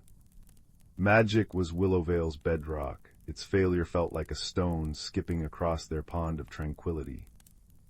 That afternoon, Clara sought the wisdom of the whispering woods. Beneath ancient pines whose needles muffled sound into a velvet hush, she found the mossy burrow of thistleback, a silver-muzzled badger whose eyes held the patience of centuries. His den smelled of loam and dried chamomile. "Ah, little observer," he rumbled, stirring a clay pot of steaming root tea over glowing emerald crystals. "Trouble in the valley I scented on the wind. Sit, warm your bones." Clara described the gardens, the stealth, the defiance of spells, the peculiar lack of large footprints. Thistleback's claws tapped thoughtfully on an acorn cup. "Magic unseen often hides in plain sight, child. The strongest wards guard against force, not fragility. Perhaps the culprit isn't breaking through, but slipping between." He nudged a dried firefly husk toward her. "Watch when the world sleeps, not with spells, but with stillness. Let the night show you its secrets." So Clara prepared. She bundled herself in quilts on the porch swing, a thermos of lavender milk beside her. The moon rose, casting long Inkai shadows. Crickets sang their rhythmic ballads. Hours drifted by, filled only with the creak of the swing and the sigh of wind through the apple orchard. Doubt began to nibble at her resolve, until a faint shimmer caught her eye near the radish patch. Not a glow, but a disturbance, like heat rising from sun-baked stones. Peering closer, Clara gasped. Delicate footprints no larger than her thumbnail dappled the soil. They sparkled with minute, iridescent dust, visible only when moonlight struck them just so. They led toward the brook. Silent as a shadow, Clara followed. The prince wove through ferns heavy with dew, across moss-slicked stones, and into a thicket of weeping willows. There beneath a gnarled tree whose bark peeled like parchment, she heard tiny, frantic voices, a chorus of chitters and squeaks laced with despair. Peering through a curtain of leaves, she saw them, 6 creatures no taller than her hand, with fur like spun starlight and wings like crumpled holly leaves. Their eyes, wide and anxious, reflected the moon. They scurried around the willow's roots, digging frantically with shimmering claws, scattering soil and uprooting bluebells. One clutched a withered acorn, weeping silvery tears that hissed where they struck the ground. "Too deep, always too deep," whimpered one, its wings drooping. "The heart-nut must find soil before the roots turn to dust."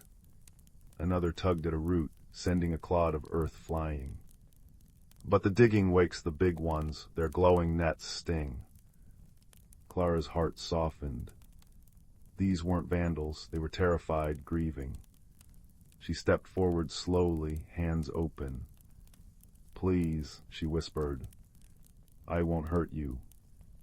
The creatures froze, then huddled together, trembling.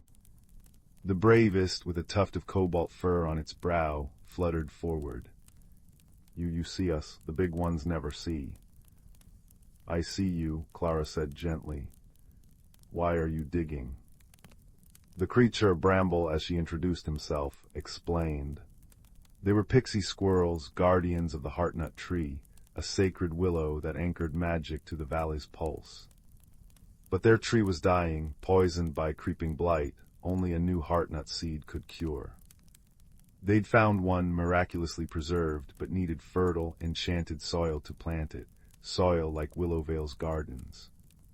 Yet every attempt failed. Their claws, meant for weaving starlight, were clumsy for digging. Worse, human wards repelled their magic, forcing them to work unseen, tearing through protections in their desperation. "We never meant harm," Bramble sniffled. "Only to save our home." Dawn's first blush painted the sky as Clara led the pixie squirrels to Thistleback's den. The badger listened, his gaze deepening with understanding. "The blight," he murmured. "I felt the valley's ache, but mistook it for winter's approach." He nudged the withered acorn Bramble carried. "This seed needs more than soil, it needs a heart-root bond. Your willow is too frail to nurture it, but I know another." He led them to a sun-dappled clearing where a young, vibrant willow stood beside the brook, its leaves singing softly in the breeze. This sapling grew from a seed carried by the last heart-nut tree, centuries ago. Its roots remember. With Thistleback's guidance and Clara's gentle hands, the pixie squirrels planted the seed at the sapling's base. Villagers gathered, drawn by whispers of the solution. Benji brought a tiny, polished trowel. Ilara wove a new charm, not a barrier, but a bridge of moonbeams and goodwill that shimmered like a welcoming path. As the seed settled into the rich, dark earth, Bramble and his kin danced upon it, their wings casting prismatic sparks. The soil glowed faintly, pulsing like a heartbeat. Days later, Willowvale's gardens bloomed with unnatural vigor, roses as big as teacups, tomatoes gleaming like rubies. But the true wonder was the new heart-nut tree, already sprouting emerald shoots under the pixie squirrels' devoted care. At dusk they flitted through village plots, not as intruders, but as helpers. With delicate precision they aerated soil, whispered encouragement to seedlings, and polished dewdrops on petals, leaving gardens more beautiful than before. The torn moonbeam nets were replaced with garlands of glowing friendship, strung between fence posts by human and pixie squirrel alike. That night Clara lay in bed, her window open to the symphony of the valley, the chuckle of the brook, the rustle of the thriving willows, and the faint, musical chitter of grateful guardians tending their tree. The mystery hadn't been one of malice, but of unseen sorrows and tangled needs. As sleep wrapped around her like a familiar quilt, she smiled. In Willowvale, even the deepest troubles could be untangled with kindness, a watchful heart, and the quiet wisdom found in moonlit footprints. And high above, the new heart-nut tree cradled its precious seed, its roots already weaving magic into the dreaming earth, gentle and deep as a lullaby. Story 63. Story 64. Story 65. Story 66. Story 67. Story 68. Story 69. Story 70. Story 71. Story 72. Story 73. Story 74. Story 75. Story 76. Story 77. Story 78. Story 79. Story 80. Story 81. Once upon a time, in a verdant forest where the trees stretched their branches towards the heavens, there lived a community of creatures whose lives were intricately woven into the fabric of nature itself. In this enchanted realm, the whispers of the wind carried ancient melodies, and the babbling brooks sang softly of the secrets they had witnessed over the centuries. At the heart of this mystical forest dwelled a wise old oak tree, its gnarled bark etched with the memories of 1,000 summers. Perched among its branches was a family of owls, guardians of the woodland lore. The eldest owl, whose eyes shone like 2 moons, had seen the forest through countless cycles of rebirth and renewal. One crisp autumn evening, as the leaves danced in a gentle breeze, the young owlets gathered around their elder, eager to learn the ways of the forest. The wise old owl cleared his throat and began to speak, his voice rich and melodious. "My dear ones, this forest is a sacred place, where every living being plays a vital role in maintaining the delicate balance of nature. From the smallest insect to the mightiest oak, each creature has a purpose, a thread woven into the tapestry of life." The owlets listened intently, their feathers ruffling in the cool night air. "Look around you, my children," the elder continued. "See how the squirrels meticulously gather their winter stores, ensuring the survival of their kind. Observe the bees as they flit from flower to flower, pollinating the plants that sustain us all. Even the mushrooms that sprout from the fallen logs play their part, recycling the nutrients of the earth." As the wise owl spoke, the forest seemed to come alive with a symphony of sounds, the rustling of leaves, the chittering of insects, and the distant call of a nightingale. The owlets marveled at the intricate tapestry of life that surrounded them. "But our forest is not merely a place of survival," the elder added, his eyes twinkling with ancient wisdom. "It is a realm where magic breathes life into every season, where the cycles of nature are celebrated with reverence and wonder."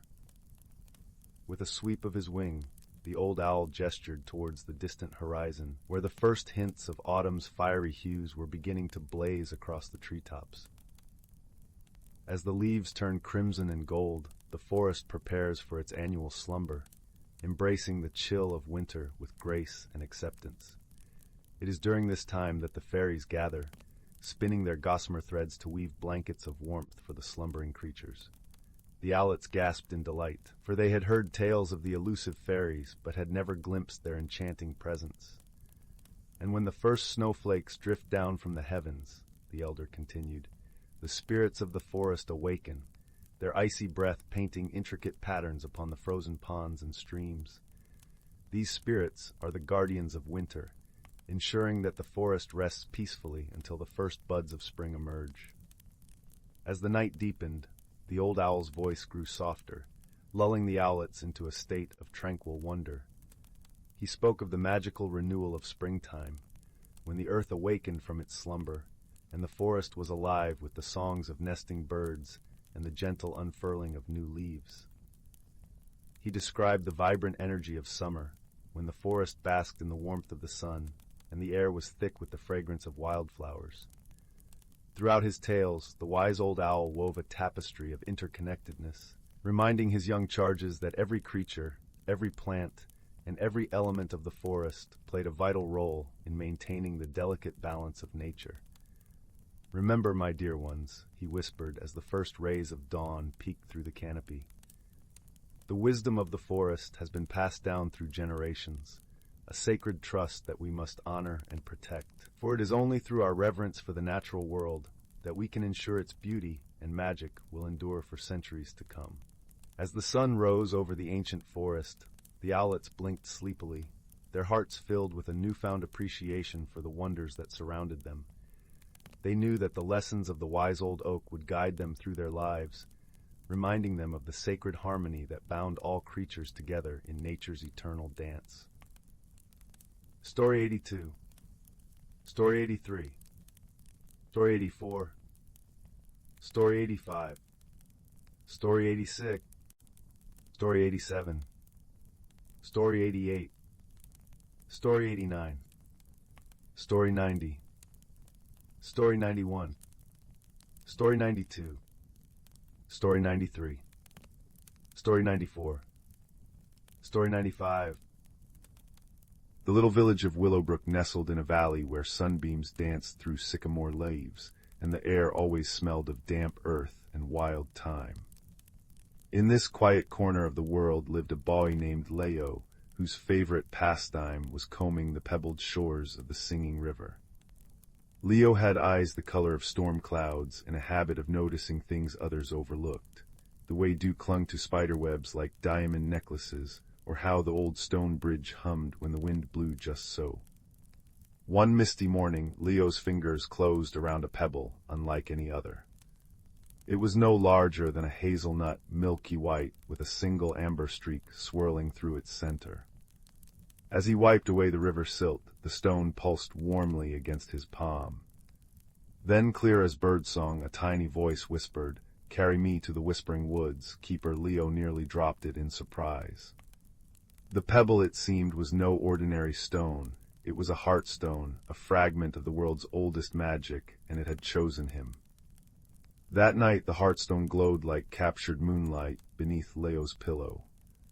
Its voice, soft as dandelion fluff, explained its purpose.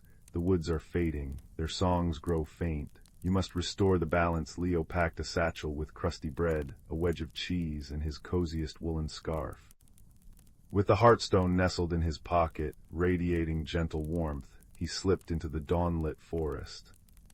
The whispering woods had always been a place of rustling secrets, but now an unsettling silence hung between the birches.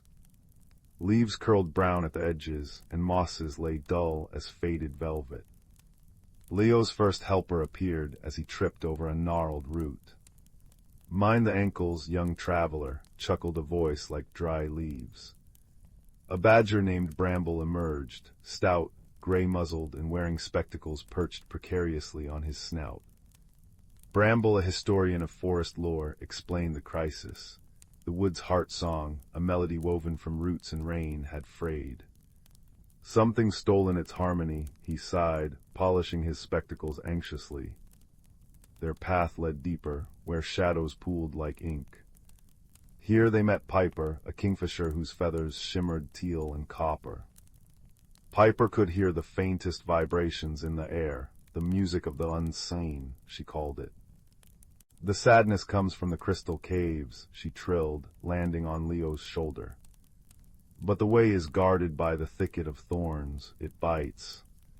True enough, ahead loomed a wall of brambles, each thorn glistening like black ice. The thicket wasn't merely sharp, it was sorrowful. As Leo approached, the heartstone pulsed, translating the vine's mournful creaks. "Alone, always alone, no sun, no song," Piper fluttered nervously. "We could find a way around. It might take weeks." Bramble suggested digging under, but the roots ran fathoms deep. Leo knelt, heartstone glowing in his cupped hands. Wisdom stirred within him, not force but understanding. "They're not guarding the caves," he realized softly. "They are lonely." He placed the heartstone gently against a gnarled stem. Instantly the vine trembled, its thorns retracting slightly. Leo hummed the lullaby his mother sang, a simple tune of comfort.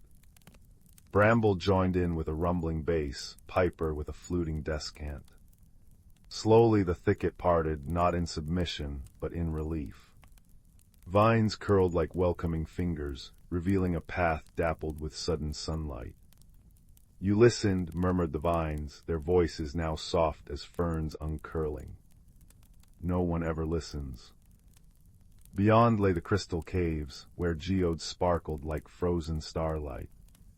but the caves wept. Tears of liquid quartz dripped from the ceiling, pooling in silent misery. At the center stood the source of the woe, the harmony spire, a crystal column that usually pulsed with light. Now it was fractured, its glow dimmed. Perched atop it was a small, shivering creature, a rock wren named Shale, whose nest had crumbled in a tremor. Each time she shifted, her claws scraped the spire, deepening its cracks. "My home," she chirped desperately. "All broken." Piper darted forward. "Shoo, silly bird, you're hurting the woods." But Leo raised a calming hand. He felt the Heartstone's warmth spread through him, weaving together the threads of what he'd learned. Bramble's lore, Piper's attunement, the thicket's loneliness, and now Shale's fear. Force would only shatter the spire further. Wisdom whispered a different solution. "Your home isn't gone, Shale," Leo said gently, pointing to a crevice brimming with soft moss. "It's waiting for you." He placed the Heartstone at the spire's base. Amber light bloomed, touching the fractures. "Bramble, tell her the story of the Cave of Echoes, where nests never fall." As Bramble spun tales of resilient stone nests, Piper trilled a soothing melody. Shale cocked her head, curiosity replacing panic.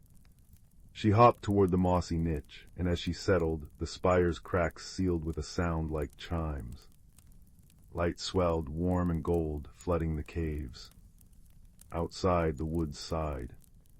Leaves unfurled emerald bright, mosses plumped like velvet cushions, and the air thrummed with 1,000 rustling harmonies, oak bassoons, fern flutes, brook babble percussion.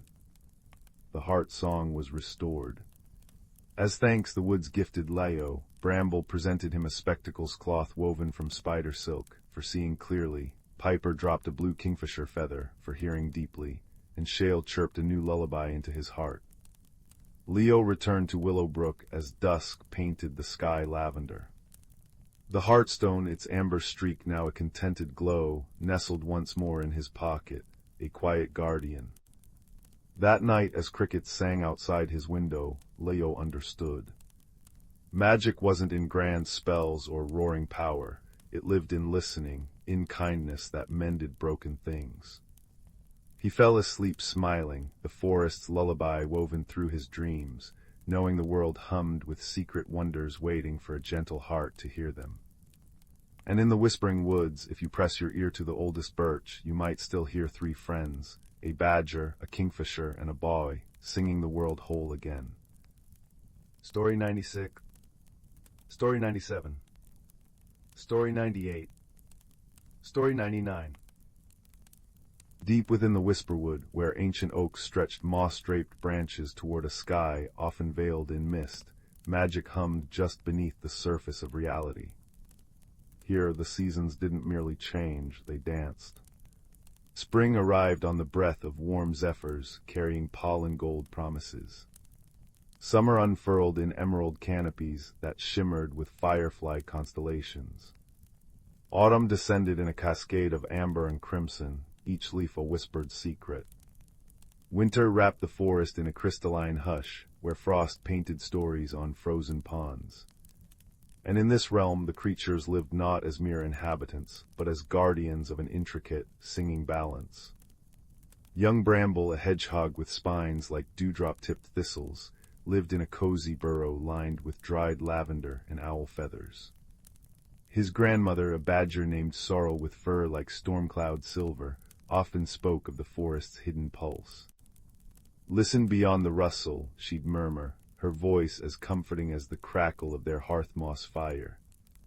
"Hear the wind's lullaby, that's the breath of seasons, carrying dreams from the roots to the stars." Bramble would nestle into Sorrel's warmth, inhaling the scent of rain-soaked earth and wood smoke, feeling the forest's heartbeat thrum through the soil beneath them. One late summer evening, as crickets wove melodies into the twilight, an unnatural stillness settled. The breath of seasons faltered. No cooling breeze carried the scent of ripening blackberries or the distant promise of autumn's spice. Instead, the air grew thick and heavy, clinging like damp wool. flowers drooped, their petals losing luster. Even the creek's usual chuckle faded to a listless sigh. Bramble watched a weary bluebird, feathers dulled, struggle to lift itself onto a wilting elderberry branch. "Grandmother," he whispered, his nose twitching at the stale air, "why does the forest hold its breath?" Sorrel's eyes, deep as mossy pools, grew solemn. She led Bramble to the Heartstone glade, a clearing where moonlight pooled like liquid silver on a flat, moss-cushioned rock etched with spirals. "Long ago," Sorrel began, her paw tracing the carvings, "when the seasons tangled, the first guardians sang to the whispering winds. They reminded the winds of their purpose, to weave change, not stagnation." She described how generations past had faced such silences, always restoring harmony by understanding the connections. How the squirrel's buried nuts fed the soil, how the beaver's dam nurtured reeds where dragonflies hatched, how even the tiniest spider's web caught morning dew to quench thirsty ferns. The imbalance deepened. Without the wind's guidance, autumn's vibrant palette refused to awaken. Leaves remained stubbornly green yet brittle, and the air tasted of dust. Bramble noticed the forest's distress in every detail, the frantic scrabble of mice searching for water, the drooping caps of mushrooms that usually glowed with bioluminescent hope at dusk. A family of foxes, their coats patchy and thin, huddled miserably in their den. "We must help," Bramble declared, his small voice trembling but resolute. Sorrel nuzzled him. "Wisdom is the compass, little one. We listen, then act." They journeyed to the elder tree, a colossal oak where hollows glowed with the soft light of glowworms.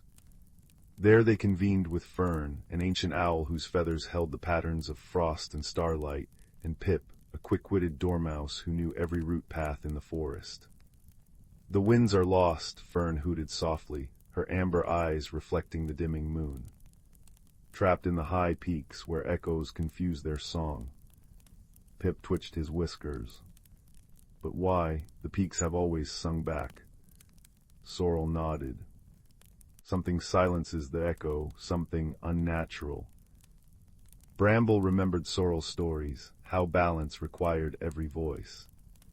He crept to the forest's edge where human artifacts sometimes drifted, a tattered kite, a smooth glass bottle.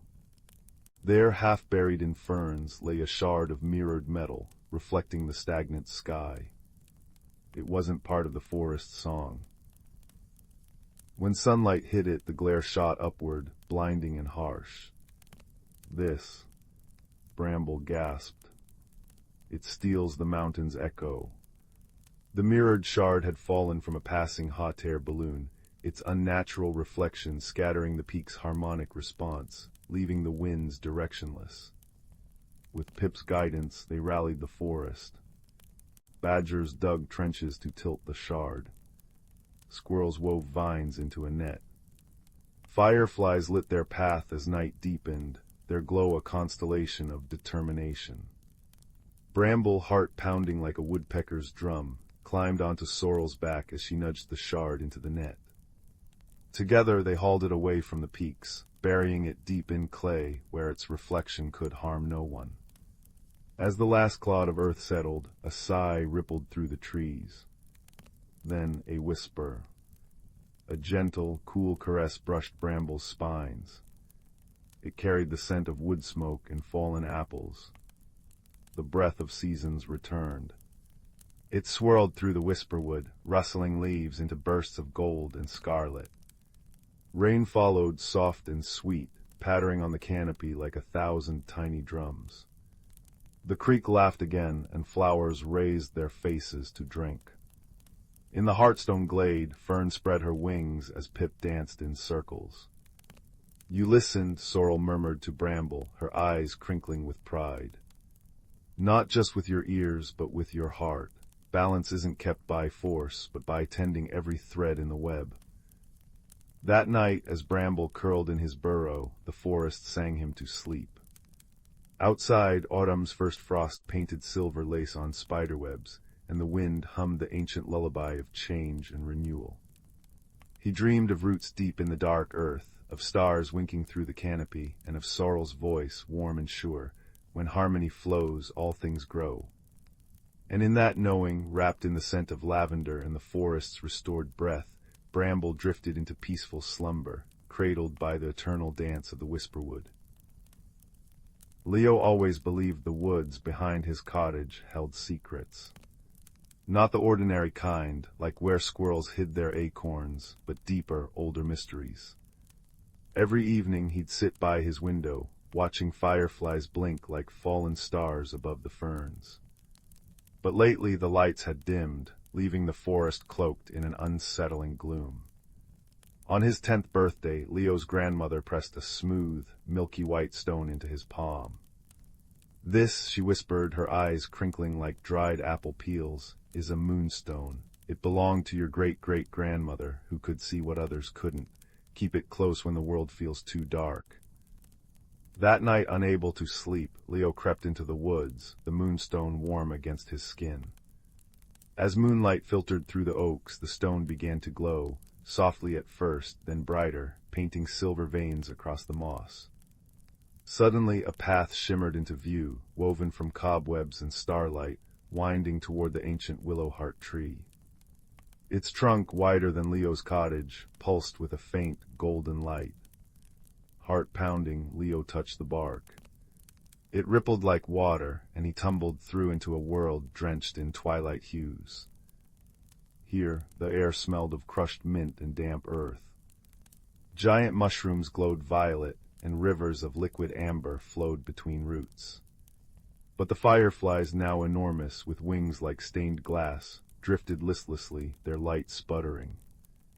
A small creature darted from behind a toadstool. No taller than Leo's knee, it had velvety fur the color of moss, ears like fern fronds, and anxious, lantern-yellow eyes. "You're human," it gasped, voice like rustling leaves. "I'm Pip, and you shouldn't be here. The glimmer is fading." Pip explained that this realm, the Valewood, thrived on light, especially the firefly's glow, which fueled the magic keeping the Valewood hidden. But a creeping chill was devouring the light, withering flowers and silencing the crystal crickets. "It started when the Shadowkin arrived," Pip murmured, pointing to Inkai smudges staining the tree trunks. "They're not evil, just lost, and terribly cold." Leo held up the moonstone. Its light flared, pushing back the nearest shadow. Pip's eyes widened. "The Heartstone, legends say it can mend broken light." Together they devised a plan: follow the Amber River to the Crystal Peaks, where the oldest fireflies nested. Perhaps there they'd find answers. Their journey was a tapestry of wonders and perils. They crossed the Bridge of Whispers, made of singing reeds that hummed warnings when shadows neared. In the moss grove they met elderly tortoises whose shells glittered with embedded quartz, who spoke in riddles. "To warm what's cold, seek not the blaze, but the spark within the haze." Deeper in the Valewood they faced the Shiverwind, a gust that stole warmth from bones. Leo shared his woolen scarf with Pip, wrapping them both tight, while the moonstone glowed like a tiny hearth. "Friendship," Pip chirped through chattering teeth, "is a good shield against the cold." One evening, as they sheltered in a hollow log, Leo noticed Pip shivering, wings drooping. "Your light's dimming too," Leo realized, horrified. Pip nodded. "The Shadowkin drain warmth just by being near. They're lonely, I think. Loneliness can make you cold."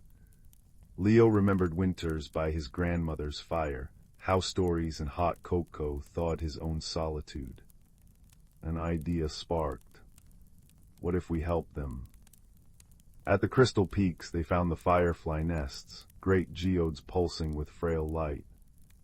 But curled beside them was a Shadowkin. Unlike the smudges in the trees, this one had a shape, a wispy, wolf-like creature made of swirling smoke, with eyes like frozen ponds. It whimpered, reaching toward the fireflies, but recoiling as their light guttered. "It's hurting them by accident," Leo breathed. Stepping forward, Leo raised the moonstone. Instead of driving the shadowkin away, he focused on the warmth Pip had kindled in his chest, the warmth of trust, of shared laughs under glowing mushrooms, of Pip braiding starflowers into his hair. The stone blazed not with harsh light, but with a gentle, golden radiance. The shadowkin flinched, then stilled as the glow washed over it. Slowly its smoky form softened, revealing fur as white as birch bark, and eyes thawing into warm amber. "You see me," it rasped. Its name was Frost, and it had wandered into the Valewood through a crack in the mountains, drawn by the firefly's glow but cursed with a chill that extinguished light. "I only wanted to be near something warm," Frost whispered. "But my touch brings frost." Leo understood then. Frost wasn't a thief, but a prisoner of its own nature. The trio huddled together, Leo's arms around Pip and Frost. Frost trembled. "I'm so tired of being cold." Pip placed a tiny paw on Frost's muzzle. "Let's share our warmth." Leo pressed the moonstone to Frost's chest. He poured every memory of kindness into it, grandmother's stories, Pip's laughter, the tortoise's wisdom. The stone pulsed, and Frost's fur began to shimmer. Not with borrowed light, but with a soft internal glow, like dawn breaking through mist. As Frost's new warmth spread, the fireflies stirred. One by one their wings brightened, casting prismatic rays across the peaks. The shadowkin smudges on the trees dissolved, revealing woodpeckers with emerald feathers and squirrels that glowed like coals. The Valewood itself sighed, roots uncurling, rivers running clear and bright. "You mended the glimmer," Pip breathed. But the moonstone's light was fading. Leo knew his time here was ending. At the willowheart tree, Frost nuzzled his hand. "Thank you for seeing me." Pip pressed a luminous flower into Leo's palm. "Whenever you feel lost, this will glow, so you remember." Leo stepped through the rippling bark, emerging into his own woods just as dawn pinked the sky. Back home, the fireflies danced brighter than ever. Leo kept the moonstone on his windowsill. Some nights when the moon was full, he'd glimpse a moss-eared silhouette waving from the ferns, or feel a warm breeze that smelled of amber and mint. He'd smile, touching the now dull stone. It had taught him that light wasn't just to banish darkness, it was to welcome what lingered there, to offer warmth instead of fear. And in the quiet moments before sleep, Leo would whisper stories into the dark, knowing somewhere in the Valewood, a creature with birch bark fur and gentle amber eyes was listening, finally warm at last. In the sleepy valley of Willowbrook, where chimney smoke curled into plum-colored sunsets and cobblestone paths glistened with morning dew, a peculiar mystery began to unfold. It started with old Mrs. Thimblewick's prize-winning roses. Overnight, their vibrant petals turned as clear as raindrops, though they still smelled sweeter than honeycake. Then came the floating teacups in Mr. Bramble's bakery, drifting lazily above the scone trays without spilling a drop of chamomile brew. Finally, the village children discovered their knitted mittens humming soft lullabies whenever worn.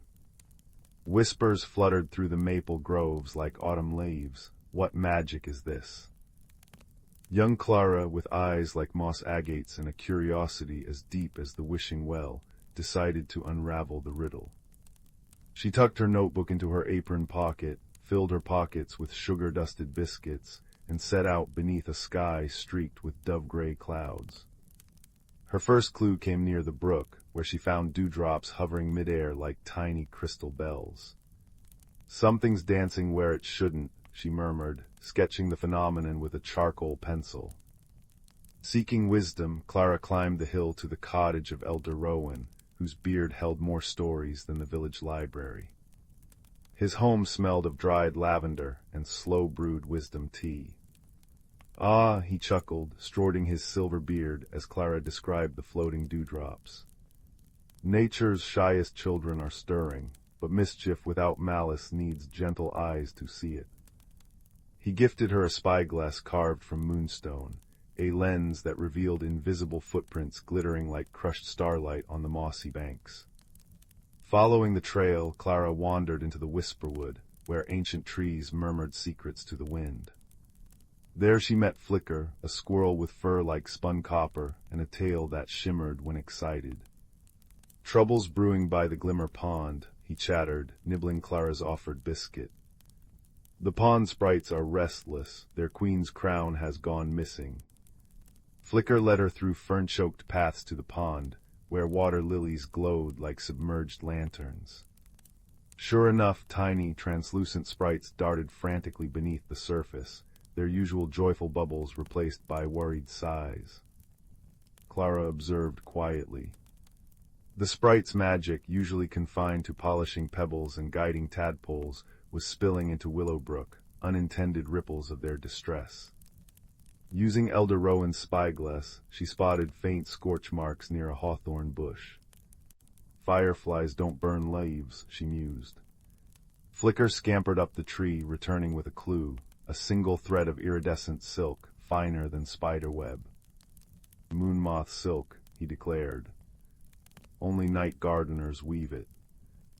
Under a buttermilk moon, Clara and Flicker crept to the night garden, a hidden meadow where lunar moths tended blossoms that bloomed only in starlight. There, perched on a foxglove trumpet, sat Seraphina, a moth woman with wings like stained glass. Her antennae drooped guiltily. "I borrowed the crown," she confessed, voice like rustling petals. "The queen's crown holds starlight to help our midnight blooms, but when I returned it, it vanished from the pond's edge." Her wings fluttered anxiously, scattering prism dust. Clara pieced it together. The scorch marks were from Seraphina's hurried flight, the silk thread a snag from the crown. But who took it? Back at Glimmer Pond, Clara studied the muddy shore. Among the sprite footprints, she spotted larger, webbed impressions. "Frogs don't wear crowns," giggled Flicker. Then, a glint beneath a willow root. There lay the crown, tangled in fishing line beside a dented tin pail.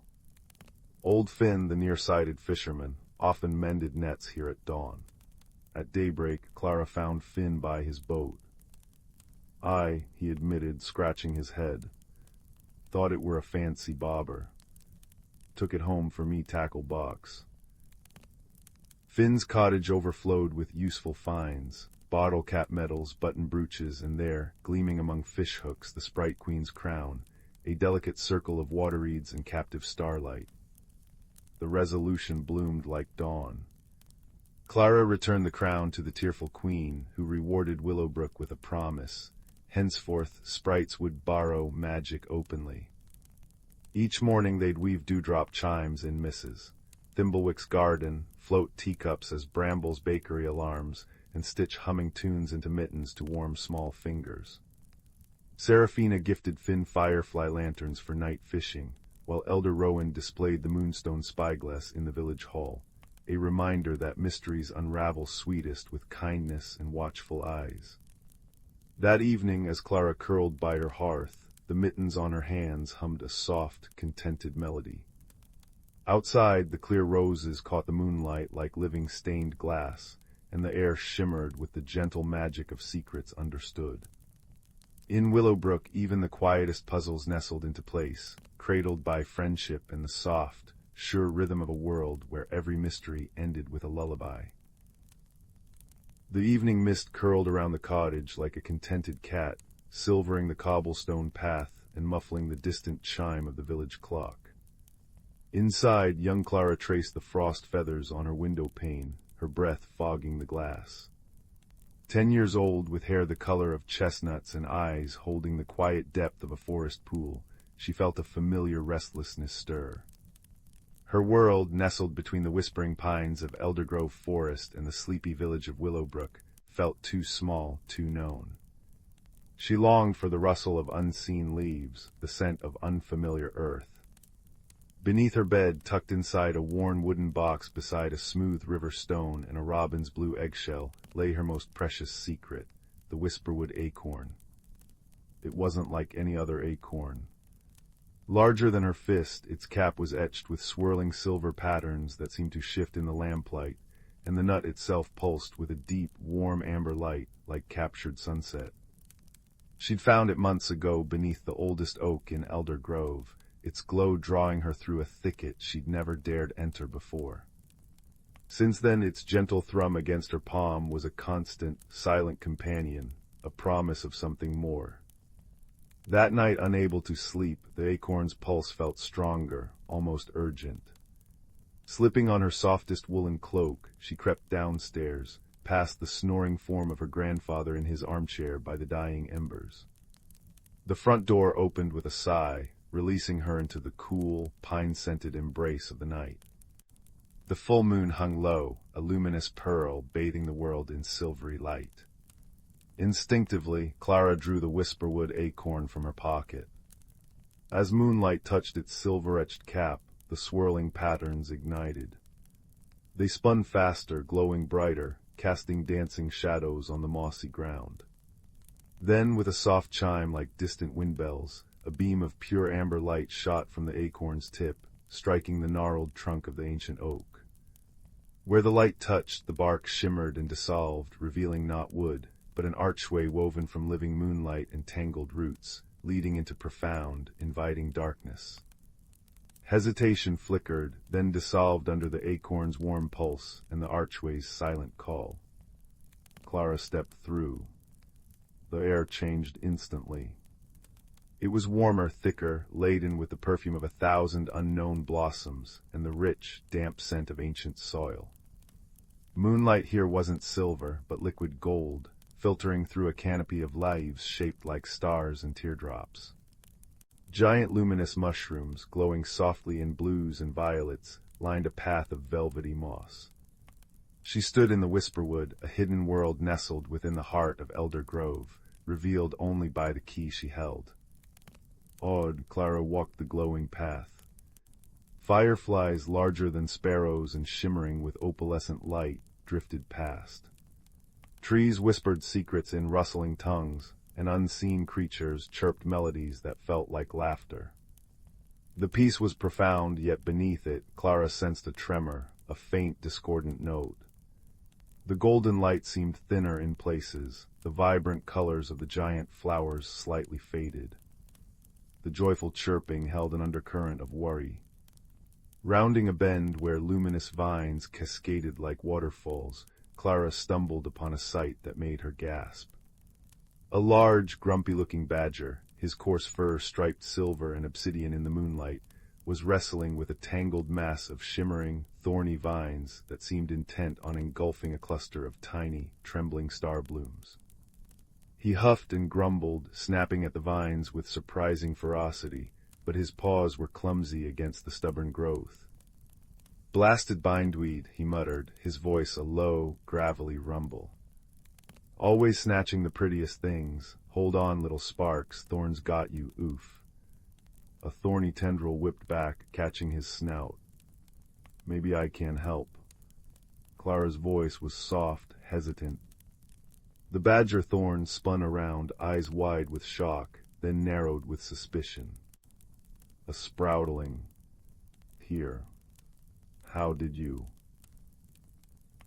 His gaze fell on the whisperwood acorn still glowing warmly in her hand. "Ah, the key-bearer. Didn't expect one so small."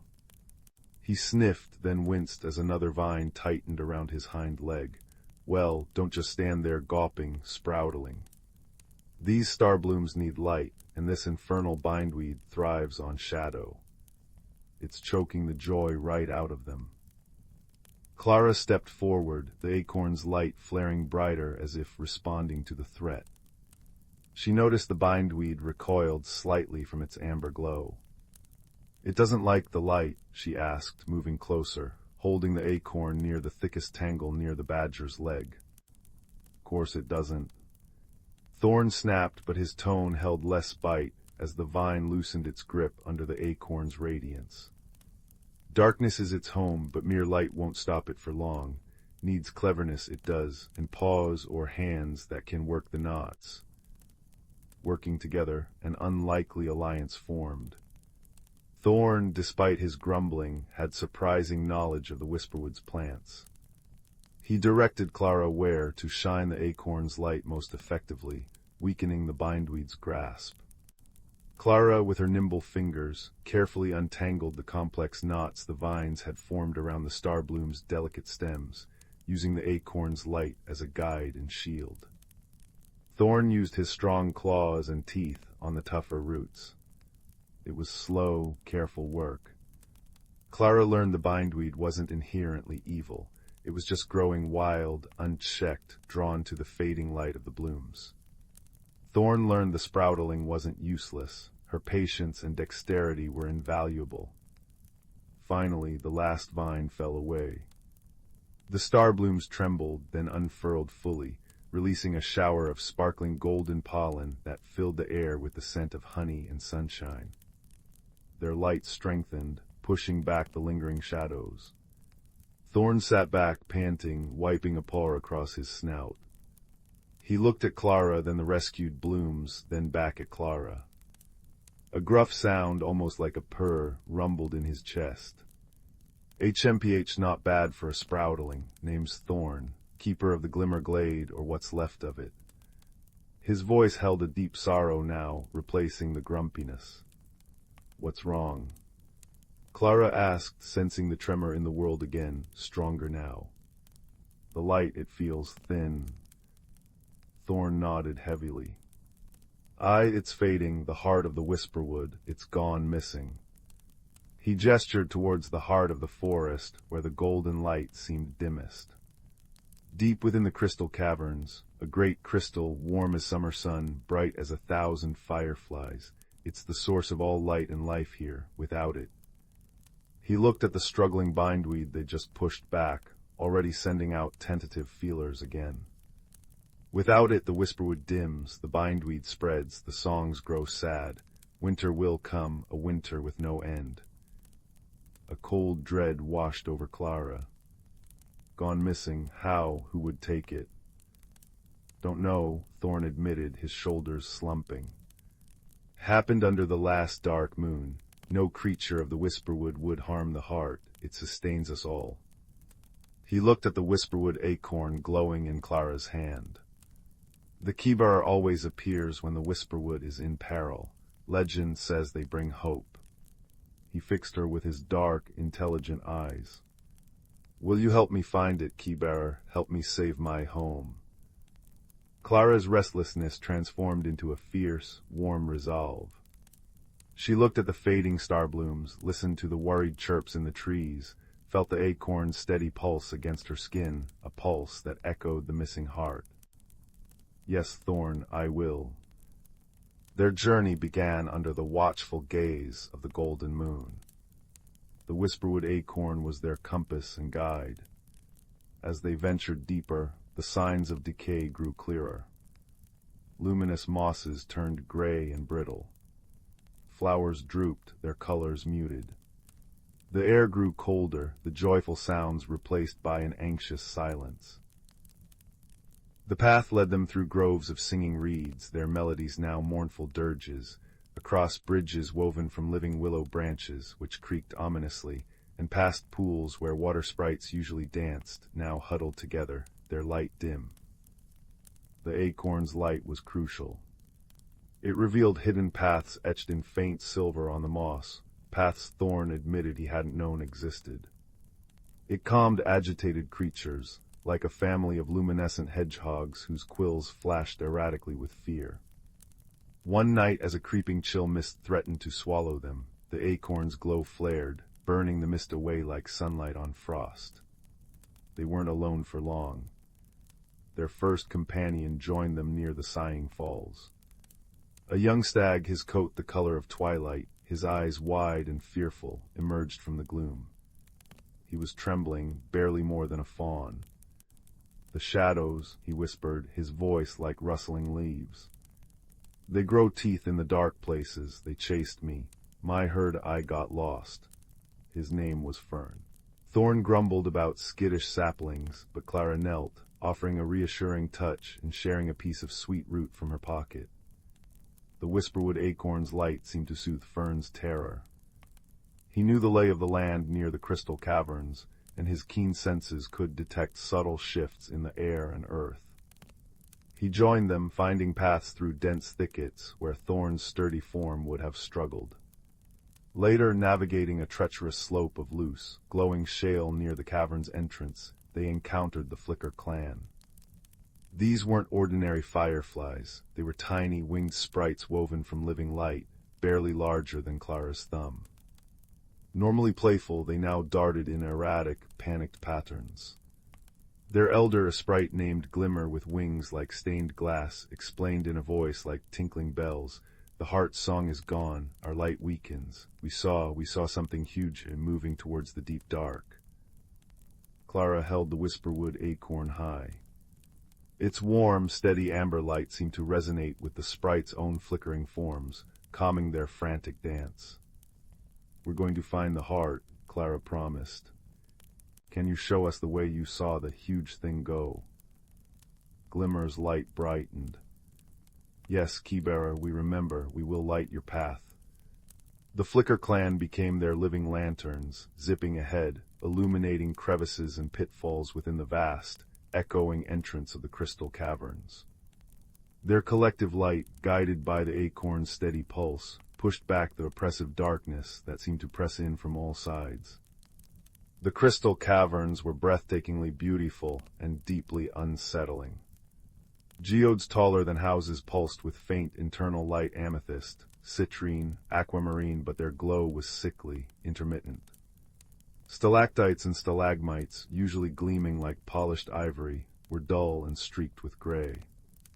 The air was cold and still, heavy with the scent of damp stone and an underlying tang of sorrow.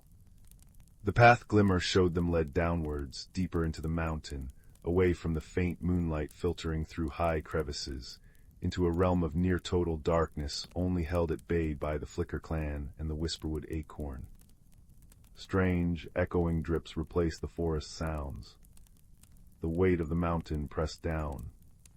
They followed signs only Fern could fully decipher, deep, heavy footprints sunk into patches of softer sediment, enormous scratch marks on the crystalline walls, and a lingering scent, Thorn confirmed, of stone, loneliness, and damp wool. The deeper they went, the colder it became, and the more the Flicker clan's lights dimmed, huddling closer to the comforting warmth of Clara's acorn. Finally, they entered a vast, low-ceilinged chamber deep within the earth. It was utterly dark except for a faint, sickly green phosphorescence emanating from patches of lichen on the walls. The chamber felt desolate, hollow.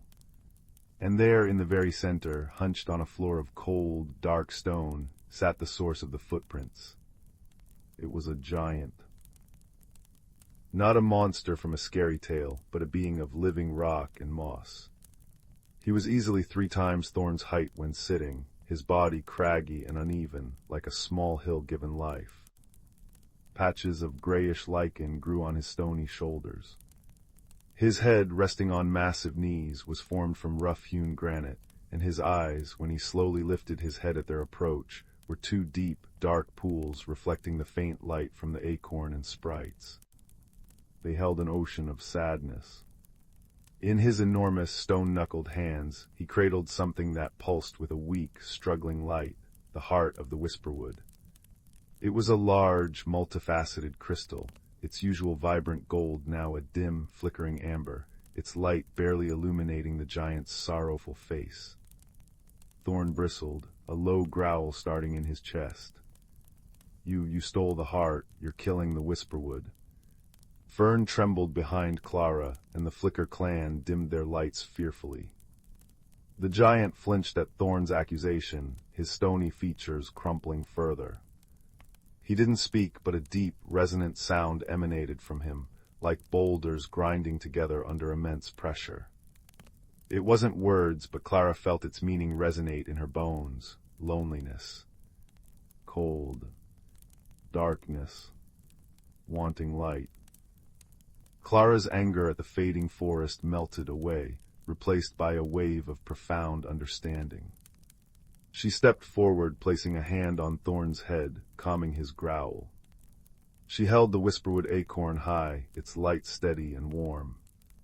"Hello," she said softly, her voice echoing gently in the vast chamber. "My name is Clara. This is Thorn, Fern, and the Flicker clan. We came from the Whisperwood." The giant's dark eyes fixed on her, then on the acorn.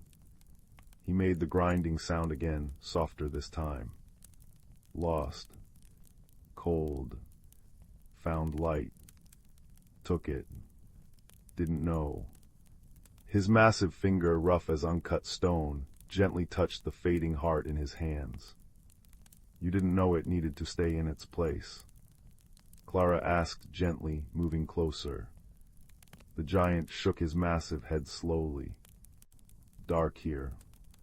Always dark. Light, warm. Wanted it close."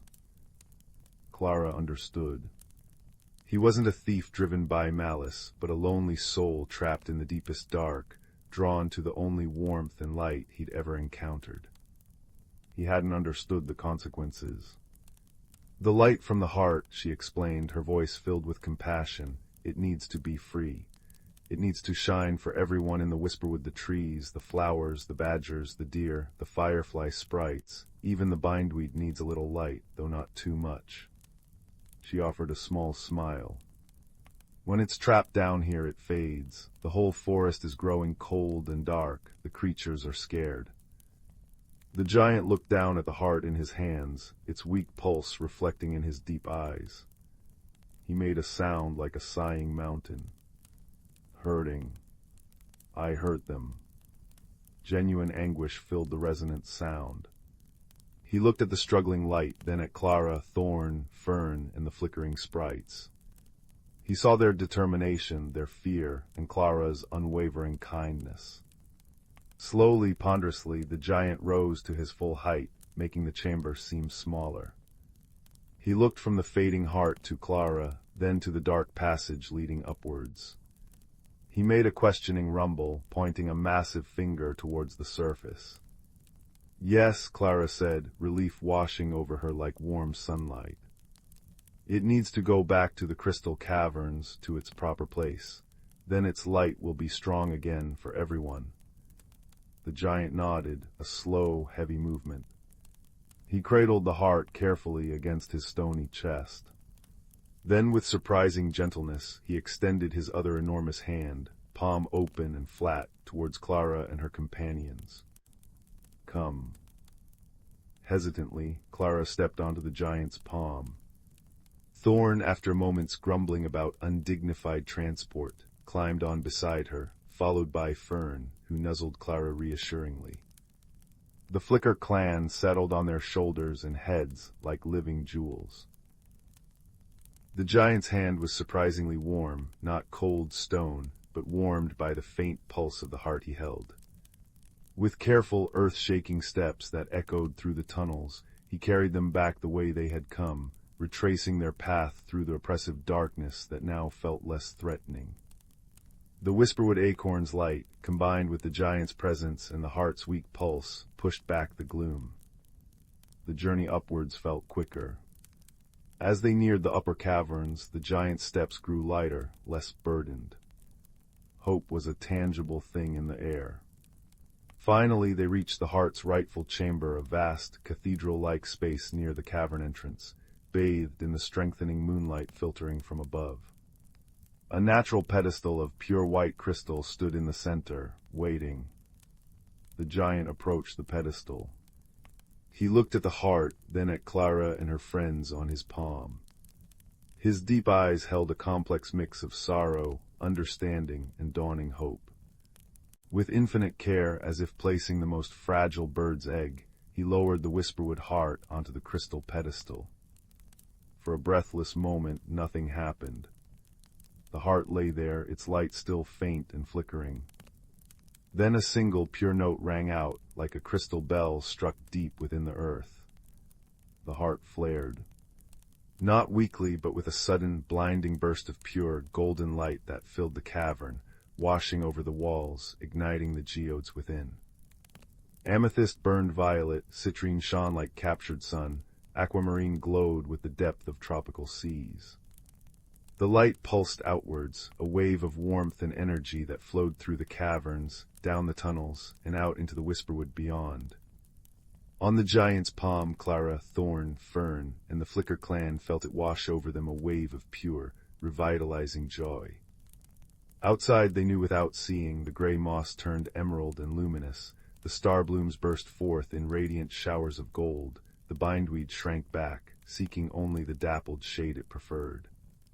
The trees sighed with relief, their rustling now a chorus of pure delight. The songs of unseen creatures rose, not in worry, but in exultant harmony. The giant stood bathed in the heart's restored golden light. He looked different. The patches of gray lichen on his shoulders seemed greener, more vibrant. The deep sorrow in his eyes hadn't vanished, but it was softened, overlaid with wonder and a profound sense of peace. He carefully lowered his hand, allowing his passengers to step off onto the warm, glowing floor of the cavern. The Flicker clan zipped joyfully around the chamber, their lights now blazing like tiny stars. He looked at Clara, then pointed towards the whisperwood beyond the cavern entrance, bathed in the restored golden moonlight. He made a soft, questioning rumble. "Go back." Clara understood. "The whisperwood is your home too now," she said gently. "The light is for everyone, you belong here." The giant looked around the cavern, now alive with light and color, then back at the vibrant forest visible through the archway. He made a sound like distant, contented thunder. Home. He slowly settled himself near the pedestal, his massive form seeming less like a lonely hill and more like a protective mountain basking in the sun. He would watch over the heart, not take it, but share in its light. Clara felt a profound shift within herself. The restlessness was gone, replaced by a deep, warm contentment. She had journeyed into the unknown, faced fear and misunderstanding, and found wisdom and friendship in the most unexpected places. She had learned that light, to be truly strong, needed to be shared, not hoarded. That kindness could unlock even the hardest heart. That home wasn't just a place, but a feeling of belonging, woven from connection. Thorn nudged her hand with his snout. "Well, Keybearer," he said, his gruff voice thick with an emotion Clara had never heard in it before gratitude. "Seems you found more than the heart. You found a friend for the whisperwood and quieted an old badger's fears." Fern nuzzled her shoulder and the Flicker clan settled on her head, their light warm against her hair. It was time to go home. The whisperwood acorn pulsed warmly in her hand, no longer urgent but content.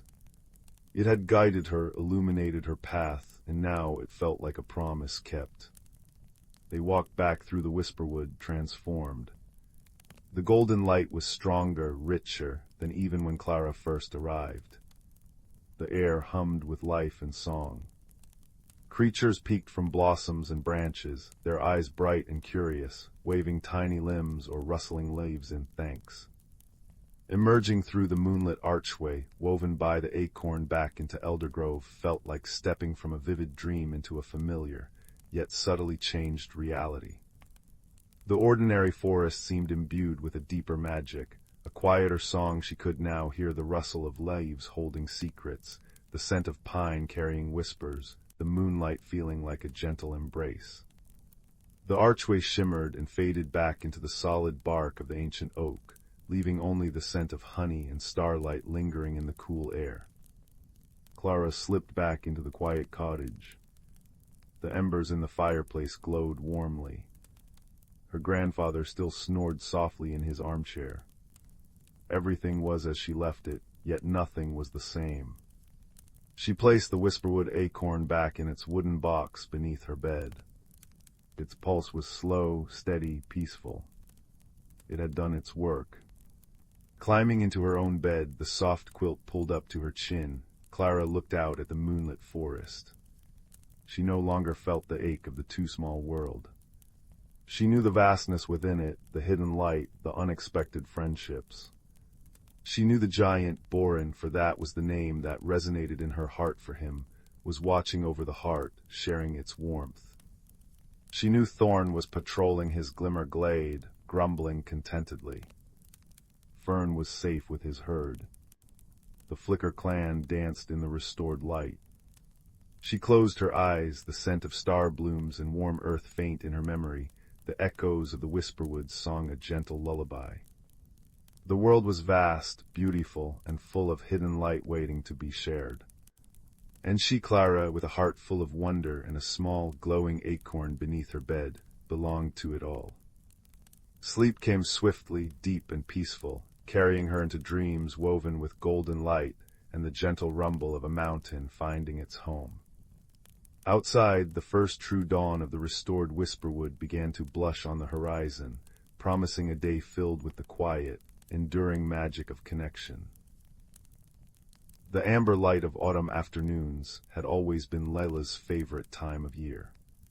It was when the forest behind her cottage seemed to hold its breath, leaves rustling secrets in hues of burnt umber and gold, and the air carried the crisp scent of apples and distant wood smoke. But this autumn felt different. The trees shed their leaves too quickly, the squirrels buried nuts with frantic urgency, and the river sang a lower, slower song than she'd ever heard. Layla clutched her woven basket of herbs tighter, her boots crunching over brittle ferns. She didn't like changes, not in her routines, not in her forest, and certainly not in herself. Lately her hands trembled when she tried to stitch her embroidery, and the tea she brewed, usually fragrant with mint and memory, tasted bitter, as if the plants themselves resisted her touch. That evening, as she sat by the hearth unraveling a knotted thread, a sound fluttered against her window, a moth with wings the color of twilight, tapping gently with antennae that glimmered like dewdrops. When she opened the pane, it alighted on her wrist, and she felt a strange warmth pulse through her veins. The moth led her gaze to the old oak desk by the wall, where her grandmother's journal lay open to a page she'd never seen before. The ink shimmered, words rearranging themselves. When the heart fears turning seasons, the roots must learn to bend. The next morning, Leela found the first crystal growing in her garden. It emerged from the soil where her rosemary plant had withered, a slender spire of amethyst humming faintly. By noon, 3 more had sprouted along the garden path, their facets catching the sunlight like prisms. She reached to touch one, and a vision flashed behind her eyes, a forest floor covered not in leaves, but in thousands of tiny crystals, each pulsing with soft light. A voice, deep and earthy, murmured, "You've forgotten how to listen." Panicked, Leela ran to the one person who might understand, old Bram, the beekeeper who lived at the forest's edge. His cottage smelled of honeycomb and pine resin, and his beard was dusted with pollen from his hives. He didn't look up from his carving as she burst in, breathless. "Ah," he said, smoothing the wooden owl in his hands. "The stones have been whispering about you." "What's happening to me?" she asked, her voice trembling. Bram set down his knife. "Same thing that happens to a hive when the queen is unsure. Everything gets stuck. You've been clinging to the way things were, Leela, but the forest and you are meant to grow." He pressed a jar of honey into her palms. "Take this to Maris by the willow grove, and listen on your way." The path to Maris's hut wound through the heart of the woods, where shadows danced longer than they should. Leela walked slowly, the honey jar warm against her chest. She paused where a creek giggled over stones, and there, beneath the water's surface, she spotted a pebble shaped like a crescent moon.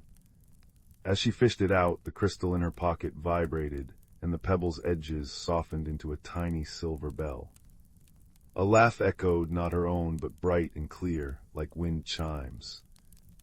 "That's for noticing," said a voice above her. Maris perched on a branch, her cloak stitched with feathers and spider silk. She swung down, landing light as a dandelion seed. "Bram's honey, is it? Good. We'll need sweetness for what's coming." "What's coming?" Leela asked. Maris tapped the bell now tied to Leela's basket. "Change, and not the easy kind, but you've got better guides than most." She nodded at the crystals now peeking from Leela's pockets, glowing in rhythm with her breath. Over the next week, the forest guided Leela through small, strange tasks. A family of foxes led her to a clearing where fireflies spelled out riddles in the air. A maple tree shed a single red leaf into her palm, which unfolded into a map of stars. Each time she solved a puzzle or followed an instinct, trusting the tug in her chest rather than her doubting mind, the crystals grew brighter and the bitterness in her hands faded. Yet the heart of her fear remained. One moonless night, she woke to find her garden transformed. Crystals towered like frozen flames, their light casting cobalt and topaz shadows. In their center stood a figure made of swirling autumn leaves, with eyes like molten amber. "Why do you resist?" it asked, its voice the crackle of a hearth. "I don't want to lose what I love," Leela whispered. The figure bent, and a leaf brushed her cheek. "Nothing is lost, only transformed." It gestured to the crystals. "These are your fears, hardened by holding on. Let them soften." Tears blurred her vision. "How? Breathe." She inhaled, slowly, deeply, and the crystals shivered. With each exhale, their sharp edges blurred, melting into liquid light that pooled around her feet. The light seeped into the soil, and where it touched, flowers bloomed, snowdrops in December, roses in spring colors, all seasons existing at once. "You see," said the figure, now a girl with moss-green hair and a crown of acorns. "You contain multitudes." She placed a hand over Leela's heart. "The magic wasn't leaving you, it was waiting for you to grow." By dawn, the garden had settled. The crystals remained but as slender obelisks humming with quiet music. Her herbs regrew, lush and fragrant, and when she brewed tea that morning, it tasted of sunlight and forgiveness. Wordlessly the forest folk gathered, Bram with a comb of golden honey, Maris with a cloak woven from dawn mist, the foxes bearing garlands of ivy. They didn't celebrate with feasts or songs, but with the gentle rustle of wind through crystals, the contented sigh of soil settling into new shapes. Leela sat among them, stitching an embroidery of a tree whose roots cradled 1,000 stars. Her hands no longer shook. That winter, when the first snow fell, it glittered with the memory of crystals. Children from the village would come to hear Leela's stories, and she'd tell them of the moth that whispers to closed hearts, the bell that rings only for those who pause, and the garden that taught her how to hold life seasons like a flame cupped in her palms, not tightly but gently, so the light could breathe. And deep in the forest, if you're very quiet, you can still hear the crystals singing, a lullaby of growth, soft as a root pushing through dark soil toward the unknown, grateful dawn. The village of Bramble Hollow nestled in a valley where the mountains cupped it like gentle hands. Every cottage had smoke curling from its chimney, and the scent of cinnamon and wood smoke hung in the crisp autumn air. Young Felix, with eyes as bright as polished acorns, loved Bramble Hollow's quiet rhythms, until the morning the mysteries began. First, it was the pies. Mrs. Thistlewick's famous blackberry pie, cooling on her windowsill, vanished overnight, save for one perfectly triangular slice left on a porcelain plate. The next day, Mr. Oakenshaw found his prize-winning pumpkin missing a single, seedless wedge. Then the village sundial's shadow began tracing nonsensical patterns, pointing toward the whispering pines at noon and the duck pond at sunset. Soft, silvery giggles echoed down the lanes after twilight, leaving no footprints in the dew-kissed grass. Felix, wrapped in his patchwork scarf, decided to investigate. He carried a notebook and a pocketful of hazelnuts, useful for bribing woodland informants. His first stop was the mossy cottage of Old Fern, a gardener whose braided hair smelled of rosemary and rain. "Hum," Fern murmured, tending her moon petals that glowed faintly in the shade. "Magic's like a shy hedgehog, Felix. Poke too hard and it rolls up tight. Watch instead." She gifted him spectacles made of dandelion fluff and spider silk. These see what wishes to stay hidden. With the spectacles perched on his nose, Felix noticed shimmering trails, like heat ripples, leading from the missing pies toward the enchanted glade. There, beneath a grandfather oak, sat a family of luminous squirrels. Their fur sparkled like crushed stars, and they nibbled acorns with tiny, polite bites. "Oh, the slices," chirped the eldest, her tail twitching anxiously. "We only take what's offered to the wind. The crumb caller sings at midnight, and the treats appear on toadstool platters. We thought it was a gift." Felix's mind whirred. If not the squirrels, who? That night he hid behind a barrel near the sundial, Fern's spectacles gleaming. As the clock tower chimed 12, the giggles returned. The sundial's shadow quivered, then a small, translucent creature materialized. It resembled a cross between a dragonfly and a cloud, with wings like spun sugar and eyes like molten honey. It held a crumb of pie in its tiny hands, humming as it placed it precisely where the shadow pointed due east. "Hello," Felix whispered. The creature zipped behind a holly bush, vibrating with fear. "I won't hurt you. Are you the crumb caller?" Slowly it emerged, a crumble sprite, Fern explained later, drawn to forgotten treats and lost time. "I'm Pip," it peeped. "I tidy up crumbs so ants don't quarrel over them.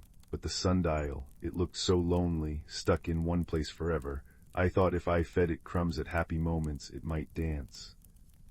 Pip's wings drooped. "Instead, I broke it." The pieces clicked. Pip's crumb offerings were meant as sundial snacks, but each crumb absorbed a moment. Mrs. Thistlewick's sigh of contentment as she baked, Mr. Oakenshaw's chuckle when he harvested his pumpkin. When Pip placed them on the sundial, it replayed those emotions, spinning its shadow in joy. The giggles. Pip's flustered apologies when crumbs tumbled. Felix smiled. "You didn't break it, you made it feel." Together, they devised a plan. At the next village feast, everyone left a crumb on a windowsill for Pip.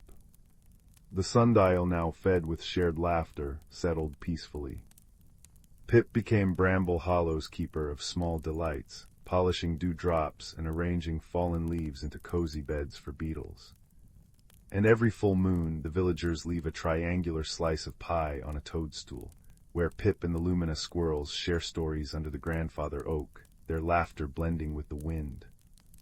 The mysteries ended, but Bramble Hollow glowed warmer, its quiet rhythms now woven with the soft hum of a sprite's wings and the contentment of things lovingly mended. Felix drifted to sleep each night to the sound of the sundial's gentle shadow sweeping across the stars like a lullaby. In the serene village of Willow Grove, nestled amidst rolling green hills and surrounded by whispering woods, lived a gentle soul named Lyra. Lyra was known for her caring heart and love for nature, yet she often felt a whisper of unease deep within her, a longing for something she couldn't quite name. This feeling was like a tiny pebble in her shoe, persistent and urging her to change, though she feared the unknown. Lyra lived in a quaint, ivy-covered cottage at the edge of the forest. Her days were filled with the simple joys of tending her vibrant garden and listening to the melodies of the wind as it danced through the leaves. The villagers adored her for her kindness and often sought her wisdom, but Lyra secretly wondered if she was missing out on a greater adventure. One crisp autumn morning, as the golden sunlight poured through the canopy of trees, Lyra decided to wander deeper into the forest than ever before. She followed the path as it wound like a playful ribbon through the woods, the air rich with the scent of pine and earth. It was there she met a creature unlike any she had ever seen, a small, shimmering dragon named Finn. Finn was a curious and cheerful dragon, his scales glistening with a spectrum of colors that shifted and changed like the sky at sunset. He had been watching Lyra for a while, drawn to her gentle spirit and sensing her inner turmoil. With a voice as soft as a summer breeze, he greeted her. "Greetings, dear Lyra. I am Finn, a guardian of these woods. I sense you are seeking something, perhaps even without knowing what it is." At first, Lyra was startled by the dragon's presence, but his warm eyes and gentle demeanor quickly set her at ease. "I don't know," she admitted, her voice barely louder than a whisper. "I feel as though there's something more I should be doing, something I should become, but I don't know what it is." Finn nodded knowingly. Change can be daunting, but it is through change that we grow. Perhaps a journey of discovery is what you need. And with those words, Finn promised to accompany Lyra on a magical journey, one where she would learn not only about the world, but also about herself. Their journey began that very day. Finn led Lyra through hidden paths and enchanted glens, where the sunlight filtered through the leaves like golden rain. They visited the ancient oak with a trunk wide enough to hold secrets 1,000 years old, where Finn introduced her to the wise owls who nested there. The owls shared stories of the forest's history, tales of resilience and change, teaching Lyra the importance of embracing the unknown. As days turned into weeks, Lyra found herself growing more comfortable with the idea of change. Each new experience was like a brushstroke on the canvas of her life, adding depth and color. She learned from the playful brook that danced over stones, whispering secrets of adaptation and flow. She marveled at the caterpillars transforming into butterflies, their delicate wings a testament to the beauty of transformation. Throughout their travels, Lyra was never alone. Finn was a constant companion, always there to offer encouragement and wisdom. He taught her to see the magic in everyday moments, from the way the stars twinkled like diamonds in the night sky, to the way the morning dew coated the world in a shimmering veil. One day, as they rested by a serene lake under the silver glow of the moon, Lyra turned to Finn, her voice brimming with newfound understanding. "I've learned so much, yet I feel there's still more within me waiting to grow." Finn smiled, his scales reflecting the moonlight like 1,000 tiny mirrors. "You've discovered that growth is a journey, not a destination. You've learned to trust in the process, to embrace the changes that come your way." With Finn's guidance, Lyra realized that the unease she once felt was not a burden but a gift, a call to explore, to learn, to grow. She understood that change was not something to fear, but something to welcome, for it brought with it the promise of new beginnings and endless possibilities. As their journey came to a close, Lyra returned to Willow Grove, her heart full of peace and her spirit alight with the knowledge she had gained. The village welcomed her back with open arms, and she shared her experiences with them, inspiring others to embark on their own journeys of self-discovery. Lyra's garden flourished more than ever, a testament to her inner growth. Each bloom told a story of courage and transformation, a reminder of the beauty that lies in embracing change. And though Finn returned to his home in the forest, his presence lingered in Lyra's heart, a gentle reminder of the magic of friendship and the power of personal growth. Under the starlit sky, Lyra sat by her garden, feeling the warm embrace of the universe. She had found what she was seeking, not something outside of herself, but the courage to grow, to change, and to become the best version of who she was meant to be. And so, with a heart full of gratitude and a soul full of peace, she drifted into a restful sleep, her dreams guided by the gentle whispers of the forest and the shimmering presence of her dear friend Finn. In the snug little village of Moss Grove, nestled between buttercup meadows and the whispering woods, something peculiar began happening just as the autumn moon waxed full. Young Theo, who loved polishing his collection of river stones each evening, noticed it first. His favorite stone, a smooth obsidian one that caught starlight, vanished from the windowsill overnight. Then Mrs. Bramble's copper teapot disappeared from her hearth. Finally, Mayor Thistle's brass weather vane, shaped like a leaping hare, spun right off the bakery roof. Each morning revealed the same clue, a faint trail of silver glitter dusting the cobblestones, sparkling like frozen stardust. The village murmured with gentle concern. Moss Grove was a place where hedgehogs delivered the mail on tiny carts, and lanterns glowed with captured fireflies, so mischief felt unsettling. Theo, with his curious heart and patchwork satchel, decided to investigate. He followed the glittering trail past cottages with crooked chimneys puffing cinnamon-scented smoke, through gardens where pumpkins hummed sleepy tunes. The path led deep into the whispering woods, where trees rustled secrets and ferns unfurled like velvet cloaks. As twilight painted the sky lavender, Theo grew hesitant. That's when a soft hoo-hoo echoed. Perched on an oak branch was Oliver, a great horned owl whose feathers held the colors of twilight. "Lost your way, little observer." Oliver's voice was a low, comforting rumble. Theo explained the vanishing treasures. Oliver blinked his moon-gold eyes. "Strange glitter, you say, follow me, but tread softly as dandelion fluff." They ventured to a mossy clearing where a cottage crouched beneath weeping willows. Warm light spilled from its windows, smelling of chamomile and honey. Inside sat Granny Hazel, her hair a cloud of silver, knitting socks that changed colors with her mood. "Ah," she smiled, setting aside her needles. "The glimmer mystery. I felt the air shiver with it." She poured Theo spiced elderberry tea in a cup that warmed his palms. "Tell me everything." Theo described the missing items, all small, all shiny, and the silver dust. Granny Hazel nodded. "Glitter trails mean glimmer sprites, tiny, shy folk, no bigger than acorns. They adore bright things but rarely take them unless troubled." Oliver fluffed his feathers. "Their home is the crystal caves beneath the whispering woods. Perhaps something frightens them." Granny Hazel handed Theo a seeing stone, a lens of clear quartz. "Look closely where the glitter falls. Sprites leave more than dust, they leave stories." Theo practiced in her garden, peering through the stone. Suddenly the glitter shimmered into tiny, frantic footprints. Some tracks seemed smudged, as if something had chased them. "They're scared," Theo whispered. Oliver hooted softly. "We must find their cave." Guided by the quartz lens, they followed the sprite tracks deeper into the woods. Moonlight filtered through leaves, casting lace patterns on the forest floor. The air grew cooler, smelling of damp earth and pine. Soon they reached a hillside veiled by ivy.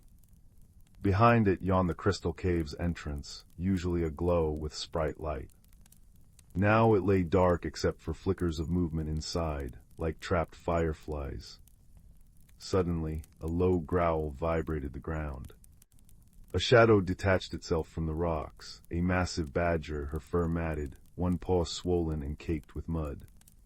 She snarled, guarding the cave mouth. Theo's heart thumped, but Granny Hazel stepped forward, her voice a soothing balm. "Easy, dear one, you're hurt." She opened her palm, revealing a honeycomb cake from her pocket. The badger sniffed, whimpering. Gently, Granny Hazel examined the paw, a thorn deeply embedded. "Ah, no wonder you're cross. Let's fix that." As Granny Hazel worked, Theo peered into the cave with his seeing stone. Inside, dozens of glimmer sprites huddled, their wings drooping. They'd piled Theo's obsidian stone, Mrs. Bramble's teapot, and the brass hair into a makeshift barricade. They thought the badger was attacking, Oliver realized. They stole shiny things to build a wall, scared she'd crush their home. With the thorn removed and her paw bandaged with spider silk gauze, the badger, named Thistleback, nuzzled Granny Hazel gratefully. She hadn't meant harm, pain had made her grumpy and territorial. Theo approached the sprite barricade, holding out a butterscotch candy. One brave sprite, shimmering like a sapphire, fluttered close. "We sorry," it chimed in a bell-like whisper. Our cave echoes were crumbling, then big rumbles came, her limping steps, so we hid. The solution bloomed in Theo's mind. "The glitter, it's not just dust, it's crystal folk magic. When you fly, you sprinkle it. What if you mend the echoes with it?" The sprites blinked, then buzzed excitedly. Together they fluttered around the cave, wings shedding glitter onto the cracked walls. Where the silver dust settled, the crystals pulsed, healing like knitting bones. The cave filled with soft, chiming music, the restored echoes.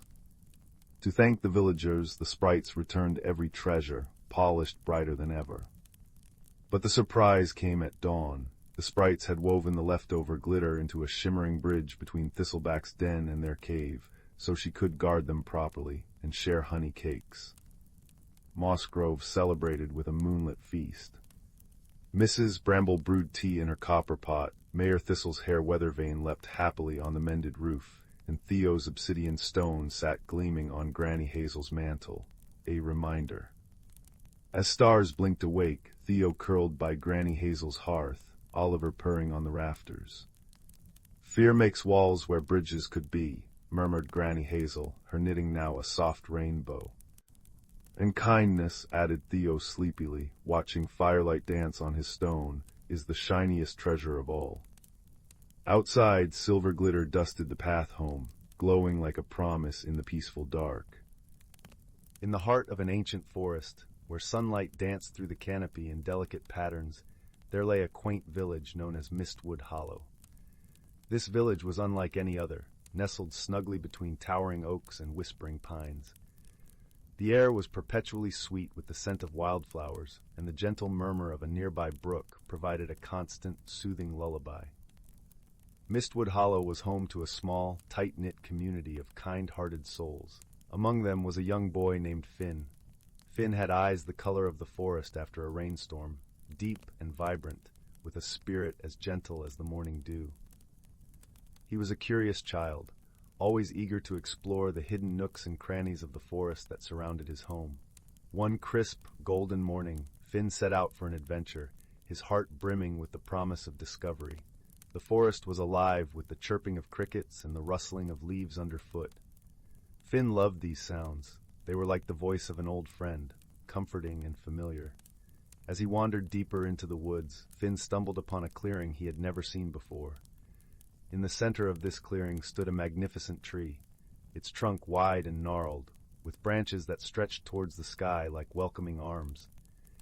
It was unlike any tree Finn had ever seen, its bark shimmering with an otherworldly glow. Intrigued, Finn approached the tree, his footsteps light and respectful. As he drew nearer, he noticed something peculiar nestled among the roots, a small, intricately carved box. It was made of polished wood, with delicate engravings that seemed to shift and change in the dappled sunlight. Finn's heart raced with excitement and a hint of trepidation. He knelt beside the box and gently lifted the lid. Inside, he found a beautiful iridescent stone that pulsed with a soft, warm light. As Finn held the stone in his hands, a gentle breeze swirled around him, carrying with it a whisper that seemed to speak directly to his heart. "Guardianship," the voice murmured. "With this stone you shall unlock the secrets of the forest. It will guide you, reveal the unseen, and teach you the true meaning of friendship and courage." Finn's eyes widened with wonder and a sense of responsibility. He slipped the stone into his pocket, feeling its comforting warmth against his skin. Little did he know that this discovery would set him on a journey that would change him forever. As days turned into weeks, Finn found himself returning to the ancient tree and its clearing. With the stone in his possession, the forest seemed to come alive in new and wondrous ways. He could hear the whispered conversations of the trees, feel the heartbeat of the earth beneath his feet, and see the hidden world that thrived within the natural environment. One misty afternoon, as Finn sat beneath the old tree, he met a peculiar creature. It was a small, sprightly being with eyes that gleamed like polished amber and wings as delicate as a butterfly's. The creature introduced itself as Lyra, a guardian of the forest. Finn and Lyra quickly became friends, united by their shared love for the woods and its mysteries. Lyra was wise beyond her years, her knowledge of the forest's secrets vast and profound. She taught Finn about the delicate balance of nature and the importance of protecting it. Together, they embarked on countless adventures, exploring hidden groves and babbling brooks, uncovering the stories etched into the bark of ancient trees. Finn learned to listen to the whispers of the wind and the songs of the birds, each note a piece of the forest's intricate symphony. But not all was harmonious in Mistwood Hollow. A shadow loomed over the village, a mysterious blight that threatened to wither the trees and silence the songs of the forest. The villagers grew worried, their once vibrant spirits dimmed by fear and uncertainty. Finn, determined to help his beloved home, turned to Lyra for guidance. Together, they decided to seek out the source of the blight, hoping that the stone's magic would reveal the answers they sought. Their journey led them deep into the heart of the forest, to a place where the air was thick with magic and mystery. It was there that they discovered an ancient grove, its trees twisted and darkened by a malevolent force. In the center of the grove stood a figure cloaked in shadows, its presence both commanding and ominous. Finn felt a shiver run down his spine, but he stood firm, his resolve unwavering. The figure spoke, its voice a low, rumbling echo. "Why have you come, child of the forest? This is not a place for the likes of you." Finn took a deep breath, feeling the stone's warmth spread through him like a comforting embrace. "I have come to protect my home," he replied, his voice steady, "to heal the forest and restore its harmony." The shadowy figure chuckled, a sound like dry leaves rustling in the wind. "And what makes you think you can do that? The forest is dying, and there is nothing you can do to stop it." But Finn, with Lyra by his side, refused to give in to despair. He closed his eyes and focused on the stone, feeling its magic pulse in rhythm with his heartbeat. He thought of the forest's beauty, its resilience, and the love he held for its every creature and leaf. As his thoughts flowed through him, the stone began to glow brighter, casting a warm light that banished the shadows and revealed the grove's true form. The twisted trees began to straighten, their leaves unfurling with renewed life. The shadowy figure recoiled, its power waning in the face of Finn's unwavering spirit. "You may have won this time," it hissed, "but remember, the forest's fate is ever in your hands." With those parting words, the figure vanished, leaving Finn and Lyra standing in a grove now filled with light and hope. The blight was lifted, the forest's harmony restored. As they made their way back to Mistwood Hollow, Finn felt a profound sense of peace and accomplishment. He had learned that true strength came not from power or magic alone, but from love, friendship, and the courage to stand up for what he believed in. The villagers welcomed Finn and Lyra with open arms, their joy and gratitude boundless. The forest thrived once more, its songs echoing through the trees like a promise of brighter days to come. And so Finn's journey came to an end, but his heart was forever changed. He had discovered the magic that lay within him, the power of friendship, and the beauty of the world around him. And in the heart of Mistwood Hollow, beneath the ancient tree that had started it all, Finn found his place, a guardian of the forest, a keeper of its secrets, and a friend to all who called it home. As the sun dipped below the horizon, casting the forest in a soft golden glow, Finn sat beneath the ancient tree, the iridescent stone in his hand. He watched as the stars began to twinkle in the sky, each one a reminder of the vast, wondrous world he was a part of. Beside him, Lyra perched on a low-hanging branch, her wings shimmering in the moonlight. "You did well, Finn," she said, her voice a gentle melody. "The forest is alive and thriving because of you." Finn smiled, a warmth spreading through his heart. "I couldn't have done it without you, Lyra. Thank you for being my friend and guide." Lyra fluttered down to sit beside him, her eyes sparkling with affection. "We make a good team, don't we?" Finn nodded, feeling a deep sense of contentment. The forest was safe, its harmony restored, and he had found a friend in Lyra, someone who understood and shared his love for the natural world. As they sat together beneath the stars, Finn realized that his journey was far from over. There were still countless mysteries to uncover, lessons to learn, and adventures to embark upon. But he knew that with Lyra by his side and the magic of the forest in his heart, there was nothing he couldn't face. And so, in the heart of Mistwood Hollow, surrounded by the beauty and magic of the forest, Finn found his place in the world, a place where he belonged, where he was loved, and where he could make a difference. With a deep sense of peace and gratitude, Finn closed his eyes, the soft murmur of the forest lulling him into a gentle slumber. And as he drifted off to sleep, he knew that he was home, in the heart of the forest, in the company of friends, where dreams and reality intertwined in a tapestry of magic and wonder. The end. In a quaint village nestled between rolling hills and whispering woods, there lived a young woman named Clara. Her home was a charming cottage draped in ivy, its stone walls warmed by the golden glow of the evening sun. Clara was known for her gentle heart, and a smile that could light up the darkest days. But beneath her cheerful exterior, Clara wrestled with a secret discomfort, an unease that stemmed from the changes she felt lurking in the shadows of her life. The seasons were shifting from summer's lush greenery to autumn's fiery palette, and with this change, Clara felt a stirring within her soul. She often strolled through the village, her feet crunching over fallen leaves, her thoughts a flurry of uncertainty. Why must things change? She would whisper to the rustling trees, as if seeking solace in their ancient wisdom. One crisp morning, while gathering herbs in the forest, Clara stumbled upon a peculiar sight. There, nestled among the roots of an old oak, was a tiny door, intricately carved with symbols that seemed to dance in the dappled sunlight. Curiosity piqued, Clara knelt down and lightly traced the carvings with her fingers. Suddenly she heard a soft, musical voice. "Do you wish to enter, dear one?" the voice asked, gentle as the breeze. Startled, Clara looked around but saw no one. With her heart fluttering like the wings of a sparrow, she nodded. The door creaked open, revealing a shimmering pathway that seemed to beckon her onward. As she stepped through the threshold, Clara found herself in a wondrous realm where the air was fragrant with the scent of wildflowers and the sky blushed with hues of lavender and rose. The landscape was alive with magic. Trees with leaves spun from silver, streams that sang as they flowed, and creatures that glimmered with a luminescent glow. It was here she met Silas, a wise and gentle creature resembling both a fox and a deer, with eyes like pools of starlight. "Welcome, Clara," he said, his voice as soothing as a lullaby.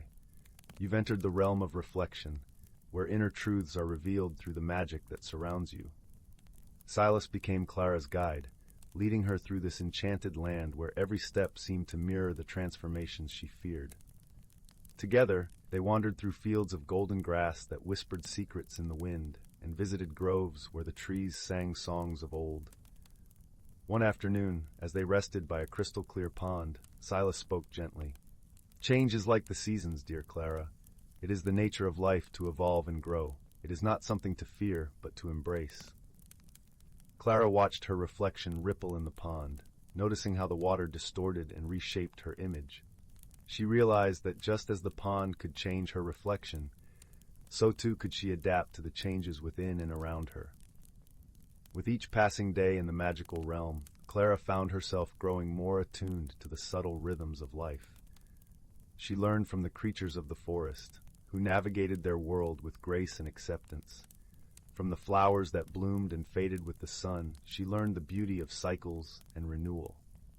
The time came when Clara felt a deep sense of peace settle within her heart, a gentle acceptance of the inevitable changes that life would bring.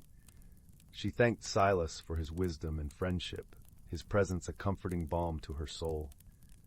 As she prepared to leave the realm of reflection, Silas gifted her a small, translucent stone that shimmered with all the colors of the realm. "Keep this close to your heart," he said, "and remember the lessons you've learned here." Clara stepped back through the tiny door, returning to her village, but the world seemed different now. The autumn leaves no longer whispered of endings, but of new beginnings. Her heart, once burdened with fear, now danced with hope and possibility. As the days turned to weeks and autumn gave way to winter, Clara shared her newfound wisdom with her friends and neighbors, helping them see the beauty in life's ever-turning wheel. The stone from Silas remained a cherished keepsake, a reminder of the magical journey that had transformed her from within. And so, in the warmth of her cottage by the crackling fireplace, Clara found comfort in the knowledge that change was not a foe to be fought, but a friend to be welcomed. Her heart, now open and free, embraced the endless dance of seasons, carrying her ever forward on the gentle wings of transformation. The first tendrils of twilight were weaving through the sleepy village of Oakhaven when Finn slipped away. While other children chased fireflies or helped pack away market stalls, he drifted toward the shadowed embrace of the whispering woods. Finn moved quietly, a habit born from feeling perpetually overlooked. In a family of boisterous farmers and a village of practical folk, his dreamy nature and worn sketchbook seemed like misplaced puzzle pieces. Yet here, where ancient oaks groaned in the wind and ferns unfurled like emerald scrolls, He felt seen by the rustling leaves and chattering brooks. Tonight something shimmered. Deep within the thicket, where moonlight rarely pierced, a pulse of soft blue light beckoned like a fallen star. Finn's heart thrummed against his ribs as he pushed past spider silk veils and dew-heavy ferns. The air grew colder, scented with petrichor and something else, ozone and old magic. And there it lay, a stone no larger than a robin's egg, nestled in velvet moss. It glowed with an inner luminescence, casting dancing shadows on the tree bark. When Finn's fingers brushed its surface, warmth flooded his palm and the forest erupted in sound, not noise but voices. Lost, so lost, sighed the wind through pine needles. Danger comes, gurgled the creek over polished stones. And then a whimper, sharp and close. Finn whirled around to find a creature huddled beneath a toadstool. It resembled a cross between a hedgehog and a dandelion puff. Tiny, quivering, with fur like spun moonlight and eyes like liquid amber, wide with terror. You understand me," the creature whispered, its voice like chimes in a breeze. "The stone, you hold the Glimmerstone." Finn knelt, the stone's heat pulsing against his skin. "I'm Finn, what's wrong?" "I am Tyndall," the creature quavered. "Guardian of the Veil, the Glimmerstone anchors the magic between your world and ours, the Sylvan Hollow, but it cracked when the shadow root poisoned the elder tree." Tyndall pointed a trembling paw toward the wood's heart. "Without its light the hollow fades, the whispers grow fearful, the moss grays, even the river's song weakens." Tears like dewdrops welled in Tyndall's eyes. "If the stone isn't healed by the full moon's peak 3 nights hence, our world will vanish, and yours the blight will spread." Finn's breath caught.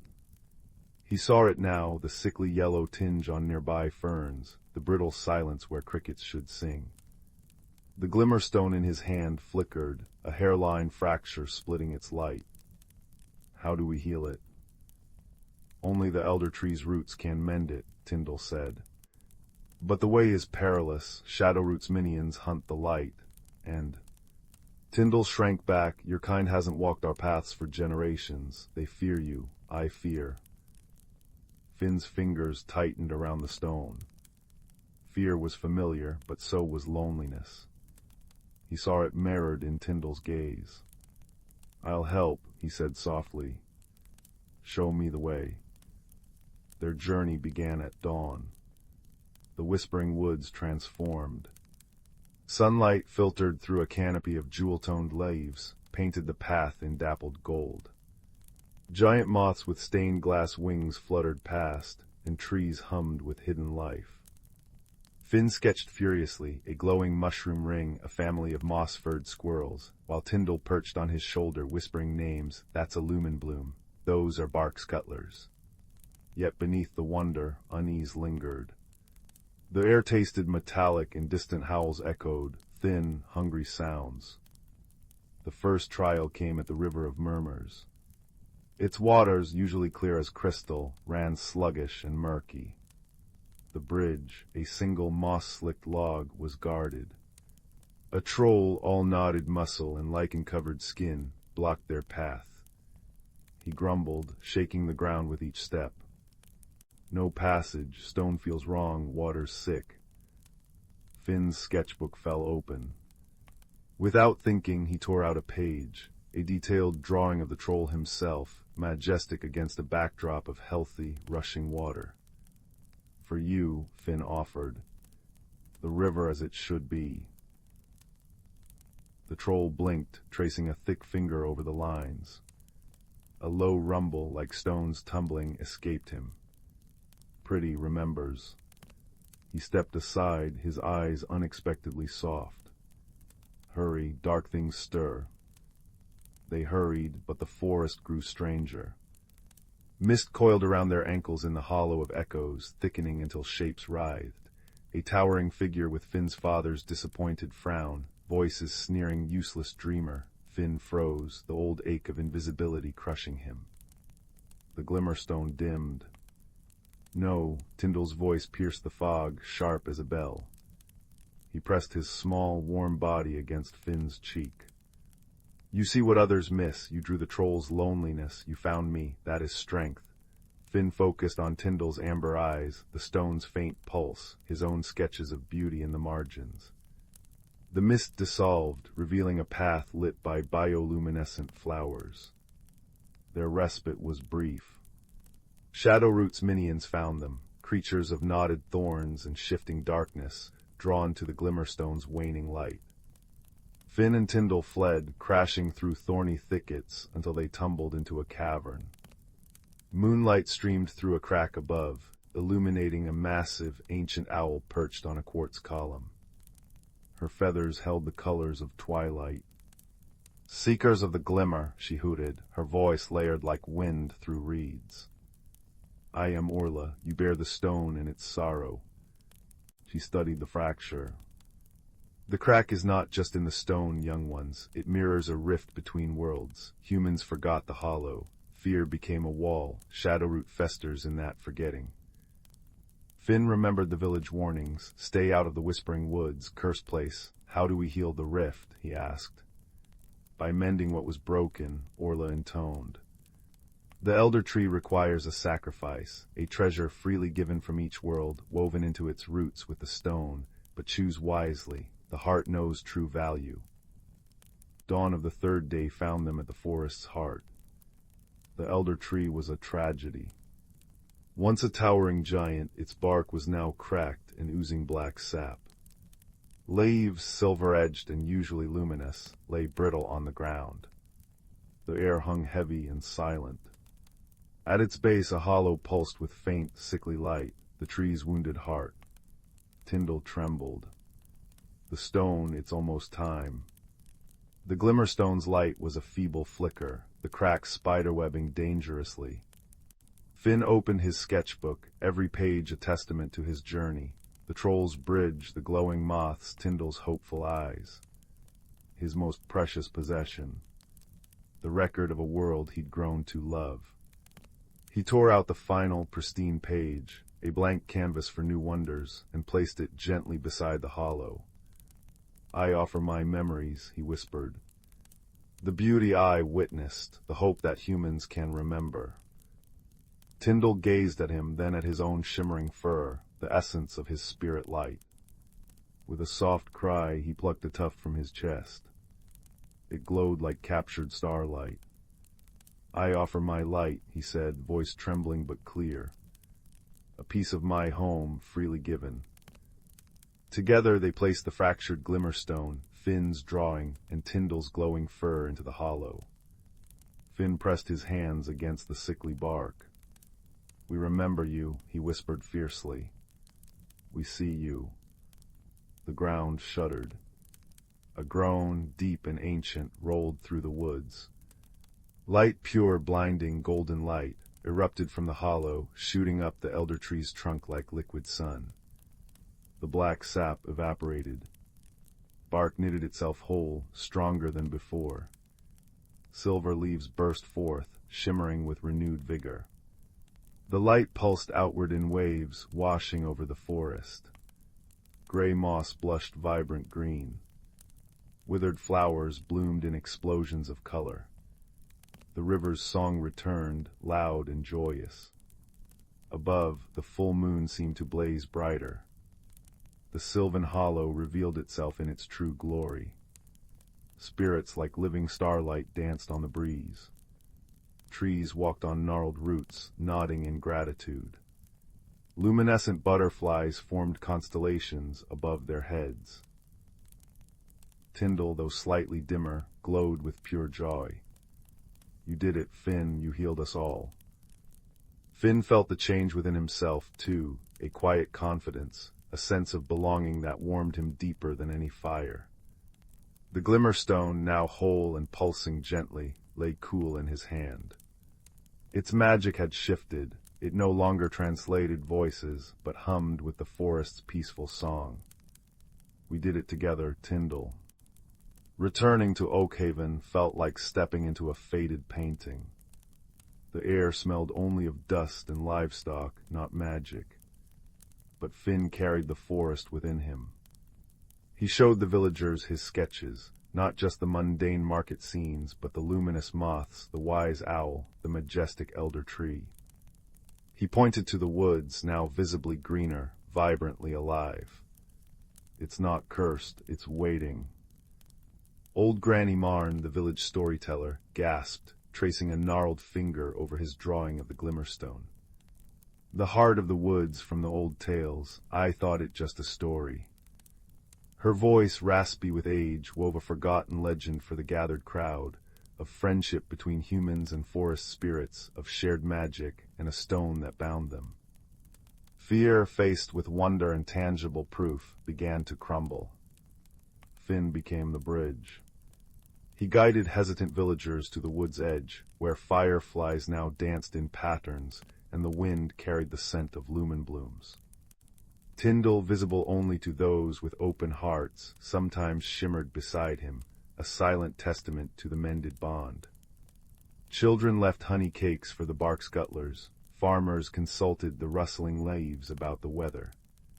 The blight receded, replaced by abundant harvests and a newfound respect. One crisp autumn evening, Finn sat beneath the great oak at the village border, sketchbook open. Tyndall nestled in the crook of his arm, a warm, soft weight.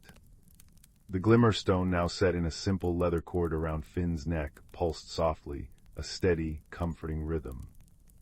Below them, Oakhaven's lanterns twinkled like fallen stars. Above, the whispering woods rustled contentedly, a symphony of life restored. Finn sketched the peaceful scene, the village lights, the dark, friendly woods, the tiny, luminous spirit beside him. He no longer felt invisible. He felt woven into the fabric of both worlds, a quiet guardian of the mended veil. The fireflies danced, the wind sighed through silver leaves, and the deep, resonant peace of the forest settled over him like a warm blanket, whispering that all was truly, finally, well. The journey had changed the woods, the village, and the boy who dared to listen, proving that even the smallest spark of kindness, nurtured by friendship, could rekindle the light of worlds. And as the moon rose, full and benevolent, bathing everything in its silvery glow, Finn closed his sketchbook, leaned back against the ancient oak, and simply breathed in the perfect, quiet joy of belonging. Deep within the whisperwood, where ancient trees stretched moss-draped limbs towards a sky perpetually dappled with starlight, the boundaries between the seen and unseen thinned like morning mist. Here, beneath a canopy of emerald and gold, lived creatures whose lives were woven into the very fabric of the forest's magic. The air hummed with the scent of damp earth, pine resin, and the faint, sweet perfume of moon-kissed night-blooming jasmine. Sunlight, when it filtered through, painted shifting patterns on the forest floor, warm as honey on the skin.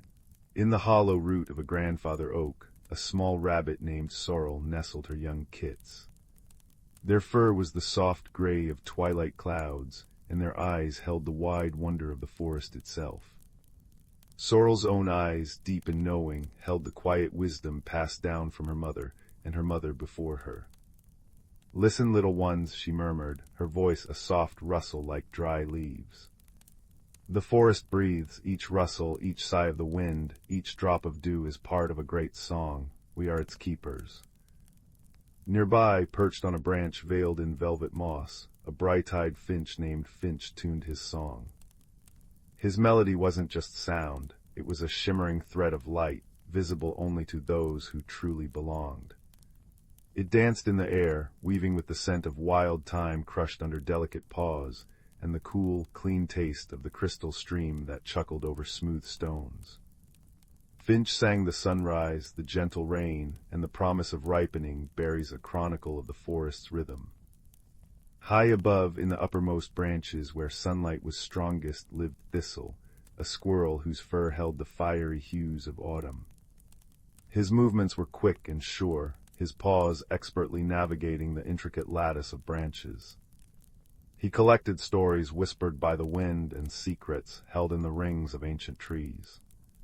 "The heartstone sleeps deep," he would chatter to Finch, his voice like pebbles tumbling in a brook. "But its dreams are the seasons. When it stirs, the magic flows." The heartstone was the forest's secret core, a luminous crystal buried deep beneath the oldest oak, pulsing with the slow, steady rhythm of the earth itself. It was the source of the Whisperwood's magic, the wellspring that tied the lives of all its creatures to the turning seasons and the subtle shifts in weather. Its energy manifested as the luminescent glow on fireflies, the sudden bloom of flowers overnight, and the gentle guidance of breezes that always seemed to lead lost creatures home. Balance was everything. Too much sun without rain or frost before its time, and the delicate harmony could fray. One crisp evening, as the first blush of autumn painted the maple leaves crimson and gold, a creeping chill descended unlike any sorrow remembered. It wasn't the gentle, expected coolness of approaching fall, but a sharp, unnatural frost that bit deep. It painted the ferns silver and brittle, silenced Finch's luminous song mid-note, and made the stream's chuckle turn to a sluggish groan. Thistle, scampering down, found Sorrel huddled close to her shivering kits, her breath puffing white in the unnaturally cold air. "Thistle," Sorrel whispered, her voice tight with worry, "this frost, it feels wrong, it bites too deep too soon. The heartstone's rhythm, it feels faint." Finch fluttered down, his usual bright energy dimmed. "The song is fading," he peeped mournfully. "The light threads are thin and cold." A deep, resonant voice, like stones grinding slowly together, echoed through the roots. It was Old Oak, the ancient tree who had witnessed countless seasons. "The frost comes from beyond the Whisperwood," he rumbled, his leaves trembling despite the lack of wind. "A sickness in the wider world, a chill born of broken balance far away. It seeks to numb the heartstone, to silence the forest's song." Fear, cold and sharp as the frost itself, prickled through them. But Sorrel remembered her mother's tales. "The heartstone's strength is ours," she said, her voice gaining strength. "Its magic flows through every root, every leaf, every creature. We are its song." Thistle's eyes sparkled with determination. "We need to remind the heartstone of its own warmth. We need to sing the forest back to life." He recalled the stories, how the collective warmth and harmony of the creatures could bolster the stone's power. Finch took flight, his small chest puffing out. "I will sing the sun," he declared. He flew to the highest branch, braving the biting air. He poured his heart into a melody, not of light threads now, but of pure, desperate sound, a song of golden warmth, of dappled sunlight on moss, of the drowsy heat of summer afternoons. It was thin against the pervasive cold, but it was a start. Sorrel nudged her kits gently. "Come, little ones, think of the warmest burrow, the softest moss, the sweetest clover." Together they closed their eyes and focused. A soft, gentle warmth began to radiate from their small bodies, not fire, but the comforting heat of shared life, like the sun-warmed earth. They pressed close to Old Oak's massive roots, where the connection to the deep earth was strongest. Thistle didn't sing, he moved. He darted through the frost-laden branches, shaking loose clumps of snow, revealing resilient green leaves beneath. He gathered dried moss and the last warm autumn leaves, carrying them down to pile near Sorrel and her kits, adding their stored, earthy warmth to the growing pool. He chattered instructions to the field mice and the shy voles who peeked from their holes, encouraging them to stir, to move, to generate their own small warmth. "Remember the turning," Sorrel murmured to her kits, her voice a steady anchor. "Remember the spring rains, the scent of wet earth waking. Remember the summer sun, generous and golden. Remember the gentle fade into autumn's rest. This frost is not part of the true cycle. The heartstone knows the true rhythm. Help it remember." Finch's song grew stronger, joined now by the tentative chirps of other birds roused by his courage. A wood thrush added a rich, mellow note, a wren a bright trill. The combined melody wove through the cold air, a tapestry of sound yearning for warmth. The warmth radiating from Sorrel, her kits, and the small creatures gathered grew more tangible. It wasn't a roaring fire, but a deep, pervasive glow, like the first hint of dawn, spreading outwards from Old Oak's roots. Deep below, the faint pulse of the heartstone seemed to hesitate, then strengthen. A tremor ran through the earth, subtle as a sigh. Where the creature's combined warmth touched the frost-laden ground, tiny beads of water appeared, sparkling like diamond dust. The brittle silver coating on the ferns began to soften, revealing vibrant green beneath. The stream's groan lessened, replaced by a tentative trickle. High above, a single shaft of actual weak autumn sunlight pierced the heavy gray clouds, striking the forest floor where they gathered. It felt like a benediction. Finch's song sword now threaded again with faint, shimmering light. Thistle whooped, scampering up to catch the sunbeam on his fur. Sorrel nuzzled her kits, their shivering finally easing. The unnatural biting edge of the frost melted away, leaving behind the crisp, clean chill of a true autumn morning. The frost that remained was delicate, beautiful, adorning spiderwebs like lace, and dusting fallen leaves without harming them.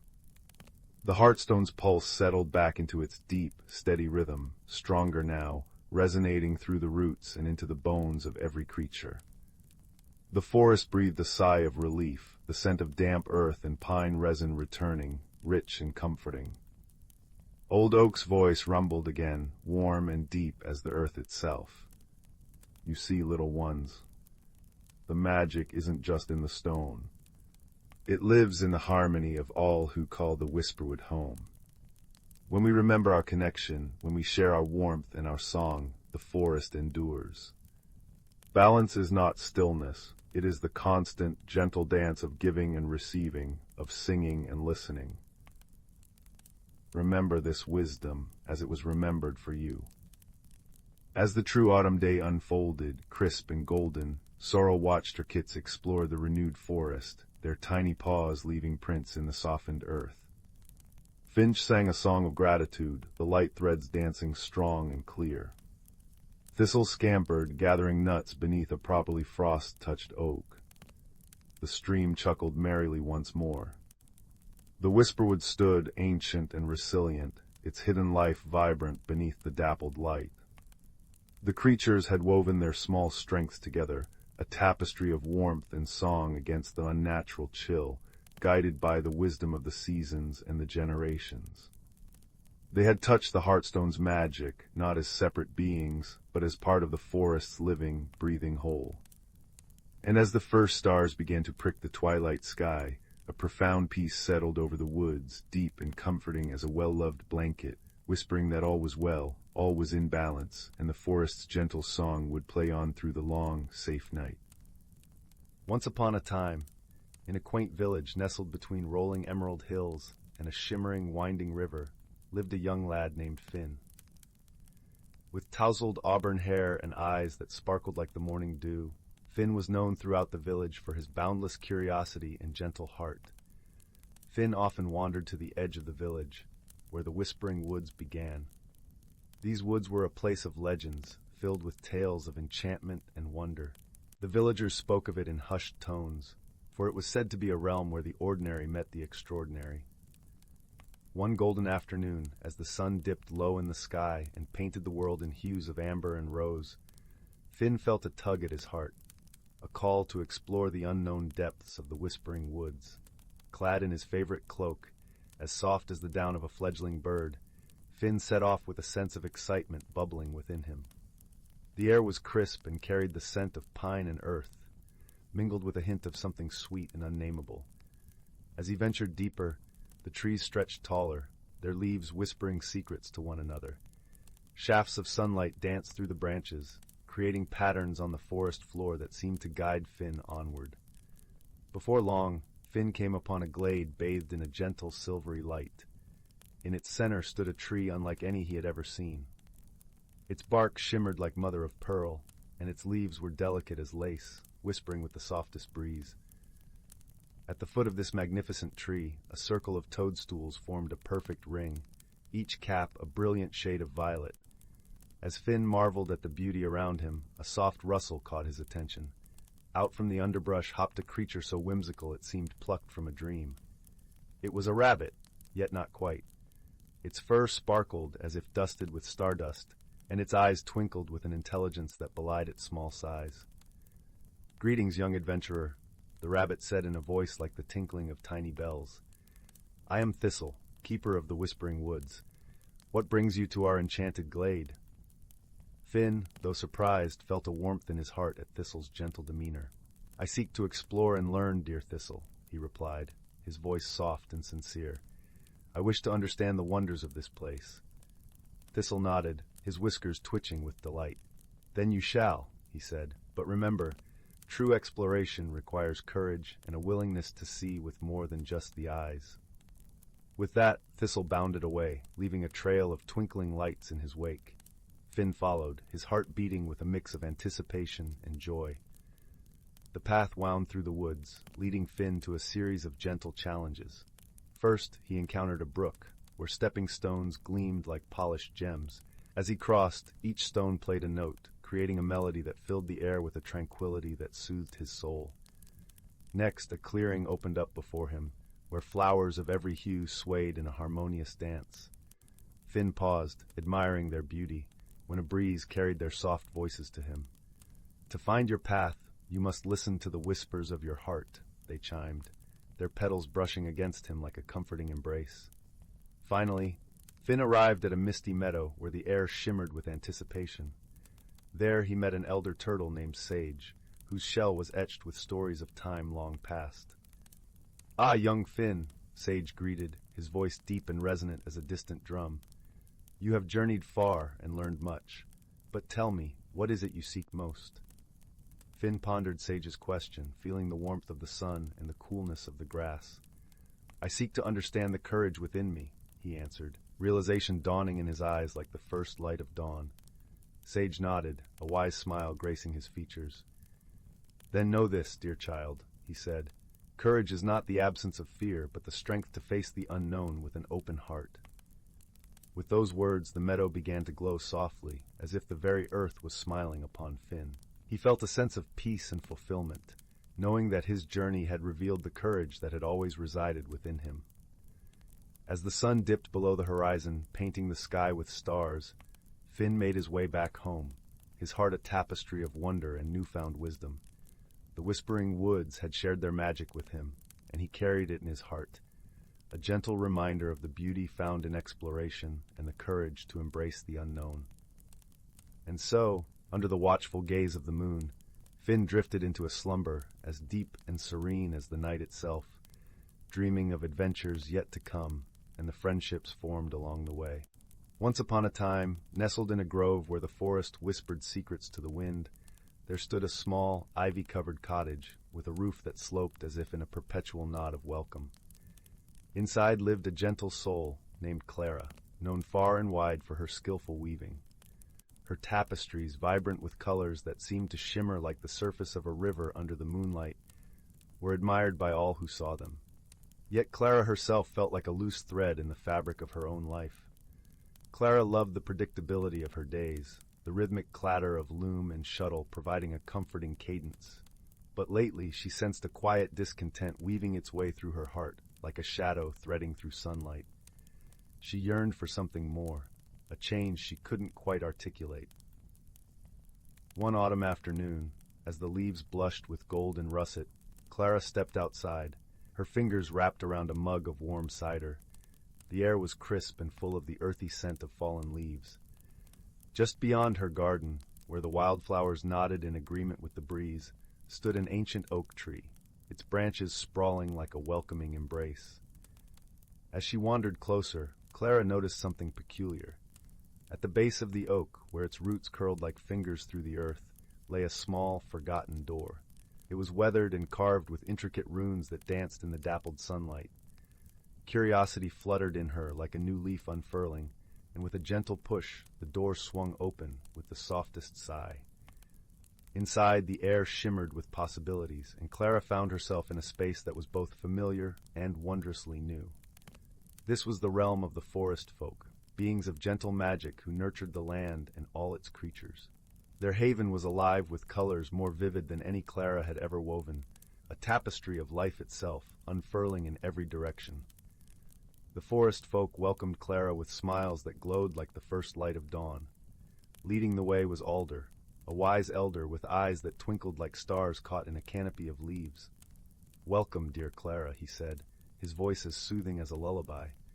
"We've been expecting you." Clara's heart fluttered with both excitement and trepidation. "Expecting me?" she asked, her voice a whisper among the leaves. "Indeed," Alder replied, gesturing for her to follow.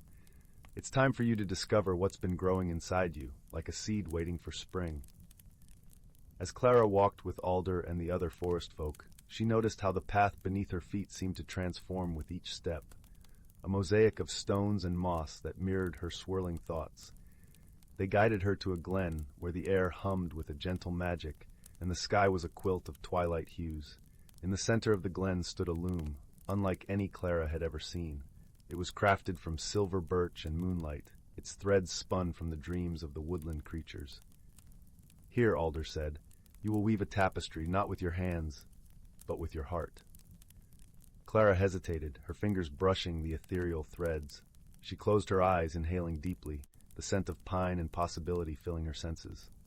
As she began to weave, the threads responded to her emotions, each strand a reflection of her inner world. At first, the tapestry was a chaotic jumble of colors, a storm of uncertainty and fear of the unknown. But as Clara continued, she felt the presence of the forest folk surrounding her, their warmth and encouragement flowing into her very being. Slowly, she began to see patterns emerge, shapes that spoke of growth and transformation. With each pass of her hands, Clara wove her fears and doubts into something beautiful, a landscape of change filled with small, shimmering stars of hope. She realized that change, though daunting, was a natural part of life, much like the turning of seasons or the growth of a tree from a tiny acorn. The forest folk watched as Clara's tapestry grew, their gentle smiles reflecting her blossoming confidence. "You're doing wonderfully," Alder murmured, his voice carrying the same warmth as the sunlit glen. As the final thread slipped into place, Clara opened her eyes to behold her creation, a tapestry of her journey, vibrant and alive. It was a piece of art that mirrored her own transformation, capturing the beauty of embracing change and the strength found in vulnerability. With a newfound sense of peace, Clara thanked the forest folk for their guidance. "You've shown me that change is not something to fear, but something to welcome," she said, her voice filled with gratitude. As she stepped back through the door into her own world, Clara felt the autumn breeze brush her skin, carrying with it a whisper of the magic she had discovered within herself. The forest, once a backdrop to her life, now seemed a living tapestry of its own, vibrant and welcoming. Back in her cozy cottage, Clara returned to her loom with a heart full of inspiration. Her tapestries now carried the essence of her journey, each piece a reminder of the beauty that could be found in embracing the unknown. And so, as the days turned to weeks and the forest donned its winter cloak, Clara's heart remained open, her spirit woven into the very fabric of the world around her. She had found her place within the tapestry of life, where change was not an ending, but a beginning, a magical transformation that would continue to unfold with each new day. And so under the gentle watch of the stars and the whispering leaves, Clara's story of personal growth and magical transformation became a lullaby sung by the forest itself, a testament to the power of embracing one's true self. The Whispering Locket in the Moonlit Grove. In a village hugged by misty blue mountains, where chimney smoke curled into the stars like silver thread, there lived a soft-spoken girl named Leela. Her hands were always stained with ink from sketching wildflowers, and her pockets bulged with acorns collected for good luck. But Leela's greatest secret lay buried beneath her woolen quilt, a worn map of the Starwood Forest, its edges marked with her father's faded handwriting. Where the ferns dance double, the hidden world breathes. One crisp autumn evening, as amber leaves pirouetted past her window, Leela discovered a peculiar glint beneath the roots of the ancient hawthorn tree. Brushing away soil and cobwebs, she unearthed a locket shaped like an owl's eye, its bronze surface etched with constellations. When she clicked it open, a melody hummed forth, 3 notes, deep and resonant as a cello's cry, and the forest beyond her garden gate shivered. The first note, a fox in the frost. The Starwood's usual chorus of crickets had stilled. Moonlight pooled between the pines like liquid mercury, guiding Leela to a clearing where frost flowers bloomed in fractal patterns. There, whimpering beneath a fallen oak branch, was a fox, but not any ordinary fox. His fur shimmered russet gold even in shadow, and his eyes held twin sparks of topaz fire. "Little thief," the fox grumbled, though his voice was more weary than cross. "You've awakened the owl's locket, and now the veil is fraying." Leela crouched, ignoring the cold seeping through her stockings. "You can talk." "All creatures can talk," he huffed, nudging his trapped paw. "Most humans just forget how to listen. Now, unless you'd like the shadow root to poison this entire forest by dawn, please lift this accursed timber." Together they freed his leg, strangely unbroken, revealing a scar shaped like a crescent moon. "I'm Tobin," he said, shaking frost from his coat.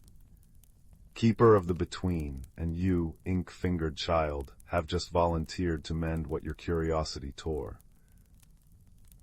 The second note, the veil and the shadow root. Tobin led her to a birch grove where the air rippled like pond water. With a flick of his tail, the locket's second note rang out, a clear, high chime, and the trees parted. Beyond lay the veil, a mirror world where willows wept amber sap, and mushrooms glowed periwinkle. But creeping through this wonder was the shadow root, a thorned vine oozing black smoke, withering everything it touched. "It's spreading faster," Tobin muttered. "The locket's song usually keeps it dormant, but when you opened it tonight..." Guilt prickled Layla's throat. "How do we stop it?" "By reaching the heart tree before moon high, but the path's grown dangerous." His ears flattened. "The shadow root twists minds. It'll show you fears, doubts, old sorrows. Stay close, and whatever you do, don't let go of the locket." The crossing, trials in the between. The first test came at the Chasm of Echoes, a gorge where the rocks screamed with voices of those who'd fallen. "You'll fail him," the cliffs jeered as Leela balanced on a rotting log. "Just like you failed Papa when he fell ill." She froze. Her father's last raspy breath, her own small hands too weak to lift the medicine vial. "Breathe, little thief," Tobin urged, nudging her forward. "The past is a weight, not a chain." The second test struck in the Valley of Whispers, where fog clung like damp lace. Shapes emerged, Leela's mother, face gaunt with worry, burning her map of Starwood. "Foolish girl, wandering where you don't belong." Tobin nipped her sleeve. "Illusions, remember why you came." "Why did I come?" she whispered. His tail brushed her wrist, warm, real. "Because some hearts are born listeners. Now listen, there's the true path." A cricket's chirp, faint but unwavering, pulsed through the mist. They followed it to a stream, glowing with minnows like swimming opals. The third note, the heart tree's lament. When they reached the heart tree, an oak wider than a village square, its branches cradling nests of sleeping owls, Leela gasped. The shadow root had strangled its trunk, leaching color from its leaves. The locket's third note, a mournful hum, echoed through the hollow. "Place the locket in the roots," Tobin instructed. "But beware." The shadow root struck. Thorned tendrils yanked Leela into visions, her mother's empty chair by the fire. Tobin lying motionless, fur dull as ash. The starwood reduced to skeletal trees. "You did this," the vine hissed. "All for a pointless adventure." Tears blurred Leela's vision until she glimpsed the locket's glow. Not just bronze, bioluminescent like fireflies. Her father's voice surfaced, gentle as always. "Courage isn't the absence of fear, my dove. It's love refusing to surrender." With a cry, she slammed the locket into the heart tree's core. Light erupted, golden starburst, scorching the shadow root into ash. Epilogue, the songs we carry. At dawn, Leela woke in her bed, the locket cool against her chest. Had it been a dream?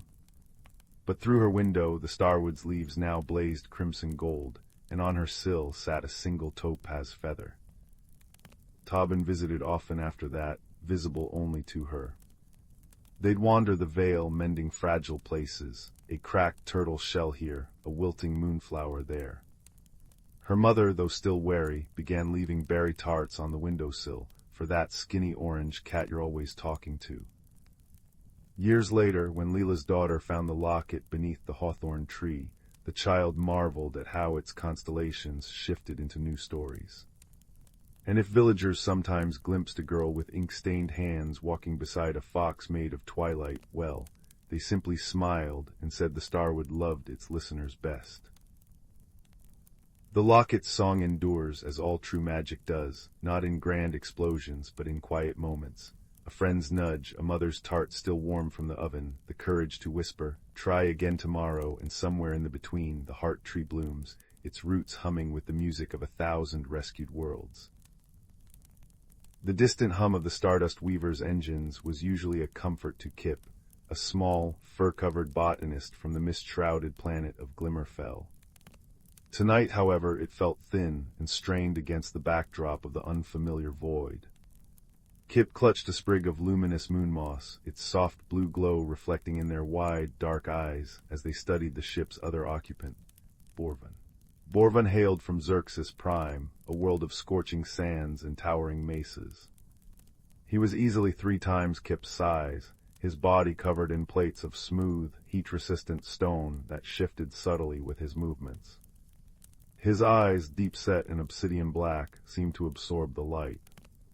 He was the ship's engineer, a stoic figure who communicated mostly in low rumbles and practical actions.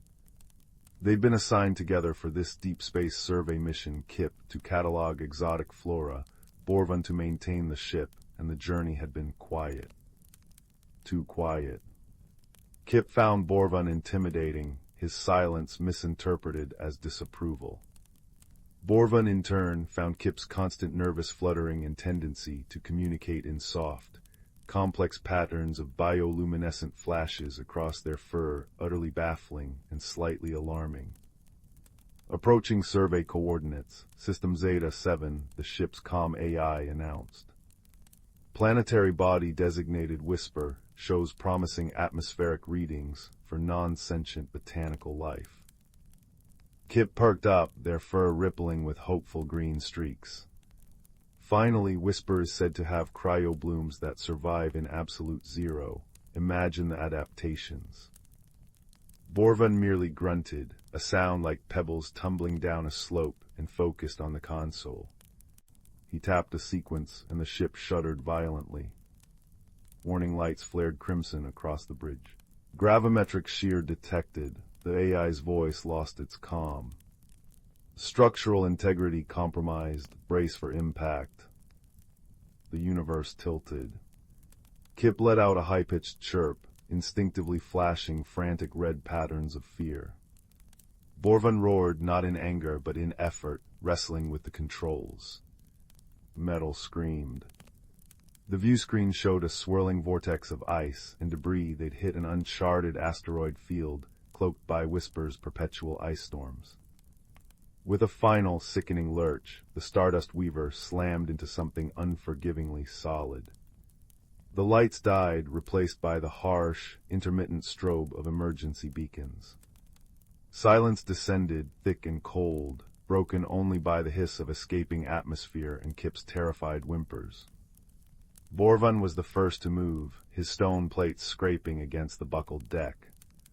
He located Kip huddled beneath a collapsed console, trembling violently, their fur pulsing erratic, frightened reds and oranges. Borvan reached out a massive hand. Kip flinched, flashing a bright, defensive yellow, a Glimmerfell signal for back off. Borvan froze. He misinterpreted the flash not as fear, but as aggression, a warning flare. On Xerxes, bright lights often signaled danger or territorial challenge. He rumbled low in his chest, a sound of confusion and frustration. He needed to get them both off this dying ship, but this tiny, flashing creature seemed determined to hinder him. Cold, Kip managed to whisper, their voice thin. So cold. Their breath misted in the rapidly dropping temperature. Whisper lived up to its name, a frozen ball of ice and howling winds. Borvan understood that word. He looked at Kip's thin fur, then at the jagged tear in the hull, revealing a landscape of blinding white and razor-sharp ice spires. Survival here required cooperation, however baffling his companion might be. Heaving a sigh that sounded like grinding rocks, he pointed a thick finger towards the emergency locker, then mimicked shivering. He then pointed firmly towards the exit hatch. Kip, teeth chattering, understood the gesture, if not the rumbling. Survival. They needed to get out. Nodding shakily, their fur dimming to a wary, pale blue, they scrambled towards the locker. Inside were thermal suits. Kip struggled with the bulky, human-sized suit. Borvan watched for a moment, then, moving with surprising gentleness, knelt and helped Kip fasten the seals, his large, stone fingers surprisingly deft. Kip flashed a hesitant, grateful turquoise. Borvan blinked, unsure what it meant, but the lack of aggressive yellow was a relief. Outside, the cold was a physical blow. The wind screamed, laden with ice crystals that stung like needles. The wreckage of the Stardust Weaver was already half buried in drifts. Borvan, his stone body naturally insulating, scanned the desolate landscape. Kip, bundled in the suit, pointed a shaky hand towards a dark smudge on the horizon, a cliff face, perhaps offering shelter. The trek was agony. Kip struggled through deep snow, their small frame battling the vicious wind. Borvan moved steadily ahead, breaking a path. Kip fell repeatedly, each time flashing bursts of exhausted purple and embarrassed pink. Borvan, glancing back, saw only confusing flashes. He mistook the purple for distress signals he didn't understand and the pink for something else entirely unknown. Frustration mounted. Why wouldn't this creature just say what it needed? Suddenly, the ground gave way beneath Kip with a sickening crunch. They vanished into a hidden crevasse, a yelp swallowed by the wind. Borvan lunged forward, peering into the dark fissure. Kip dangled precariously, held only by a tangle of frozen roots, their suits snagged on jagged ice. Their fur was flashing pure, terrified white. This flash Borvan understood implicitly. Terror.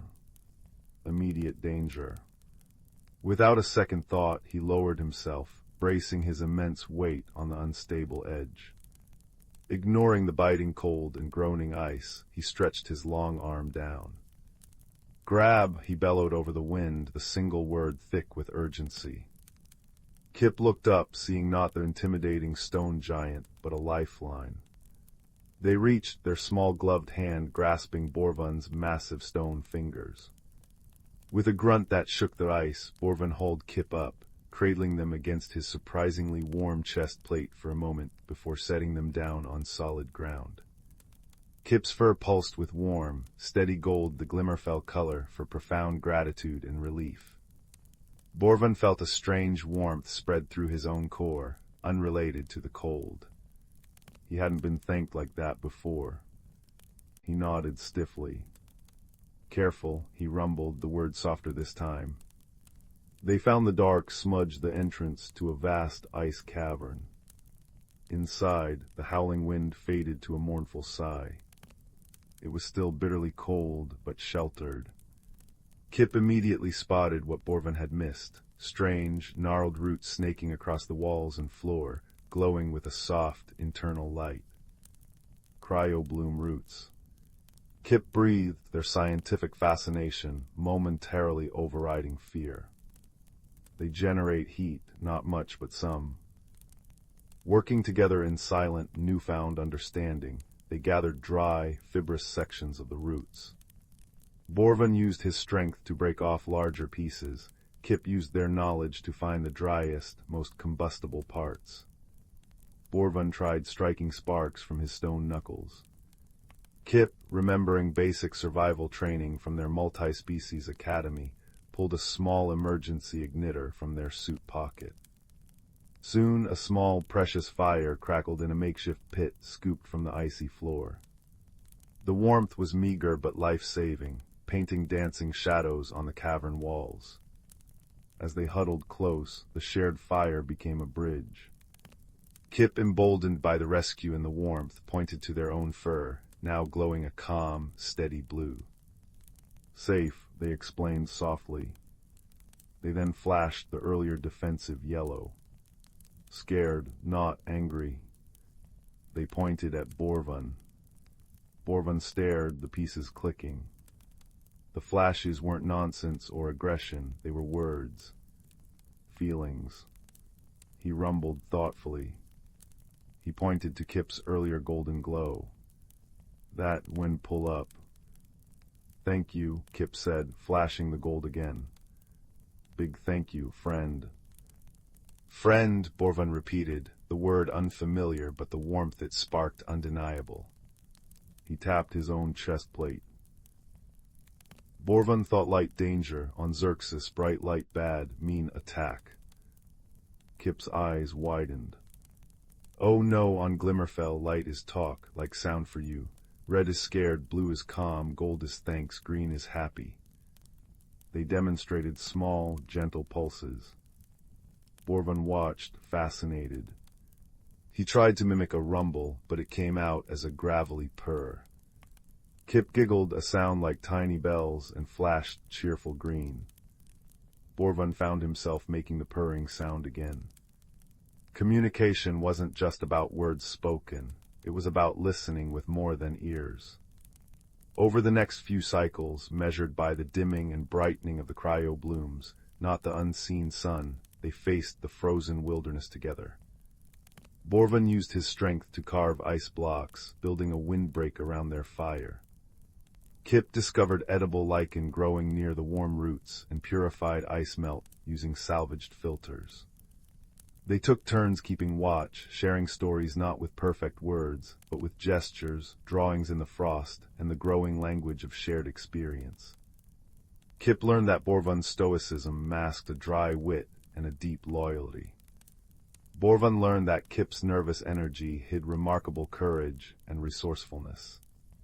One day, while searching for more fuel, Kip ventured deeper into the cavern system. They found a breathtaking chamber where the cryoblooms weren't just roots, but full, crystalline flowers blooming in the darkness, radiating gentle warmth and bathing everything in soft, rainbow light. Borvan, come see. Kip called, their voice echoing. Borvan lumbered in, his obsidian eyes widening at the spectacle. Warm, he rumbled appreciatively. Good. He noticed Kip gazing in awe at a particularly large bloom, its light shimmering like captured starlight. He saw the longing in their small frame. Without a word, Borvan carefully broke off a small, radiant crystal petal, ensuring he didn't harm the plant. He presented it to Kip. Kip took it reverently, the petal glowing in their hands, casting warm light on their fur. They looked up at Borvan, their eyes shining. They didn't flash a color. Instead, they reached out and gently placed their small hand on Borvan's massive, stone forearm. The touch was brief, warm, and spoke volumes. Borvan rumbled, a deep, contented sound. He understood. Their salvation came not long after.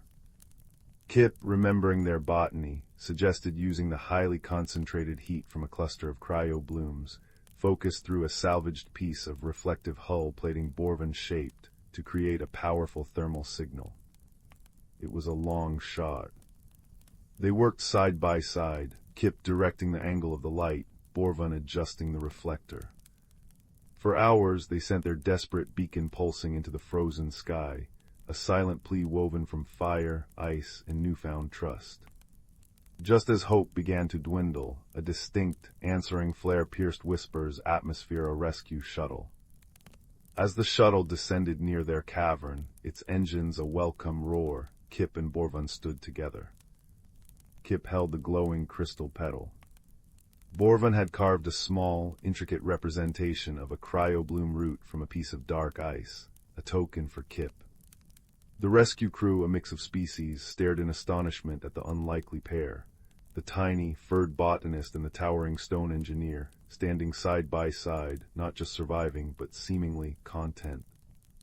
Back on the rescue ship, wrapped in thermal blankets and sipping warm broth, they sat together. The journey wasn't over, they still had to return to the bustling starbase. But the vastness of space felt different now. "You stay on ship," Borvan rumbled, looking at Kip. "After repairs, new mission, maybe." Kip looked up, their fur glowing a soft, steady blue, interwoven with threads of warm gold. They placed their small hand back on Borvan's arm, where the stone felt familiar and safe. "Yes," Kip said simply, their voice filled with a quiet certainty. Together, friends watch each other's path. Borvan rumbled again, that deep, purring sound that had become their shared language of comfort. He didn't need flashing lights to understand the warmth radiating from the small being beside him, a warmth that had melted the ice not just outside, but within.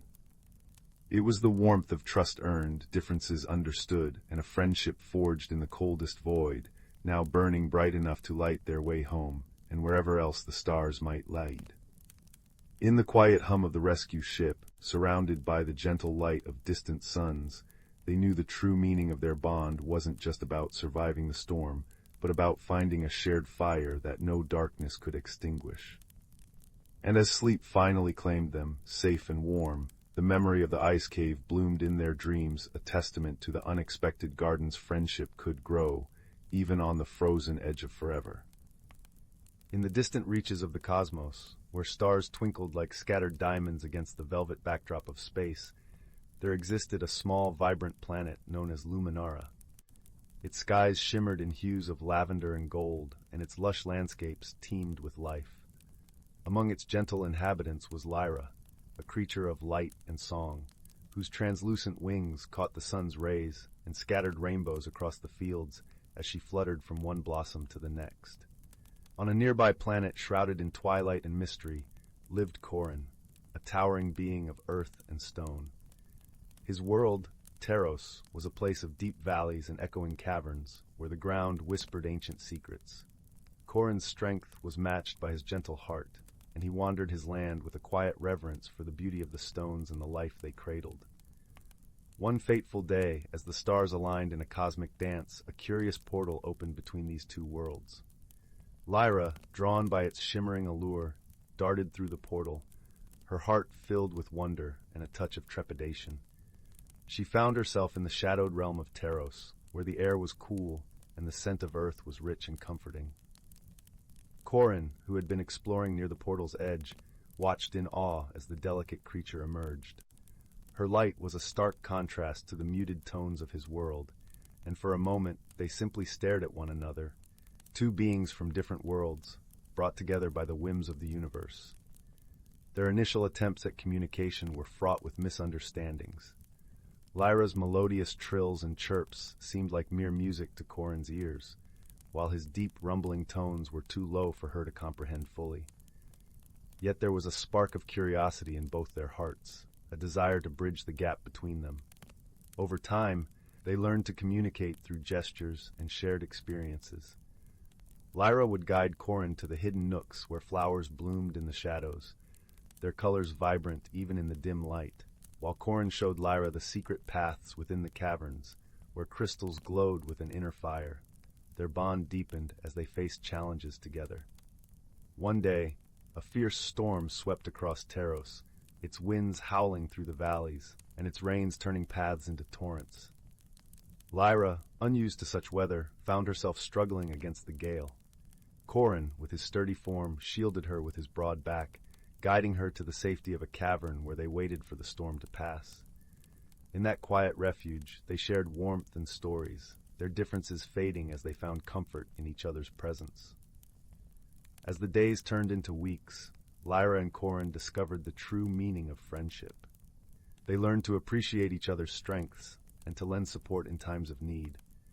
Lyra taught Corin the joy of laughter, her tinkling giggles echoing through the caverns, while Corin showed Lyra the beauty of silence, the way it allowed the heart to listen more deeply. One day the portal shimmered once more, signaling that it was time for Lyra to return to Luminara.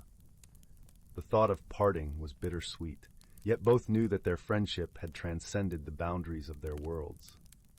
As Lyra prepared to leave, she touched her wings lightly to Corin's forehead, a gesture of gratitude and affection.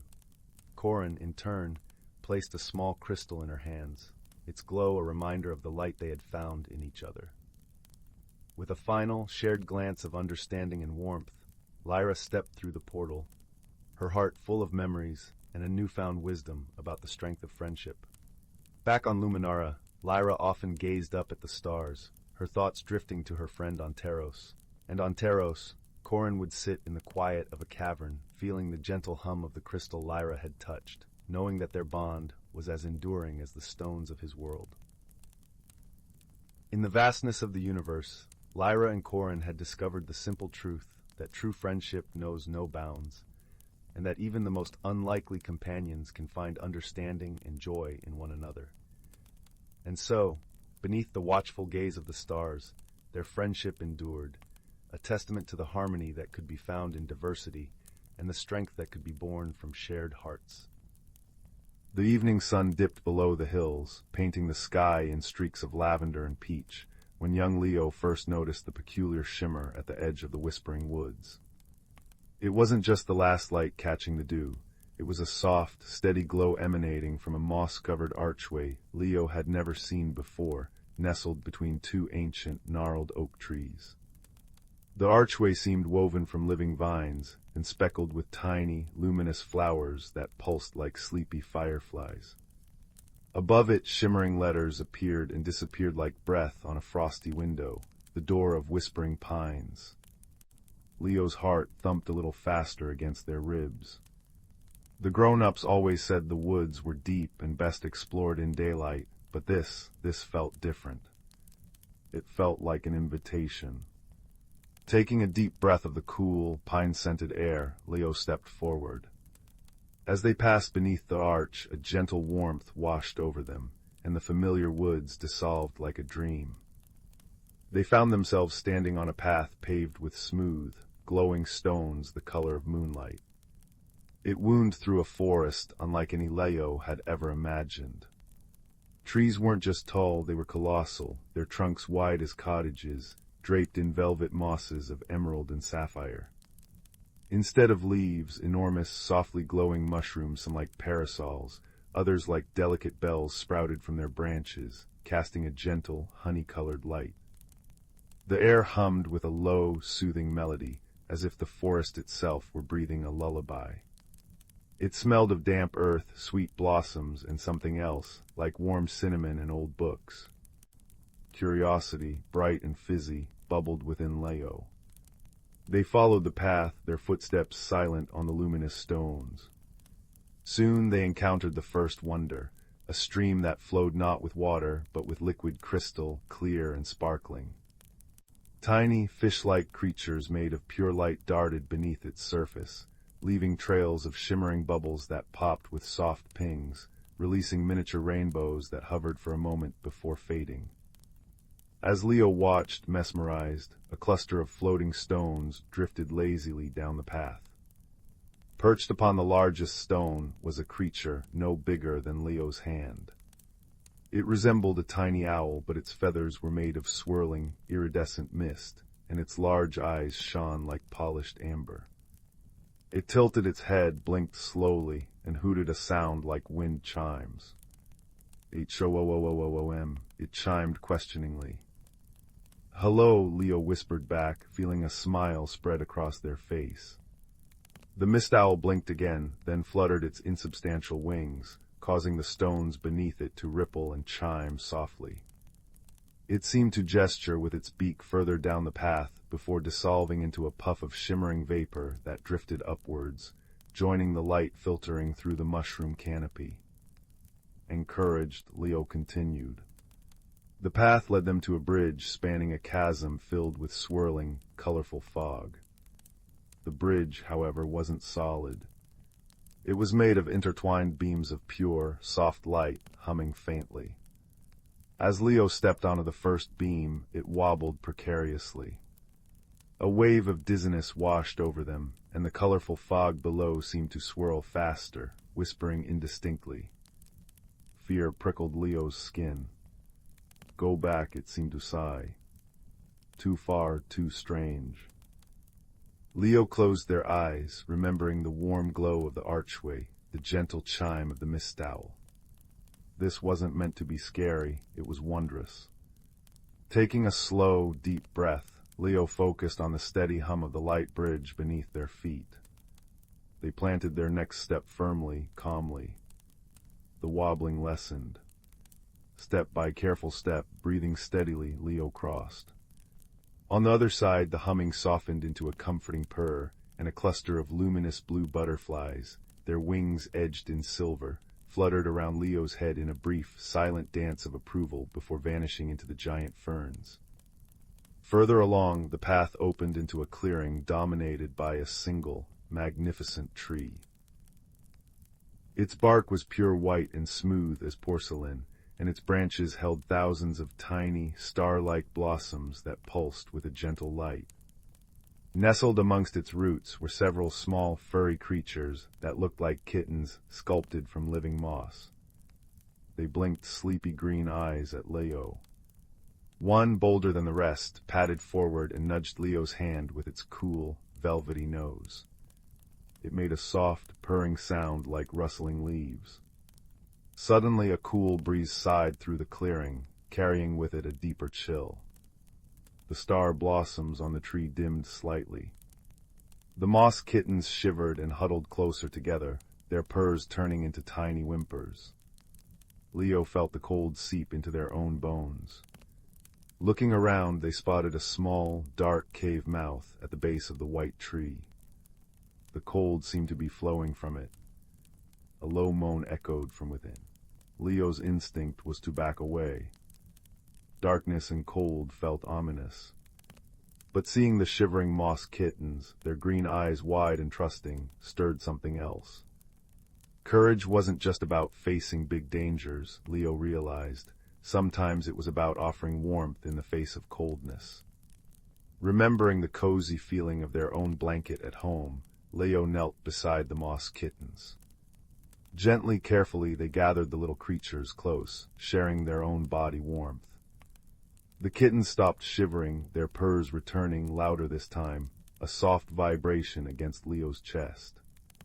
The purring seemed to resonate, flowing outwards. The star blossoms on the white tree brightened perceptibly. The cold breeze faltered, and the mournful moan from the cave softened, then faded into silence, replaced by a deep, contented sigh that seemed to come from the tree itself. Warmth flooded back into the clearing. As Leo gently set the moss kittens down, they nuzzled Leo's hand gratefully before scampering back to their roots. The largest blossom on the white tree detached itself and floated gently down, landing softly in Leo's palm. It wasn't just light, it held a warmth that spread through Leo's fingers, a feeling of profound peace and quiet gratitude. A deep, resonant voice, like roots shifting deep in the earth, echoed softly in Leo's mind, not with words but with a feeling. Thank you, little light bringer. Kindness warms the deepest shadows.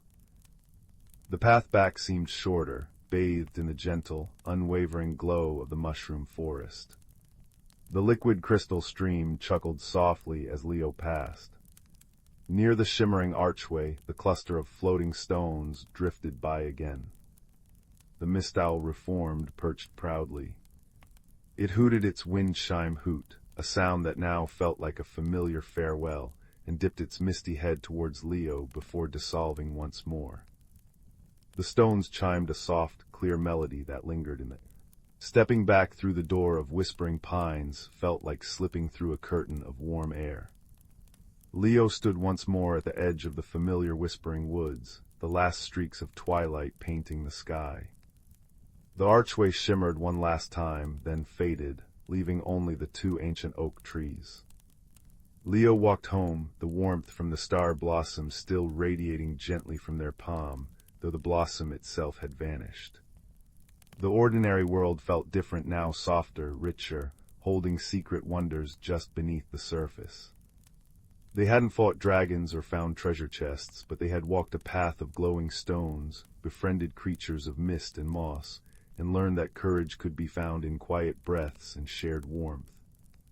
The greatest adventure, Leo understood as they climbed into their own cozy bed, wasn't always about how far you go, but about the kindness you carry and the quiet wonders you discover when you dare to step through an unknown door. The memory of the humming bridge, the purring moss kittens, and the grateful sigh of the white tree wrapped around Leo like the softest blanket. And as sleep gently pulled them under, Leo knew, with a heart full of peaceful wonder, that the door of whispering pines would always be there, waiting for those who listened with a curious and courageous heart. The forest outside their window rustled softly, a lullaby whispering of hidden glades and starry blossoms, promising that even in the quiet dark, magic was never truly far away. In the far reaches of the galaxy, where stardust wove through the void like strands of glistening silk, lay the planet of Luminara. It was a world bathed in perpetual twilight, where the skies shimmered with hues of lavender and gold, and gentle breezes carried the sweet scent of blooming starflowers. The Luminarans, delicate beings with skin that glowed softly like the moon, lived in harmony with their serene surroundings, tending to the gardens of light that covered their planet. On one particularly tranquil evening, as the twin moons rose to cast their gentle glow over the land, a small spacecraft streaked through the heavens, its hull glinting like a shard of silver against the deepening sky. This ship, a modest transport vessel, was piloted by a solitary traveler from the distant world of Terran. Her name was Lyra, and she was an explorer by trade, one who roamed the stars in search of knowledge and understanding. Lyra's journey had brought her to Luminara, drawn by tales of its beauty and the wisdom of its people. Her heart, though courageous, harbored a loneliness that whispered to her in the solitude of space.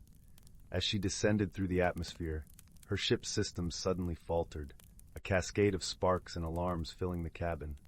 With a steady hand and a calm mind, Lyra managed to guide her vessel to a gentle landing in a meadow aglow with the soft luminescence of starflowers.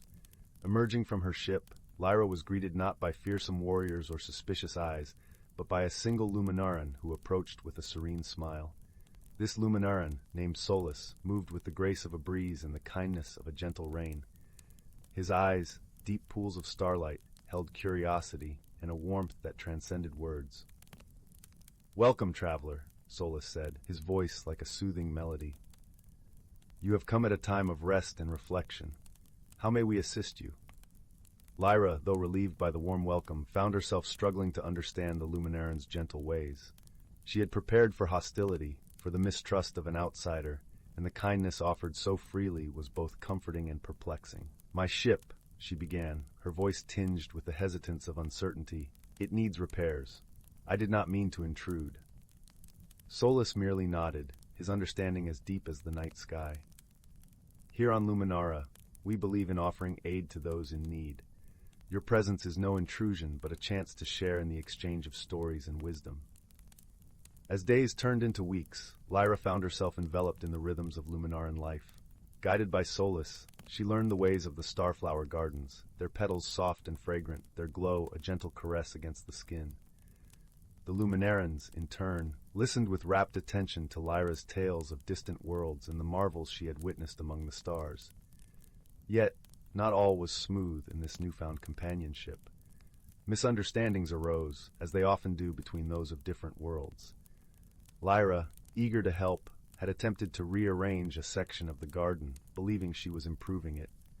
The Luminarans, who cultivated their gardens with deep reverence and tradition, were taken aback by the changes, though they remained kind in their expressions.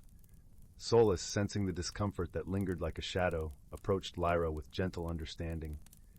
"We cherish your enthusiasm, Lyra," he said, his voice a balm to her troubled heart. "But our ways are woven with the fabric of our being. Perhaps, together, We can learn from one another." Her cheeks flushed with embarrassment. Lyra nodded, her voice a whisper of contrition. "I meant no disrespect. I wished only to contribute, to belong." In this moment of vulnerability, a bond began to form, a bridge of understanding between two souls who had once been strangers. Solus, with patience and wisdom, showed Lyra the intricate dance of their traditions, explaining the balance of light and dark, of growth and rest. As they worked side by side, a challenge arose that would test their burgeoning friendship. A rare celestial event, the eclipse of shadows, was approaching, a time when the twin moons would align and cast the land into temporary darkness. During this period, the gardens required careful tending, as the absence of light could harm the delicate starflowers. Together, Lyra and Solus faced the eclipse, their efforts a seamless blend of Terran ingenuity and Luminaran tradition. Lyra's knowledge of technology complemented Solus's deep understanding of the gardens, and their collaboration ensured the starflowers continued to thrive even in the absence of light. In the quiet hours of the eclipse, as they rested beneath the canopy of stars, Lyra spoke, her voice a gentle murmur in the darkness. "I have traveled far, seeking knowledge and adventure, yet it is here, in your gardens, that I have found something truly precious, a friend." Solus, his glow a gentle beacon in the night, nodded in agreement. "Our paths are like rivers, Lyra, flowing from different sources but meeting in the same ocean. Through understanding and friendship, we have enriched our journeys." The eclipse passed, and with it came the dawn, a warm embrace of light that painted the world in hues of gold and lavender once more. Lyra's ship, now repaired with the help of her new friends, stood ready for departure. Yet, as she prepared to leave, her heart was filled not with the ache of parting, but with the warmth of connection. Solus and the Luminarans gathered to bid her farewell, their luminescent presence a reminder of the gentle strength found in unity. "Wherever your travels take you, Lyra," Solus said, his voice carrying the promise of their friendship across the distance, "know that you are always welcome here, a part of our story." With a heart lighter than it had been in many years, Lyra embarked on her journey once more, the stars her companions, and the lessons of Luminara her guiding light. As her ship ascended into the embrace of the cosmos, she carried with her the understanding that true friendship, like the gardens of starflowers, blossomed through patience, kindness, and the shared light of two souls, meeting amidst the vastness of the universe. In a cozy cottage tucked away in a woodland glade, there lived a young rabbit named Hazel. She had always been content hopping amongst the ferns and wildflowers, her soft brown fur blending seamlessly with the earthy surroundings. Yet, deep within her heart, a flicker of curiosity burned, a yearning for something more. One dewy morning, as Hazel nibbled on a crisp dandelion leaf, a glimmering light caught her eye. She followed the ethereal glow to a clearing where a magnificent butterfly floated before her. Its wings were a kaleidoscope of vibrant hues, shimmering with an otherworldly radiance. "Greetings, young Hazel," the butterfly spoke in a melodious voice. "I am Zephyr, a guardian of transformation." Hazel's eyes widened in wonder. "A talking butterfly? This must be a dream." Zephyr fluttered closer, trailing stardust in her wake. "Dreams are the seeds of change, my dear. You have a great journey ahead, one that will test your courage and reshape your very being." Uncertainty flickered across Hazel's features. Change was a daunting concept, and she had always found solace in the familiar. "But I'm just a simple rabbit," she protested. "What journey could possibly await me?" With a warm chuckle, Zephyr replied, "The most wondrous transformations often begin with the smallest of seeds. Look within, and you will find a spark waiting to be fanned into a brilliant flame." Before Hazel could respond, a rustling came from the undergrowth, and two of her dearest friends emerged, Oakley the wise old oak tree, and Flutter the hummingbird. "Do not fear, little one," Oakley rumbled, his bark rough yet comforting. "We will be with you every step of the way." Flutter zipped excitedly around Hazel's head. "Oh, this is going to be such an adventure. You'll see. It will be simply dazzling." Reassured by her friend's presence, Hazel turned to Zephyr. "What must I do?" The butterfly's wings shimmered with magic. "Seek the enchanted grove, where the veil between worlds grows thin. There, you will undergo a transformation that will reveal your true self." With a deep breath, Hazel nodded. Though apprehensive, she knew this was a journey she must embark upon. And so, with Oakley and Flutter by her side, Hazel set off into the unknown, her paws treading paths she had never dared explore before. The forest seemed to come alive with each step, whispering secrets in the gentle whispers of the wind. After many twists and turns, they arrived at the Enchanted Grove, a vibrant meadow where moonbeams danced across a shimmering stream. Hazel gazed in awe at the ethereal beauty surrounding her. Suddenly, a warm glow emanated from within her, and she felt her body beginning to shift and change. Her fur transformed into downy feathers of the richest brown, and her paws melded into delicate wings. Oakley and Flutter watched in wonderment as their friend emerged from her cocoon, reborn as a magnificent owl. Hazel stretched her wings, reveling in her newfound form, and took to the skies with a joyous hoot. As she soared above the treetops, bathed in the soft moonlight, Hazel realized that the spark Zephyr had spoken of was her own inner strength and resilience. The journey had been one of self-discovery, revealing the beauty and grace that had been within her all along. With a grateful heart, Hazel descended to her friends, her eyes shining with wisdom. "Thank you," she said, her voice now a gentle coo. "Without your guidance and unwavering support, I may never have found the courage to spread my wings." Oakley and Flutter beamed with pride, for they knew that their friend had blossomed into her truest, most radiant self. From that day forth, Hazel took to the night skies, her keen eyes ever watchful for those in need of guidance. And whenever a fellow creature felt lost or uncertain, she would share the lessons she had learned. That change, though daunting, can be an opportunity for growth and transformation, and that true beauty lies not in physical form, but in the courage to embrace one's authentic self. The village of Bramble Hollow nestled in a valley where twilight lingered like a contented cat. Chimneys puffed curls of wood smoke into the crisp autumn air, and the scent of cinnamon and nutmeg drifted from every window. Yet for 7 mornings a peculiar chill had settled over the hearths and hearts of the villagers. Overnight, without fail, every loaf of bread, every muffin, and every crumbly scone turned as hard and dry as river stones. Not a single bite remained soft. Young Clara, whose bakery windows glowed golden at dawn, noticed something stranger still. Each morning a perfect circle of dewdrops shimmered on her flour-dusted work table, a tiny, glittering halo where no water ought to be.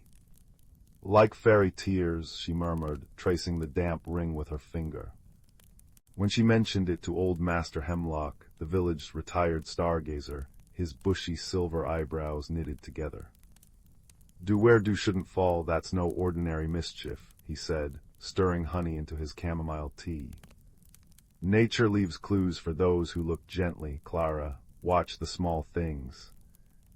That night Clara stayed hidden behind her flour sacks, lantern dimmed. Moonlight spilled through the bakery window, painting silver stripes on the wooden floor. Just as the clock tower chimed midnight, a soft rustling came from the rafters. Down fluttered a dozen creatures no larger than acorns, their bodies woven from dried moss and milkweed fluff, wings like spun maple seeds. They hummed a melancholy tune as they landed near Clara's prized rosemary loaf. Where their tiny feet touched the crust, the bread instantly hardened and cracked. One mosskin brushed a dewdrop from its eyes, a tear that rolled onto the table, forming the very circle Clara had found. Her heart ached at their sorrow. Quiet as a falling leaf, she followed them at dawn's first blush, past the whispering creek and into the mosswood. There, beneath the gnarled roots of an ancient oak, she discovered their home, a village of lichen-capped toadstools, now brittle and crumbling. The once gurgling spring that fed their glen had dwindled to a muddy trickle. "Our roots thirst," whispered the eldest mosskin, its voice like wind through reeds. "When we weep, the world dries with us." Clara rushed to Master Hemlock. Together they traced the stream uphill, finding its source blocked by a landslide of smooth, dark stones. "Observe," Hemlock murmured, tapping a stone with his walking stick. It rang hollow.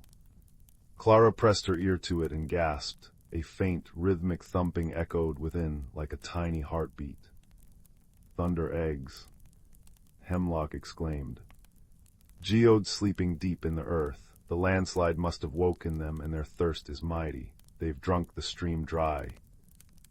The solution came in a flash of kindness. Clara gathered every villager to bake not bread, but honey-sweetened clay, a paste of river mud, wildflower nectar, and crushed quartz for sparkle. They sculpted dozens of hollow spheres, thin as eggshells, and carried them to the landslide. As the Moskins sang their softest lullabies, the villagers nestled the clay orbs against the thunder eggs. The geodes, enchanted by the sweetness and song, eagerly drank the clay's moisture. Slowly, gloriously, water began seeping around them, rejoining the stream in a joyful babble. That night, Bramble Hollow's bread stayed pillow soft. And on Clara's windowsill, the Moskins left a thank-you gift, a miniature loaf woven from dewy spider silk and edible moonbeams, forever fresh, forever sweet, a reminder that even the smallest tears, when heard with a gentle heart, can water the deepest wonders. As Master Hemlock would say, sipping his tea by the fire, the world whispers its mysteries, but only kindness turns them into song. And so the Moskins' lullabies drifted through the woods once more, now bright as spring rain, weaving peace into every dream.